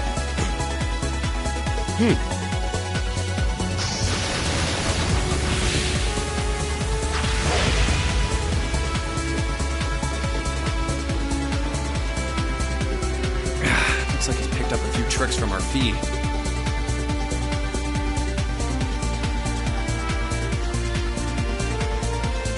The targets have broken our line of defense.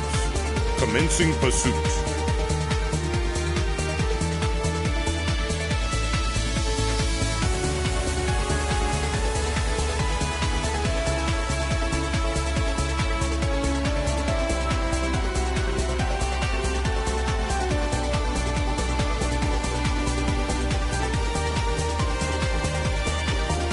I'm sorry about that, Your Highness. I'm fine. Don't worry about me. Can I hold on to you a little tighter? Of course.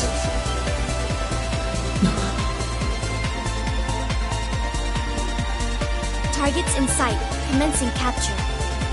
My suspicions outlining you as an indecent person seem to have been confirmed. Can you not make me out to be some kind of pervert all the time, please?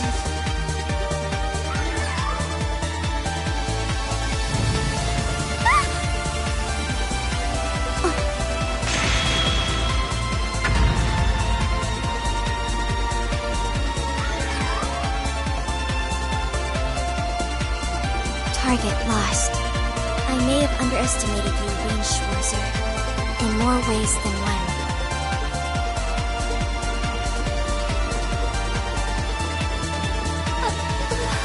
I'm so sorry, Your Highness.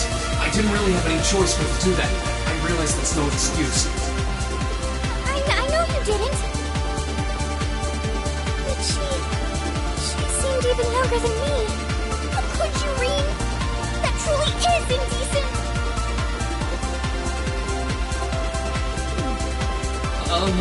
Try not to pay any attention to what she says about me.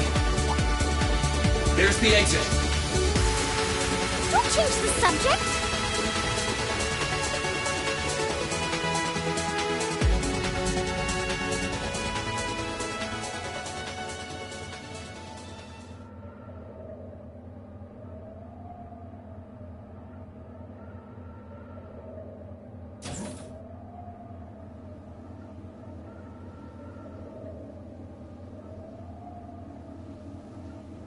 That's the Ashen Knight?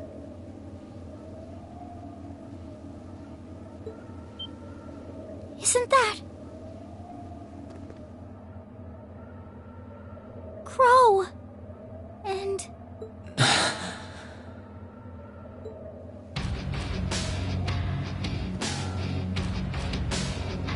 Huh.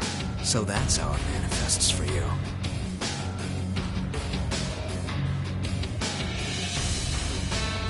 You finally mastered that power you got, huh?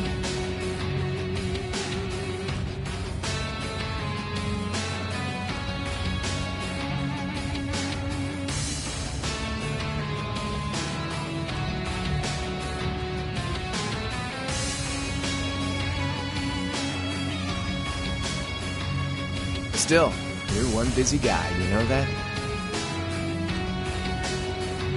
One minute you're down in the dumps, the next, you've got one of the cutest girls in the country cheering you up. Well, I can't deny it.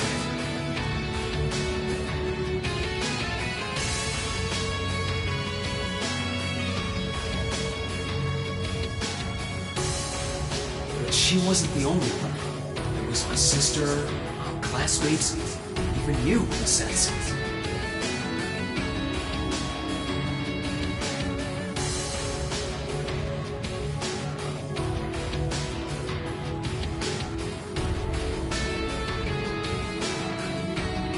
Come on.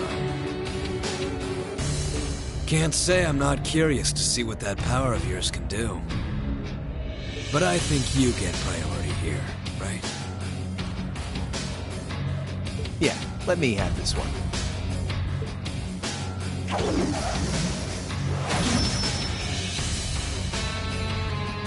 Your Highness, you don't mind?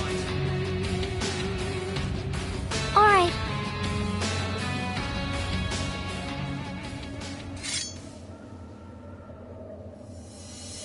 This is your first time fighting me without the mask on, I think. With our Divine Knights, I come out on top. But let's see who wins when it's just the two of us. Sounds good to me.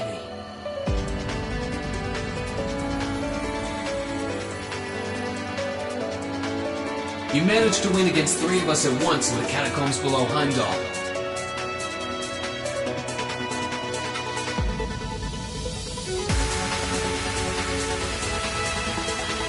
It's just you and me now. And this time, I'll be the victor.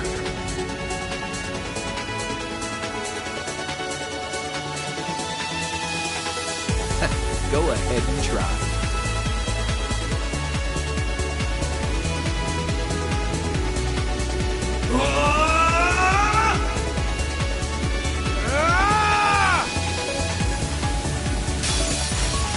All right, you ready, Reen? Here we go.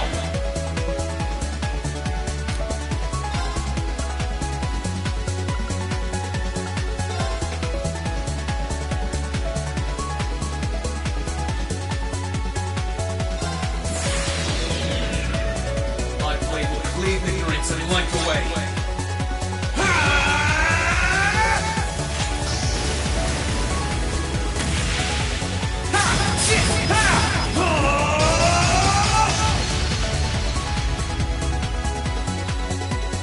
Termination slash!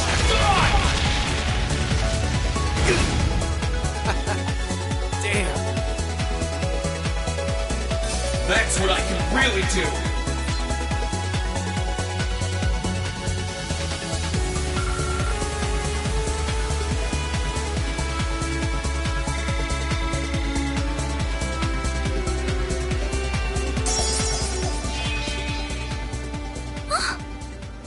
Huh.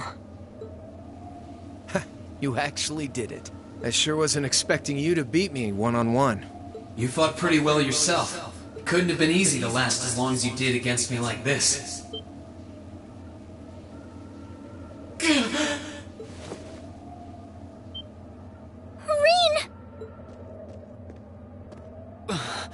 Why did this have to happen now? Guess your luck ran out. We finally caught up to you. Well, aren't you, Mr. Popular? But I think you may have been slightly too reckless this time.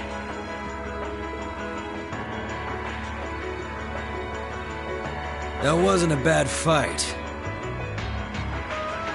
Even if you lost, at least you tried, I guess.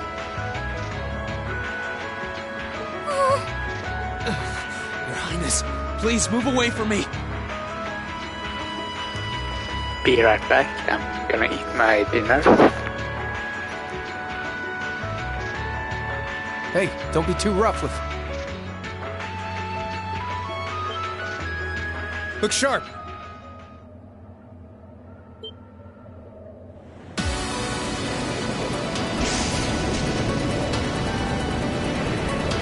Crimson Wings?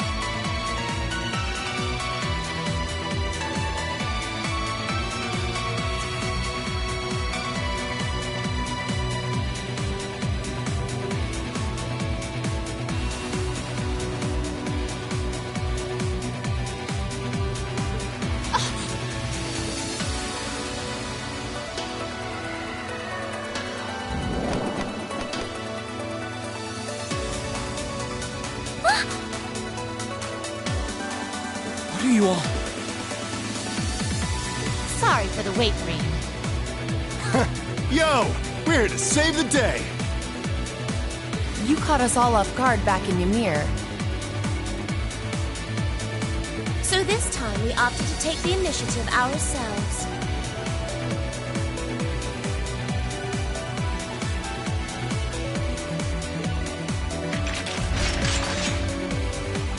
We meet again, severing chains. And I see you brought the purple lightning with you. She brought more than that. Check out the Icy Maiden and that big shot arts user from the Bracer Guild.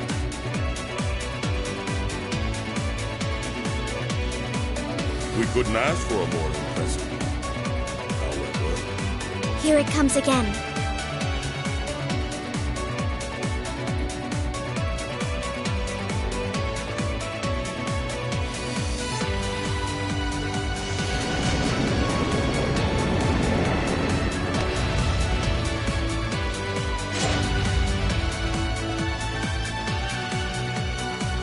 Your lordship! Uncle Victor!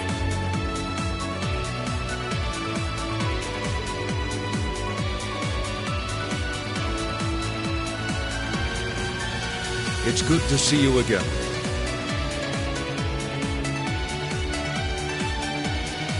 And it relieves me to see you're none the worse for wear, Your Highness.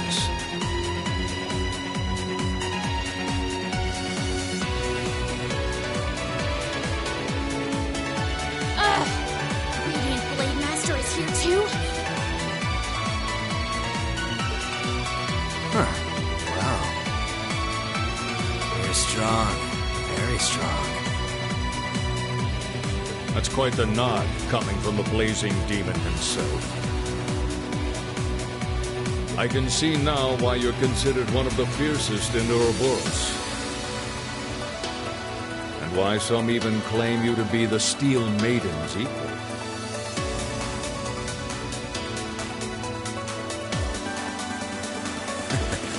Well, I know who I'm gonna be fighting. Don't you go forgetting about us now.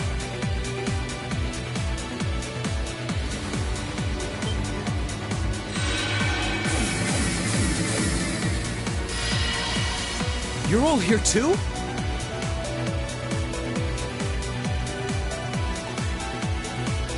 Are you okay, Rean?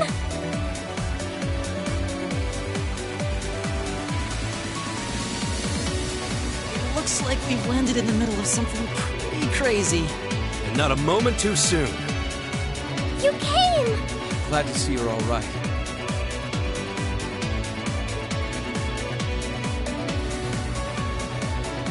You certainly seem to have kept yourself busy. Enjoying your scandalous elopement with Rean, are you? He gave me the time of my life.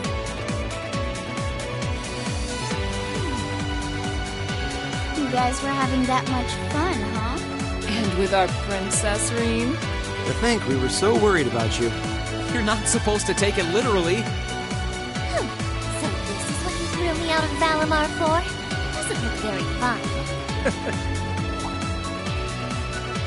Bro, you're here. It feels like it's been ages since we last saw you. You're looking spiffy, Crow.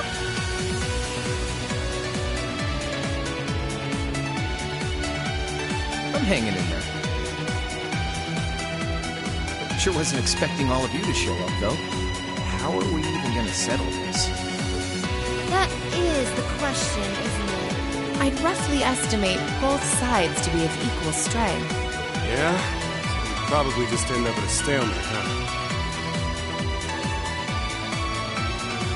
Oh, doesn't sound like much fun at all. Let's say we just forego the fighting and have ourselves a party instead. Ha ha ha! I could never turn down a party!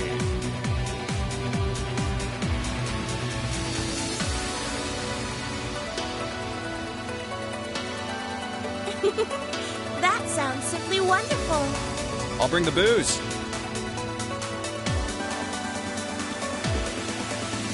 Ah! No, no, no!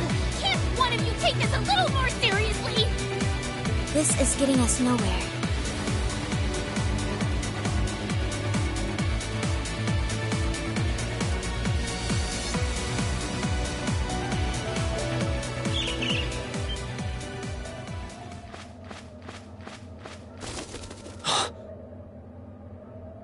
Look who decided to show up.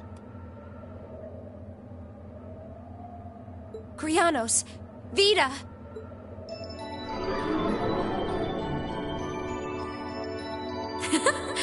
Welcome aboard the Pantagruel, Emma. Your overall ability as a witch might still be lacking, but that transportation spell was exceptional. I must apologize for the untimely intrusion. As displeased as a few of you might be by the idea, I think it best if we let one another peacefully go our separate ways this time. I'll be the one who bears the brunt of Duke Cayenne's anger. Vida.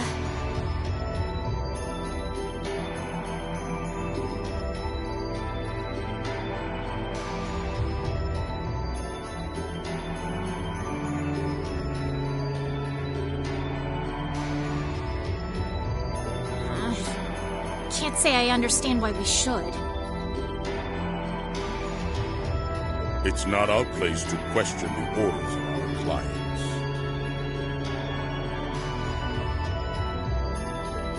Whatever. Gives me something to look forward to later.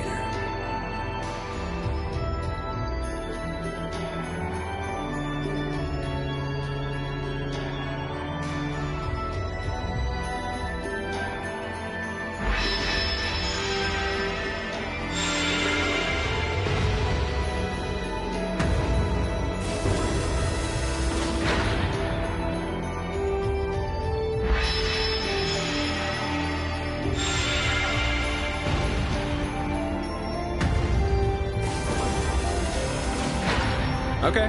See ya, Fee. Next time we meet, it will be as enemies. Yep, I know.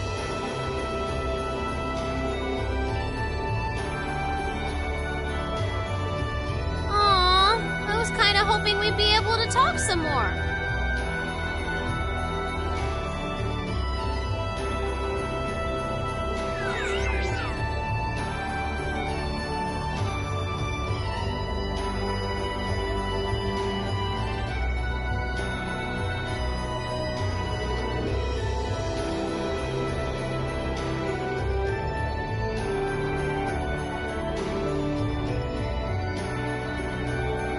I expect we will have multiple opportunities to do so in the near future.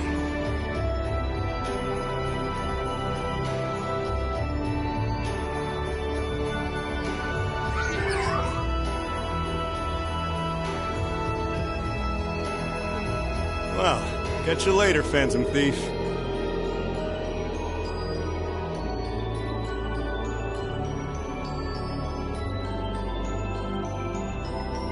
Or not. You do know that no one likes your stupid pranks, right? Tut tut! There's no need to be so harsh.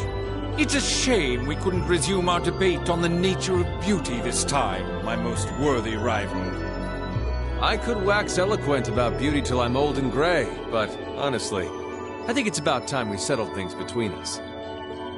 Next time we meet, Radiant Blade Master and his daughter, it will be to battle.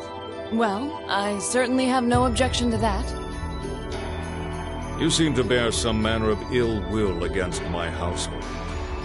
I don't know your reasons, but should we be granted the opportunity, I would gladly settle things with you in battle. Yes, well, let's not be too hasty. I can wait.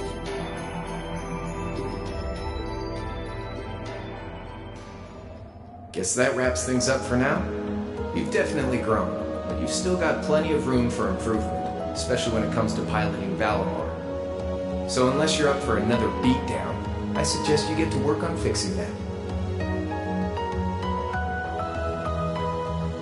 Yeah, I know.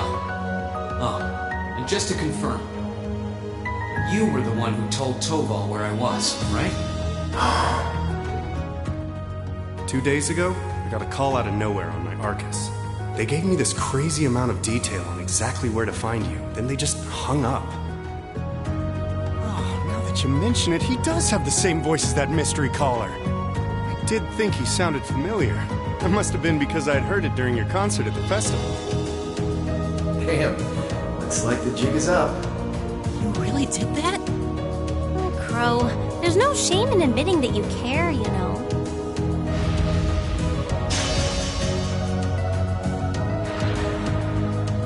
And if I might be so bold as to offer a word of advice, get Valimar a better sword, one like yours.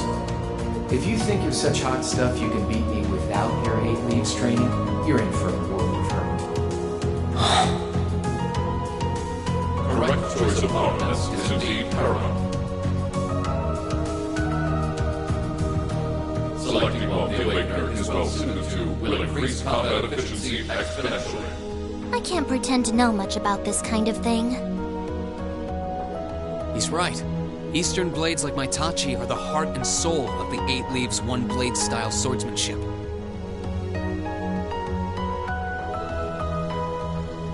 Alright, I'll take your advice. And when I've got myself one, I'll finally take everything back. The Academy, Elise, and even you, Crow.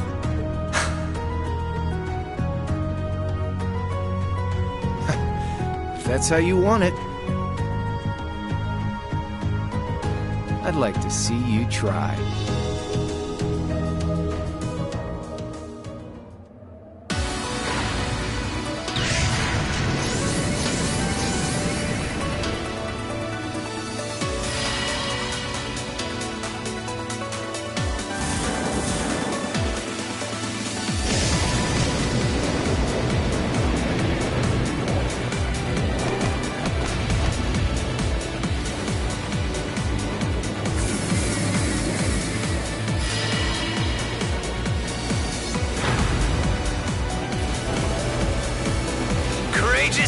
Full speed ahead! Commence retreat from this airspace!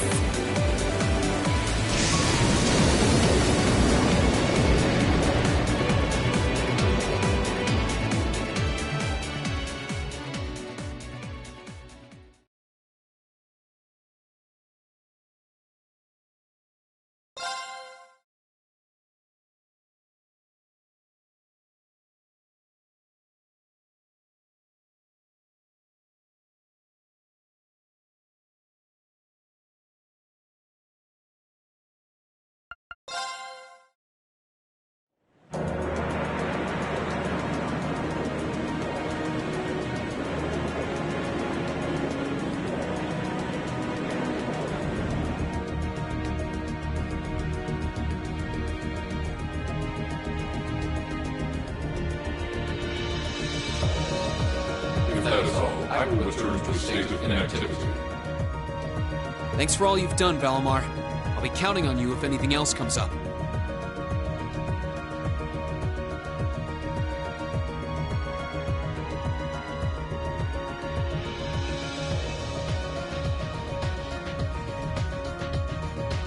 Acknowledged. Prepare yourself for your next encounter with the Azure Knight, my Awakener.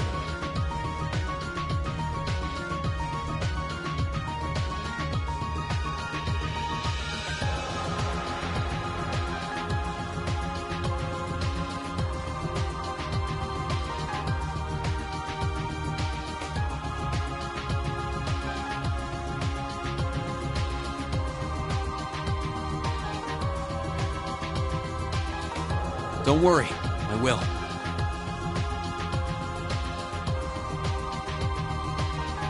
We lost last time, but I know that's not all I'm capable of. As long as we're all together, I know I can get stronger. I eagerly await your results.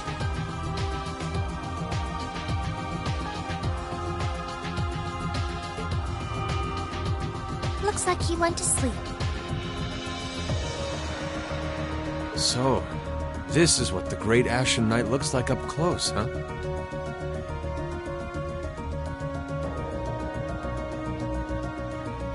I've heard all manner of rumor about it, but I never expected I'd stand in the presence of a legend.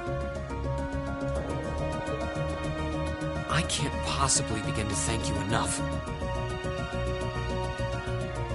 I don't know what I would have done if you hadn't come to my aid. Thank you. Really.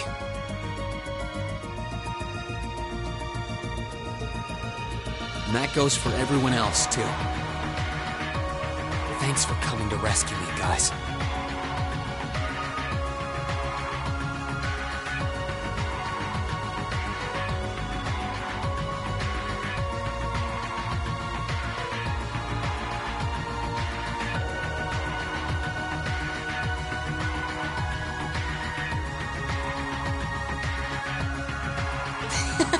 We're just happy you're okay.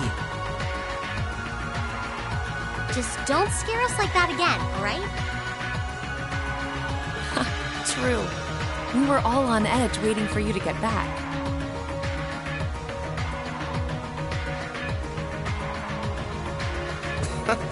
And yet you somehow managed to come out unscathed with Her Highness in tow. You make it sound like it was easy. Well, easy or not, it was worth going on board. I got plenty of useful info out of it.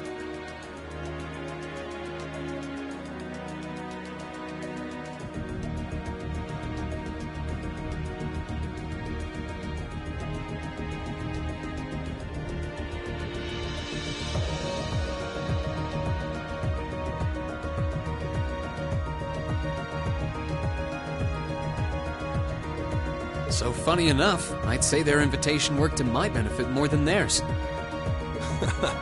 I guess there's no harm in looking at the positives now that all's said and done. Look at you, acting mature and all grown up. Brings a tear to my eye. Looks like we have some catching up to do.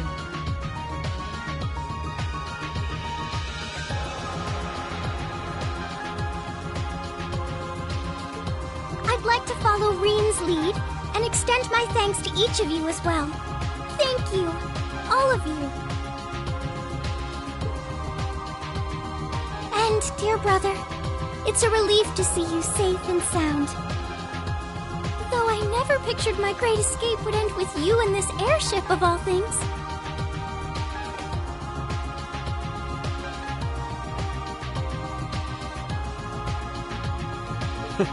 We did time our appearance fabulously, if I do say so myself. My only regret is that we weren't able to blow in with a storm of rose petals when we boarded them.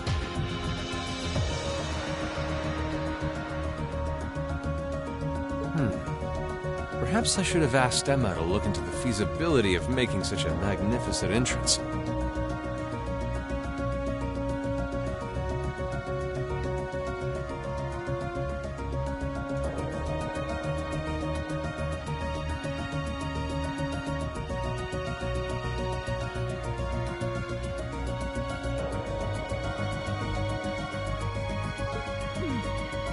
Oh man, that would have been so cool!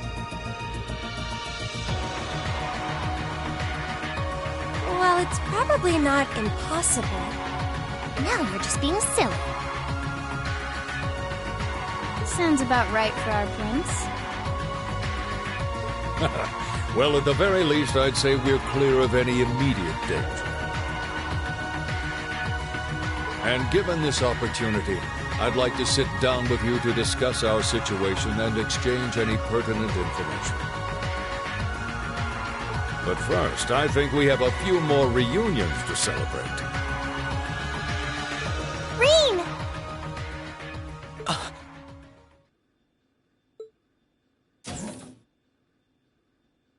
Toa! George!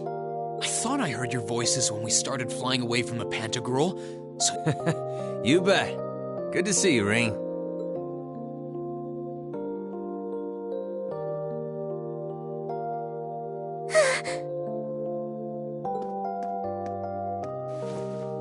Whoa! It's really you. You're really okay. No sooner had we found out that you were still alive, we got told you had been taken by the Alliance.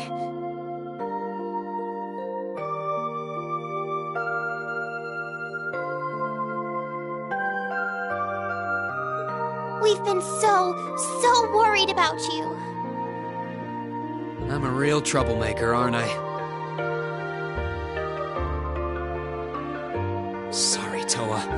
but I'm glad to see you and George made it out okay. Everything I've said to you has been at the back of my mind ever since we parted ways in Trista. And it's kept me going every step of the way. So, thank you.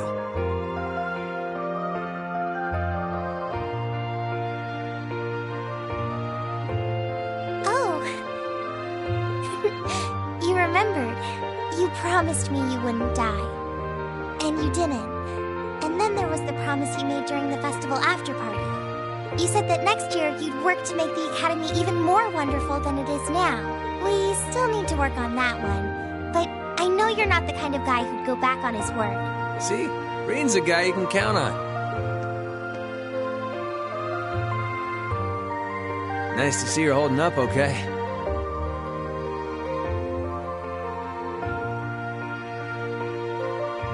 Still can't believe you made it through all that fighting in Trista in one piece, but... well, here you are. Good to see you again, George.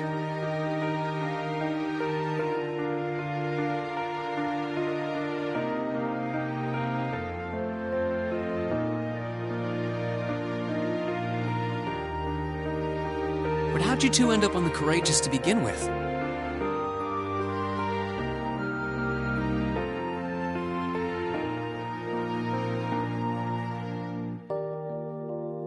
We'll bring you up to speed once we all sit down for our meeting. There's a conference room on one of the upper floors. We can meet there when you're ready.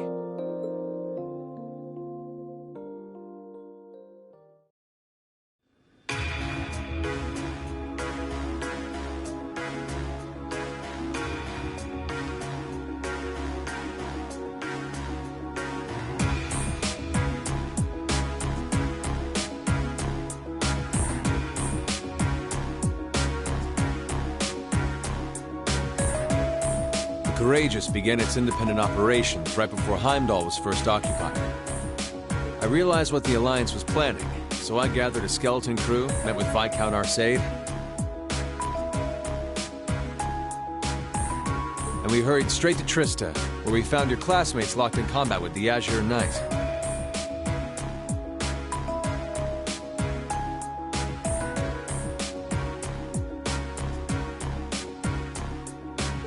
I see. That explains why you were in Trista. I shudder to think what would have happened if not for the Courageous's timely appearance. What have you been doing since then, Father? I hadn't heard anything about your whereabouts until now. Eventually, we were able to shake off the Azure Knight's pursuit. And we've been traveling around the country ever since, preparing to find you and take you on board.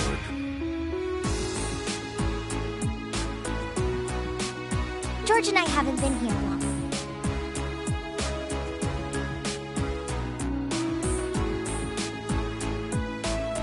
The principal managed to get in touch with the Courageous without anyone noticing and sent us here.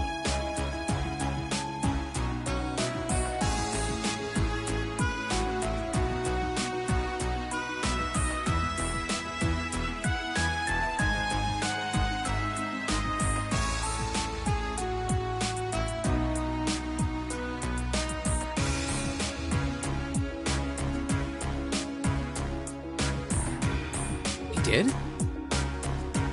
I hope he's still alright. By the way, what happened to Major Vander? You two are always joined at the hip.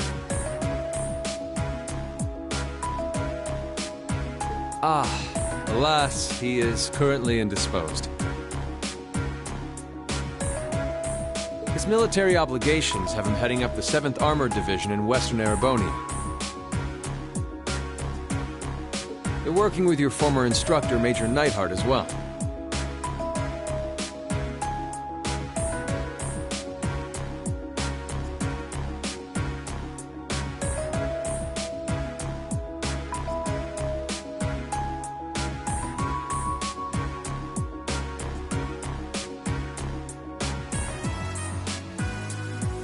With him too? So he's over in the west now. I should have known the 4th Armored Division's ace wouldn't get his ass kicked so easily. right. Dad said he'd heard from him too, remember? Still, the west side of the country contains Marquis Hyarm Sutherland Province, along with Duke Cayenne's Lemaire Province.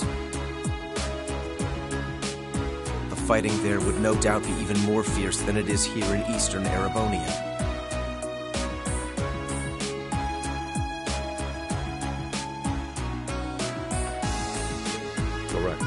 A large percentage of the Imperial Army's military strength still remains intact.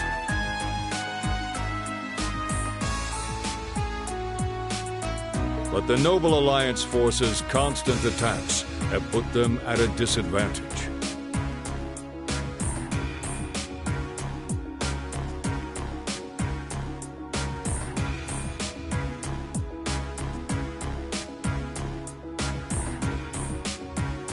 On top of that, a number of townships in the region have been caught in the crossfire and suffered great losses.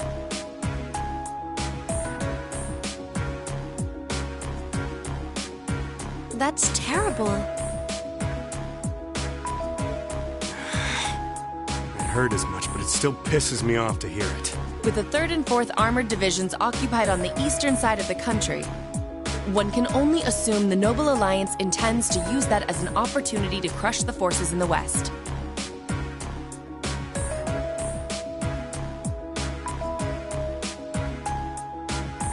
Yeah, but they're not stupid. I bet the army in the west is putting up a pretty good fight by themselves. It's too early to call things just yet. An astute assessment. The situation in the Western Theater could change at a moment's notice. Right. But that means we're uncertain what course to pursue now. And having said that, we have a question to pose to all of you. The question, really. With the whole of the Empire caught in the throes of civil war, what exactly do all of you intend to do from here on out? Us?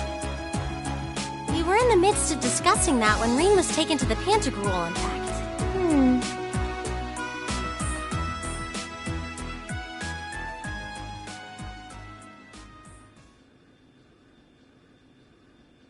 This is a full-on war, and our fellow Erebonian countrymen stand on both sides. No one here is delusional enough to think that a group of students like us are capable of stopping it by ourselves. Still, during our field studies, we found ourselves up against the problems this nation faces again and again. And because we have that experience, I believe there's a place for us to change things in all this, a part only we can play. We may not be able to compete head-on with the Alliance, but together, we can move things in the right direction for Erebonia as a whole.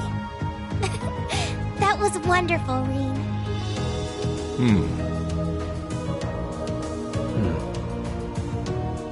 Still, we aren't all gathered here for the same reasons.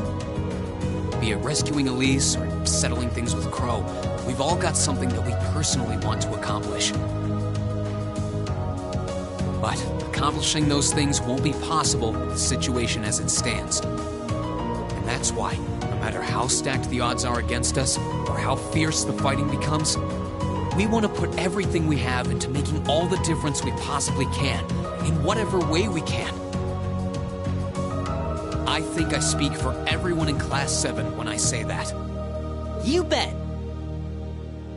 I agree completely.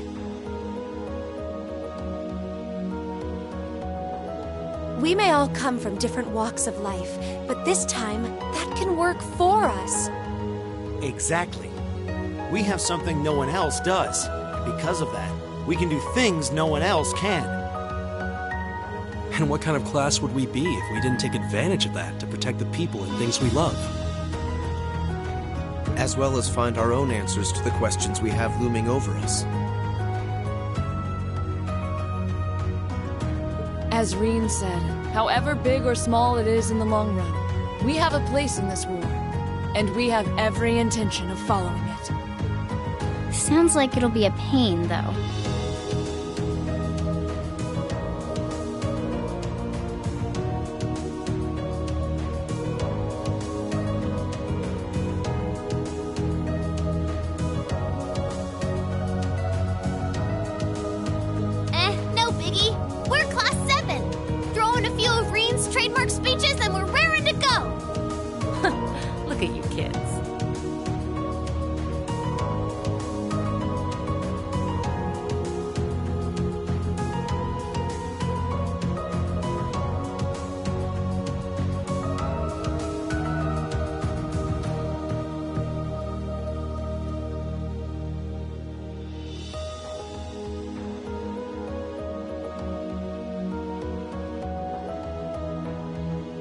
sound like you've really thought long and hard about this. That's the Class 7 I'm proud to serve.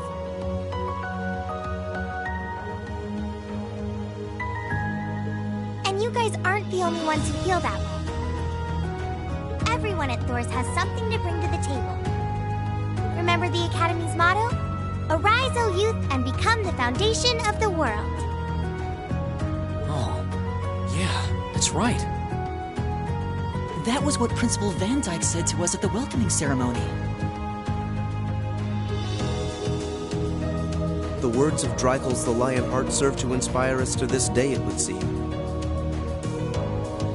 Of course. They ring as true as ever. It's like you didn't even have to think about it. You guys just knew. Yeah, you should be proud of yourselves. And it's true that Thor students are scattered all over the country right now. But I'm sure that each and every one of them are fighting too, and they feel the exact same way that you guys do. I understand. Your Highness. Indeed. I figured you would have already given it some thought, but I wasn't expecting such a stirring conviction.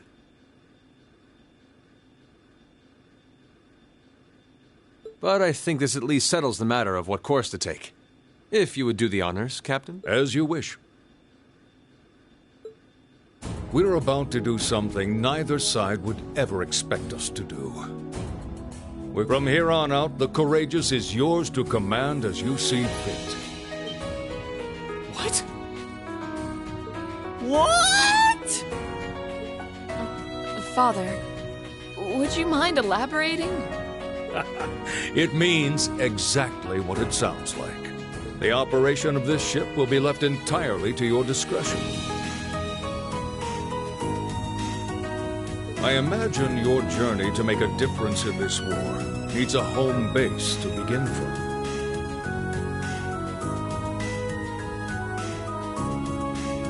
Well, yes, but... But then what will you do?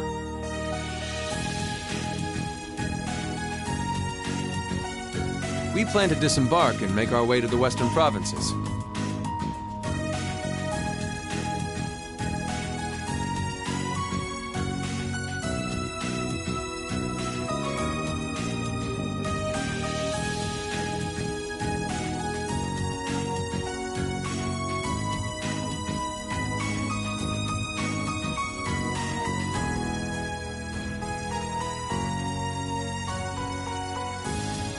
Once there, we'll begin working with the 7th Armored Division and the other neutral forces in the region. The intention is to ensure that as few innocents as possible are harmed by this conflict. I was actually worried this airship might prove a bit too conspicuous to aid us in pursuing that goal. But with us headed west, we'd be leaving all of Eastern Erebonia in your hands. Wow.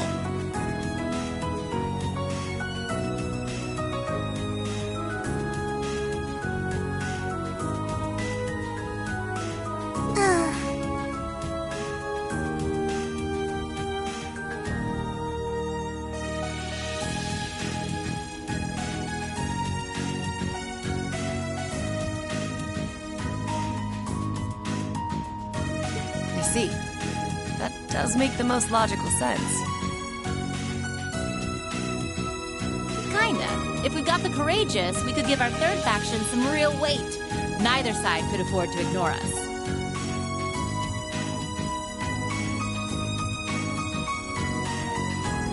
I'm not even sure the Guild could come up with a plan this wild.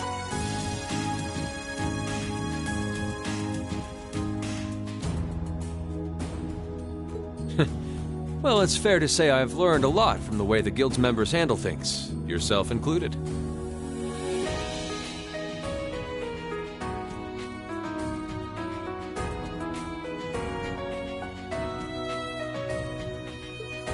Oh, and Alphen?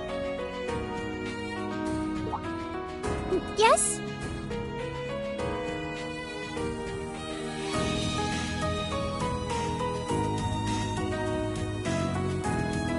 I'd like to ask you to remain on board the Courageous as well.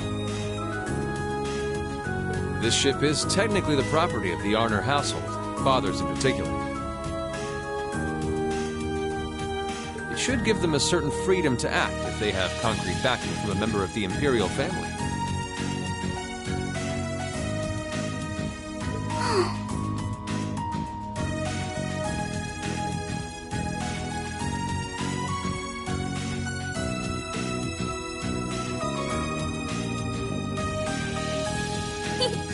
I'd be happy to.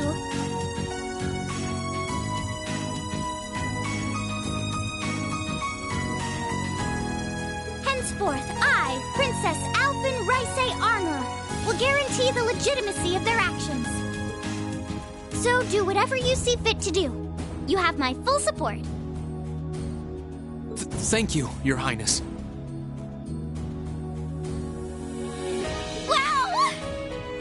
We're truly honored to have you with us.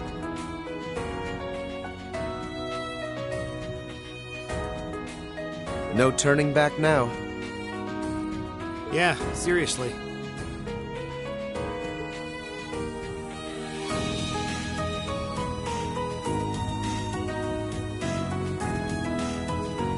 We hereby humbly accept custody of the Courageous.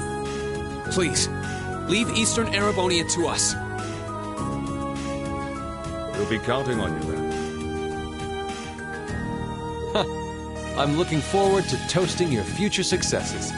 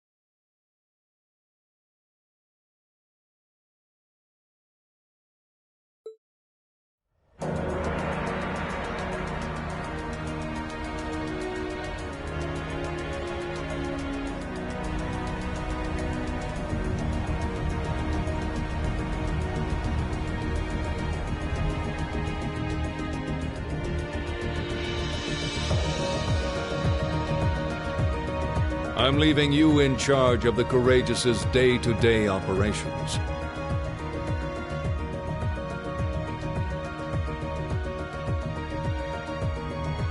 I don't doubt you'll make a fine acting captain. It would be an honor.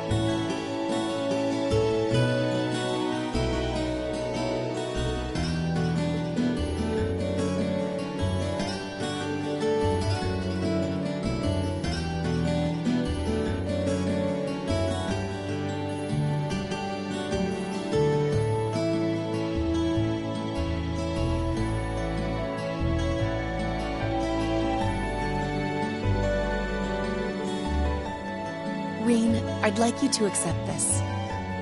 I hope that it will prove to be of some use to you in the challenges ahead. Thank you, Captain. You've done so much for us, especially in Ymir. I can't begin to thank you enough for helping to protect my hometown. You needn't thank me. I just did what I felt was right. I wish you all the best in the future. Not as a member of the RMP, but as a graduate of Thor's military academy. Thank you. We'll do all that we can to meet your expectations. Yowza! Things are getting nice and steamy over there, huh? Oh? Uh-oh. I feel like I'm losing in the race for most reliable big sister figure all of a sudden. Well, you get a gold star for trying. Well then, it's time we bid you all a fond farewell for now. Chin up, Alphen. I'm counting on your charm to keep everyone motivated. May the goddess be with you. I look forward to the stories you'll have to tell when next we meet, Laura. Good luck, Father.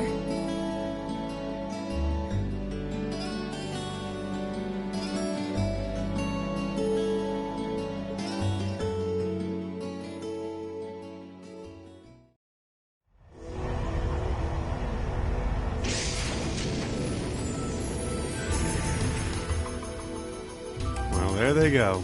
You think they'll be okay on their own? Only the goddess herself knows for certain. Still, with some already calling this a second advent of the War of the Lions, I can only hope they make it through unscathed. Oh, I'm sure they'll all be just fine. They don't bear the symbol of the horned lion for show. Yes, I suppose you're right. And the same goes for me, too. I can't very well call myself a Thor's alumnus and fail to deliver. Well, well, aren't we birds of a feather? Proud Thor's graduates unite. I'll be in touch with them plenty in the coming weeks, so don't worry. The old guard will do as it must to keep watch over the young and vigilant. Speaking of the old guard, Chancellor Osborne was also a Thor's graduate, was he not? Yes, he was. Sorry to say, I can't picture it. Was he now?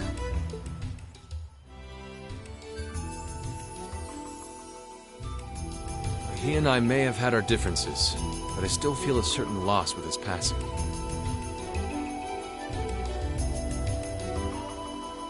I'd like to express my condolences to you while I have the chance. I'm afraid I never had the chance to truly get to know him. But there's no doubt in my mind that he was one of the greatest men of our time.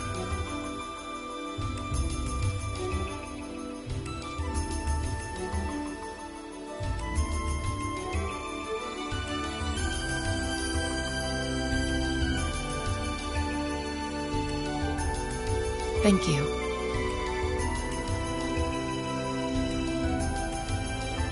Still, it must be tough for you with Heimdall under the Alliance's thumb. Were you able to find out where his funeral was held? Actually... Captain? Is something amiss? It's just that I received a strange report on that very issue. I was told his body was taken into the custody of the Imperial Guardsmen when the city was occupied. But then after that, it simply disappeared at some point. Disappeared, you say? Is it possible the reformist faction could have taken it from them? I'm afraid I don't know. It is possible that the Intelligence Division did something to that effect. A disappearing corpse is certainly cause for concern. It's difficult not to draw parallels with the Lance Maiden's sudden death following the War of the Lions.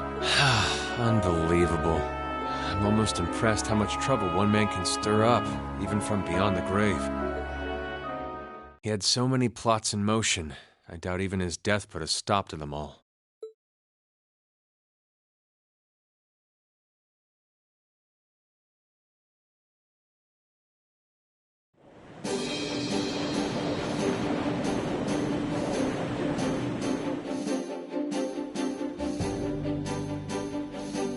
No change in weather or wind direction since entering Kreutzen provincial airspace. We are currently cruising at a speed of 3,000 SPH. Nothing abnormal detected on the radar thus far. Detour around the Twin Dragons bridge, staying within the clouds. Take extra care that we aren't noticed by the Noble Alliance's surveillance. Yes, ma'am. Wow, she's a real natural at this. Yeah, it's hard to believe she's only been in the position for a day. Indeed, she has proved a worthy captain in Father's place. As if anyone could fit the role better than our student council president. She still looks like a mascot character, though.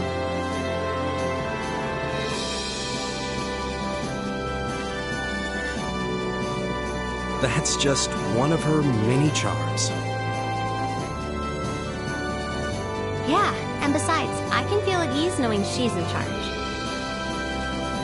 So, today's the day we start our journey anew, right? Right. We settled what we'll be doing last night. Now all that remains is to do it.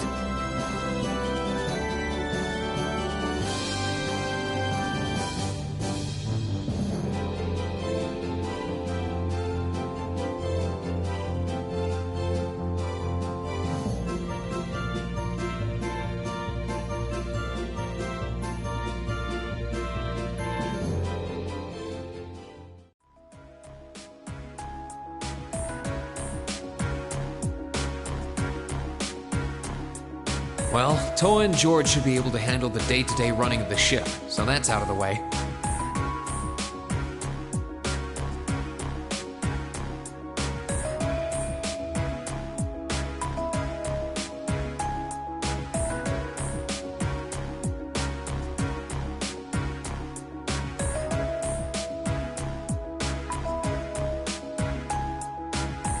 And whatever we decide, it's not like we're going to be able to do anything major today. Still, I think it's time we start hammering down exactly what we're going to be doing from tomorrow onward.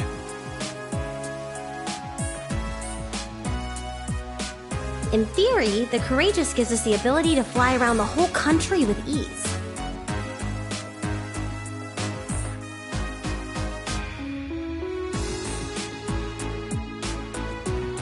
But, in reality, the Noble Alliance has control over most of Erebonia, so we're limited in where we can actually go. Yeah, we don't want to risk getting too close to Alliance territory. We'd run the risk of being captured, or even worse, being shot down. It's sad to think how we barely have anywhere we can land with an amazing airship like this at our disposal. Care to share your thoughts on this, instructor?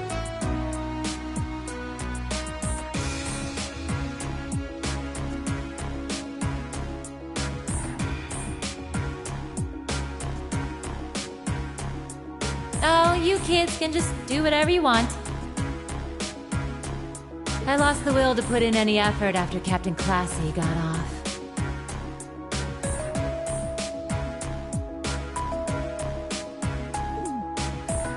You slacker. I'm pleased that you think so highly of my father, but...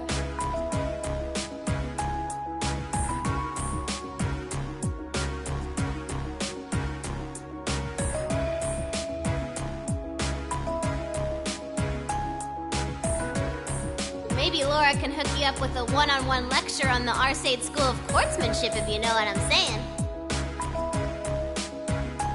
I was kidding. In all seriousness, if you need more people fighting in whatever you end up doing, I'll be happy to help you out. Just don't forget that the Courageous was entrusted to you kids, not to me. If you want my advice, then you got it. But you need to be able to make all the important decisions on your own. Of course. You almost sound like an instructor for once.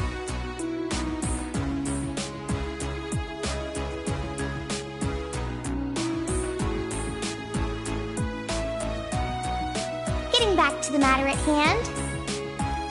We don't need to decide everything right at this moment. What say you to figuring out how and what for now?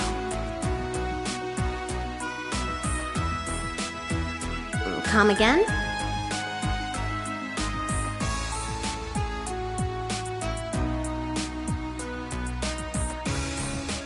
I assume what would be our overall goal.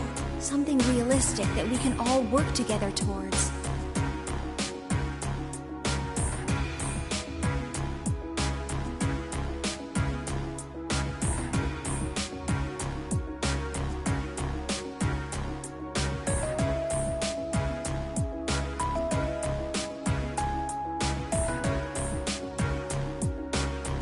And the how would be a basic idea on how we intend to achieve it? Uh-huh. It's a little trick we use in the student council. It's easier to get motivated when you have a specific goal in mind. You guys were doing the same kind of thing in the weeks before the Academy Festival, remember? The concert was what you were working toward, and all your other planning was how you intended to pull it off.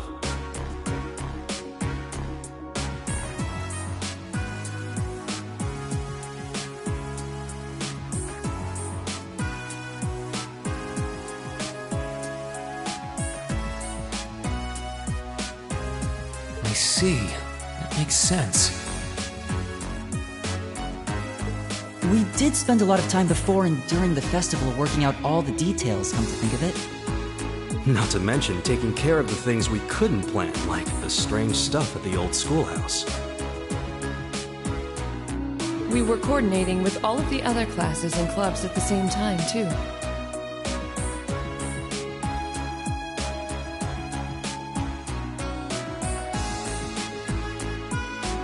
When you break it down step by step, we did so much without even realizing it. And we may have our own personal goals right now, but if we can wrap those up into one overarching goal, it won't seem half as much.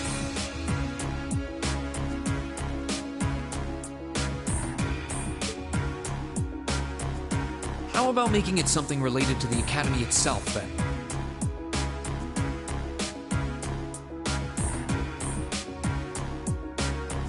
I was thinking the exact same thing. I wonder what's happening there.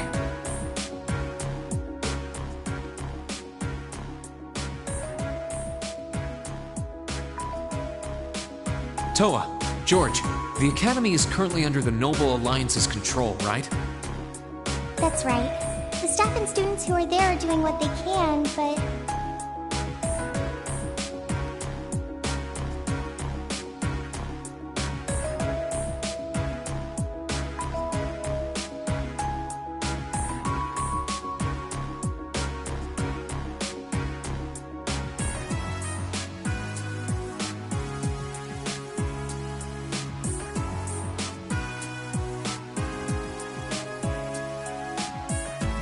As you know, during the attack, a lot of the students managed to flee Trista and are now scattered across the country.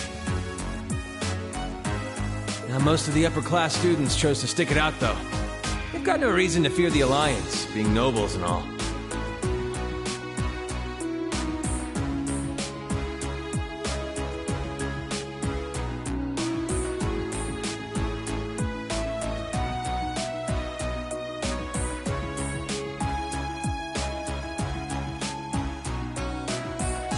All right, then.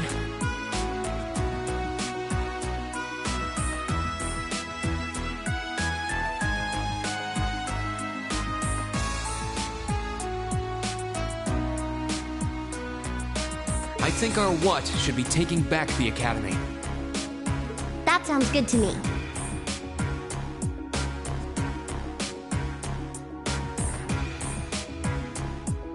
The Courageous will serve as a good means of transport, but we'll need a proper base sooner or later.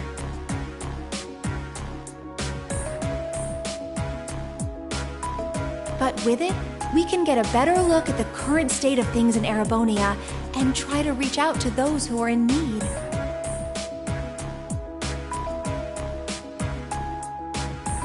And whatever information we learn along the way could bring us that much closer to liberating the Academy. Can't see taking it back going that smoothly, though. No doubt. It's near the capital, so its defenses are gonna be rock solid.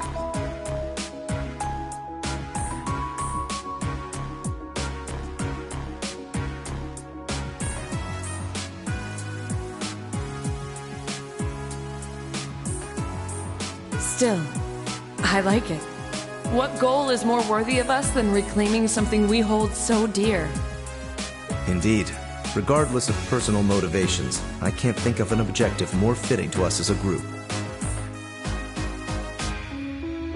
And if we actually manage to achieve it, the sky's the limit for us.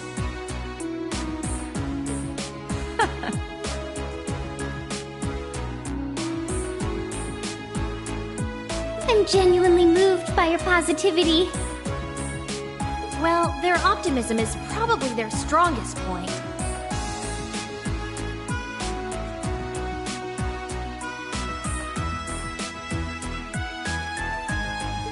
We were thinking of something along the same lines, in fact, so it works out.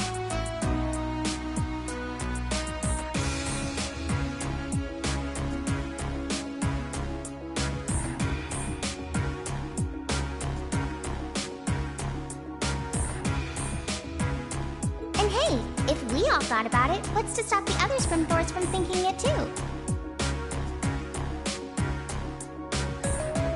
So if you happen to bump into anyone who escaped from the academy, why not go and ask them to join us? I'm not saying it has to be your primary focus or anything, but the more people we have on our side, the better. That's a great idea! Yeah, we'll be sure to keep an eye out. We have about the bare minimum crew we need to fly at the moment, but it's not like this is their full-time job. I'm sure our current staff won't be here forever, so we're gonna need a few extra hands on board at some point. Ideally, we could have whoever's here now stick around long enough to train anyone we end up recruiting.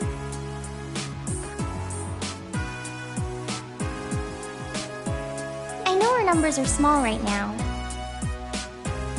but the more people we can get on our side, the higher chance we stand of making Trista and the Academy our home again. And I don't know about you, but I get this weird sense of satisfaction knowing that we students are gonna be the ones to do it. I know the feeling, actually. Everything works for me. I'd say that's our how decided, wouldn't you? Agreed. To wrap all this up,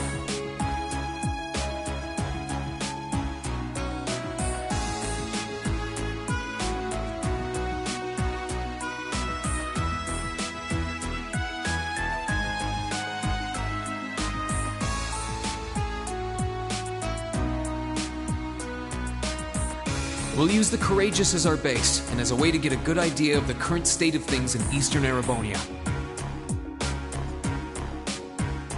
Along the way, we'll try to recruit as many fellow Thor students to help us out as we can.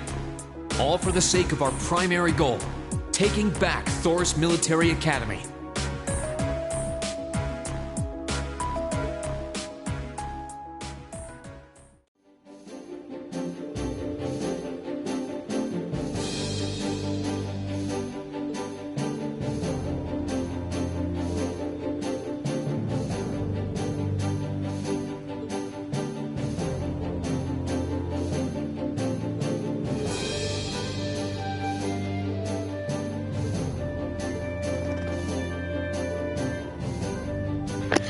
So after this scene, I think I'm done streaming for today.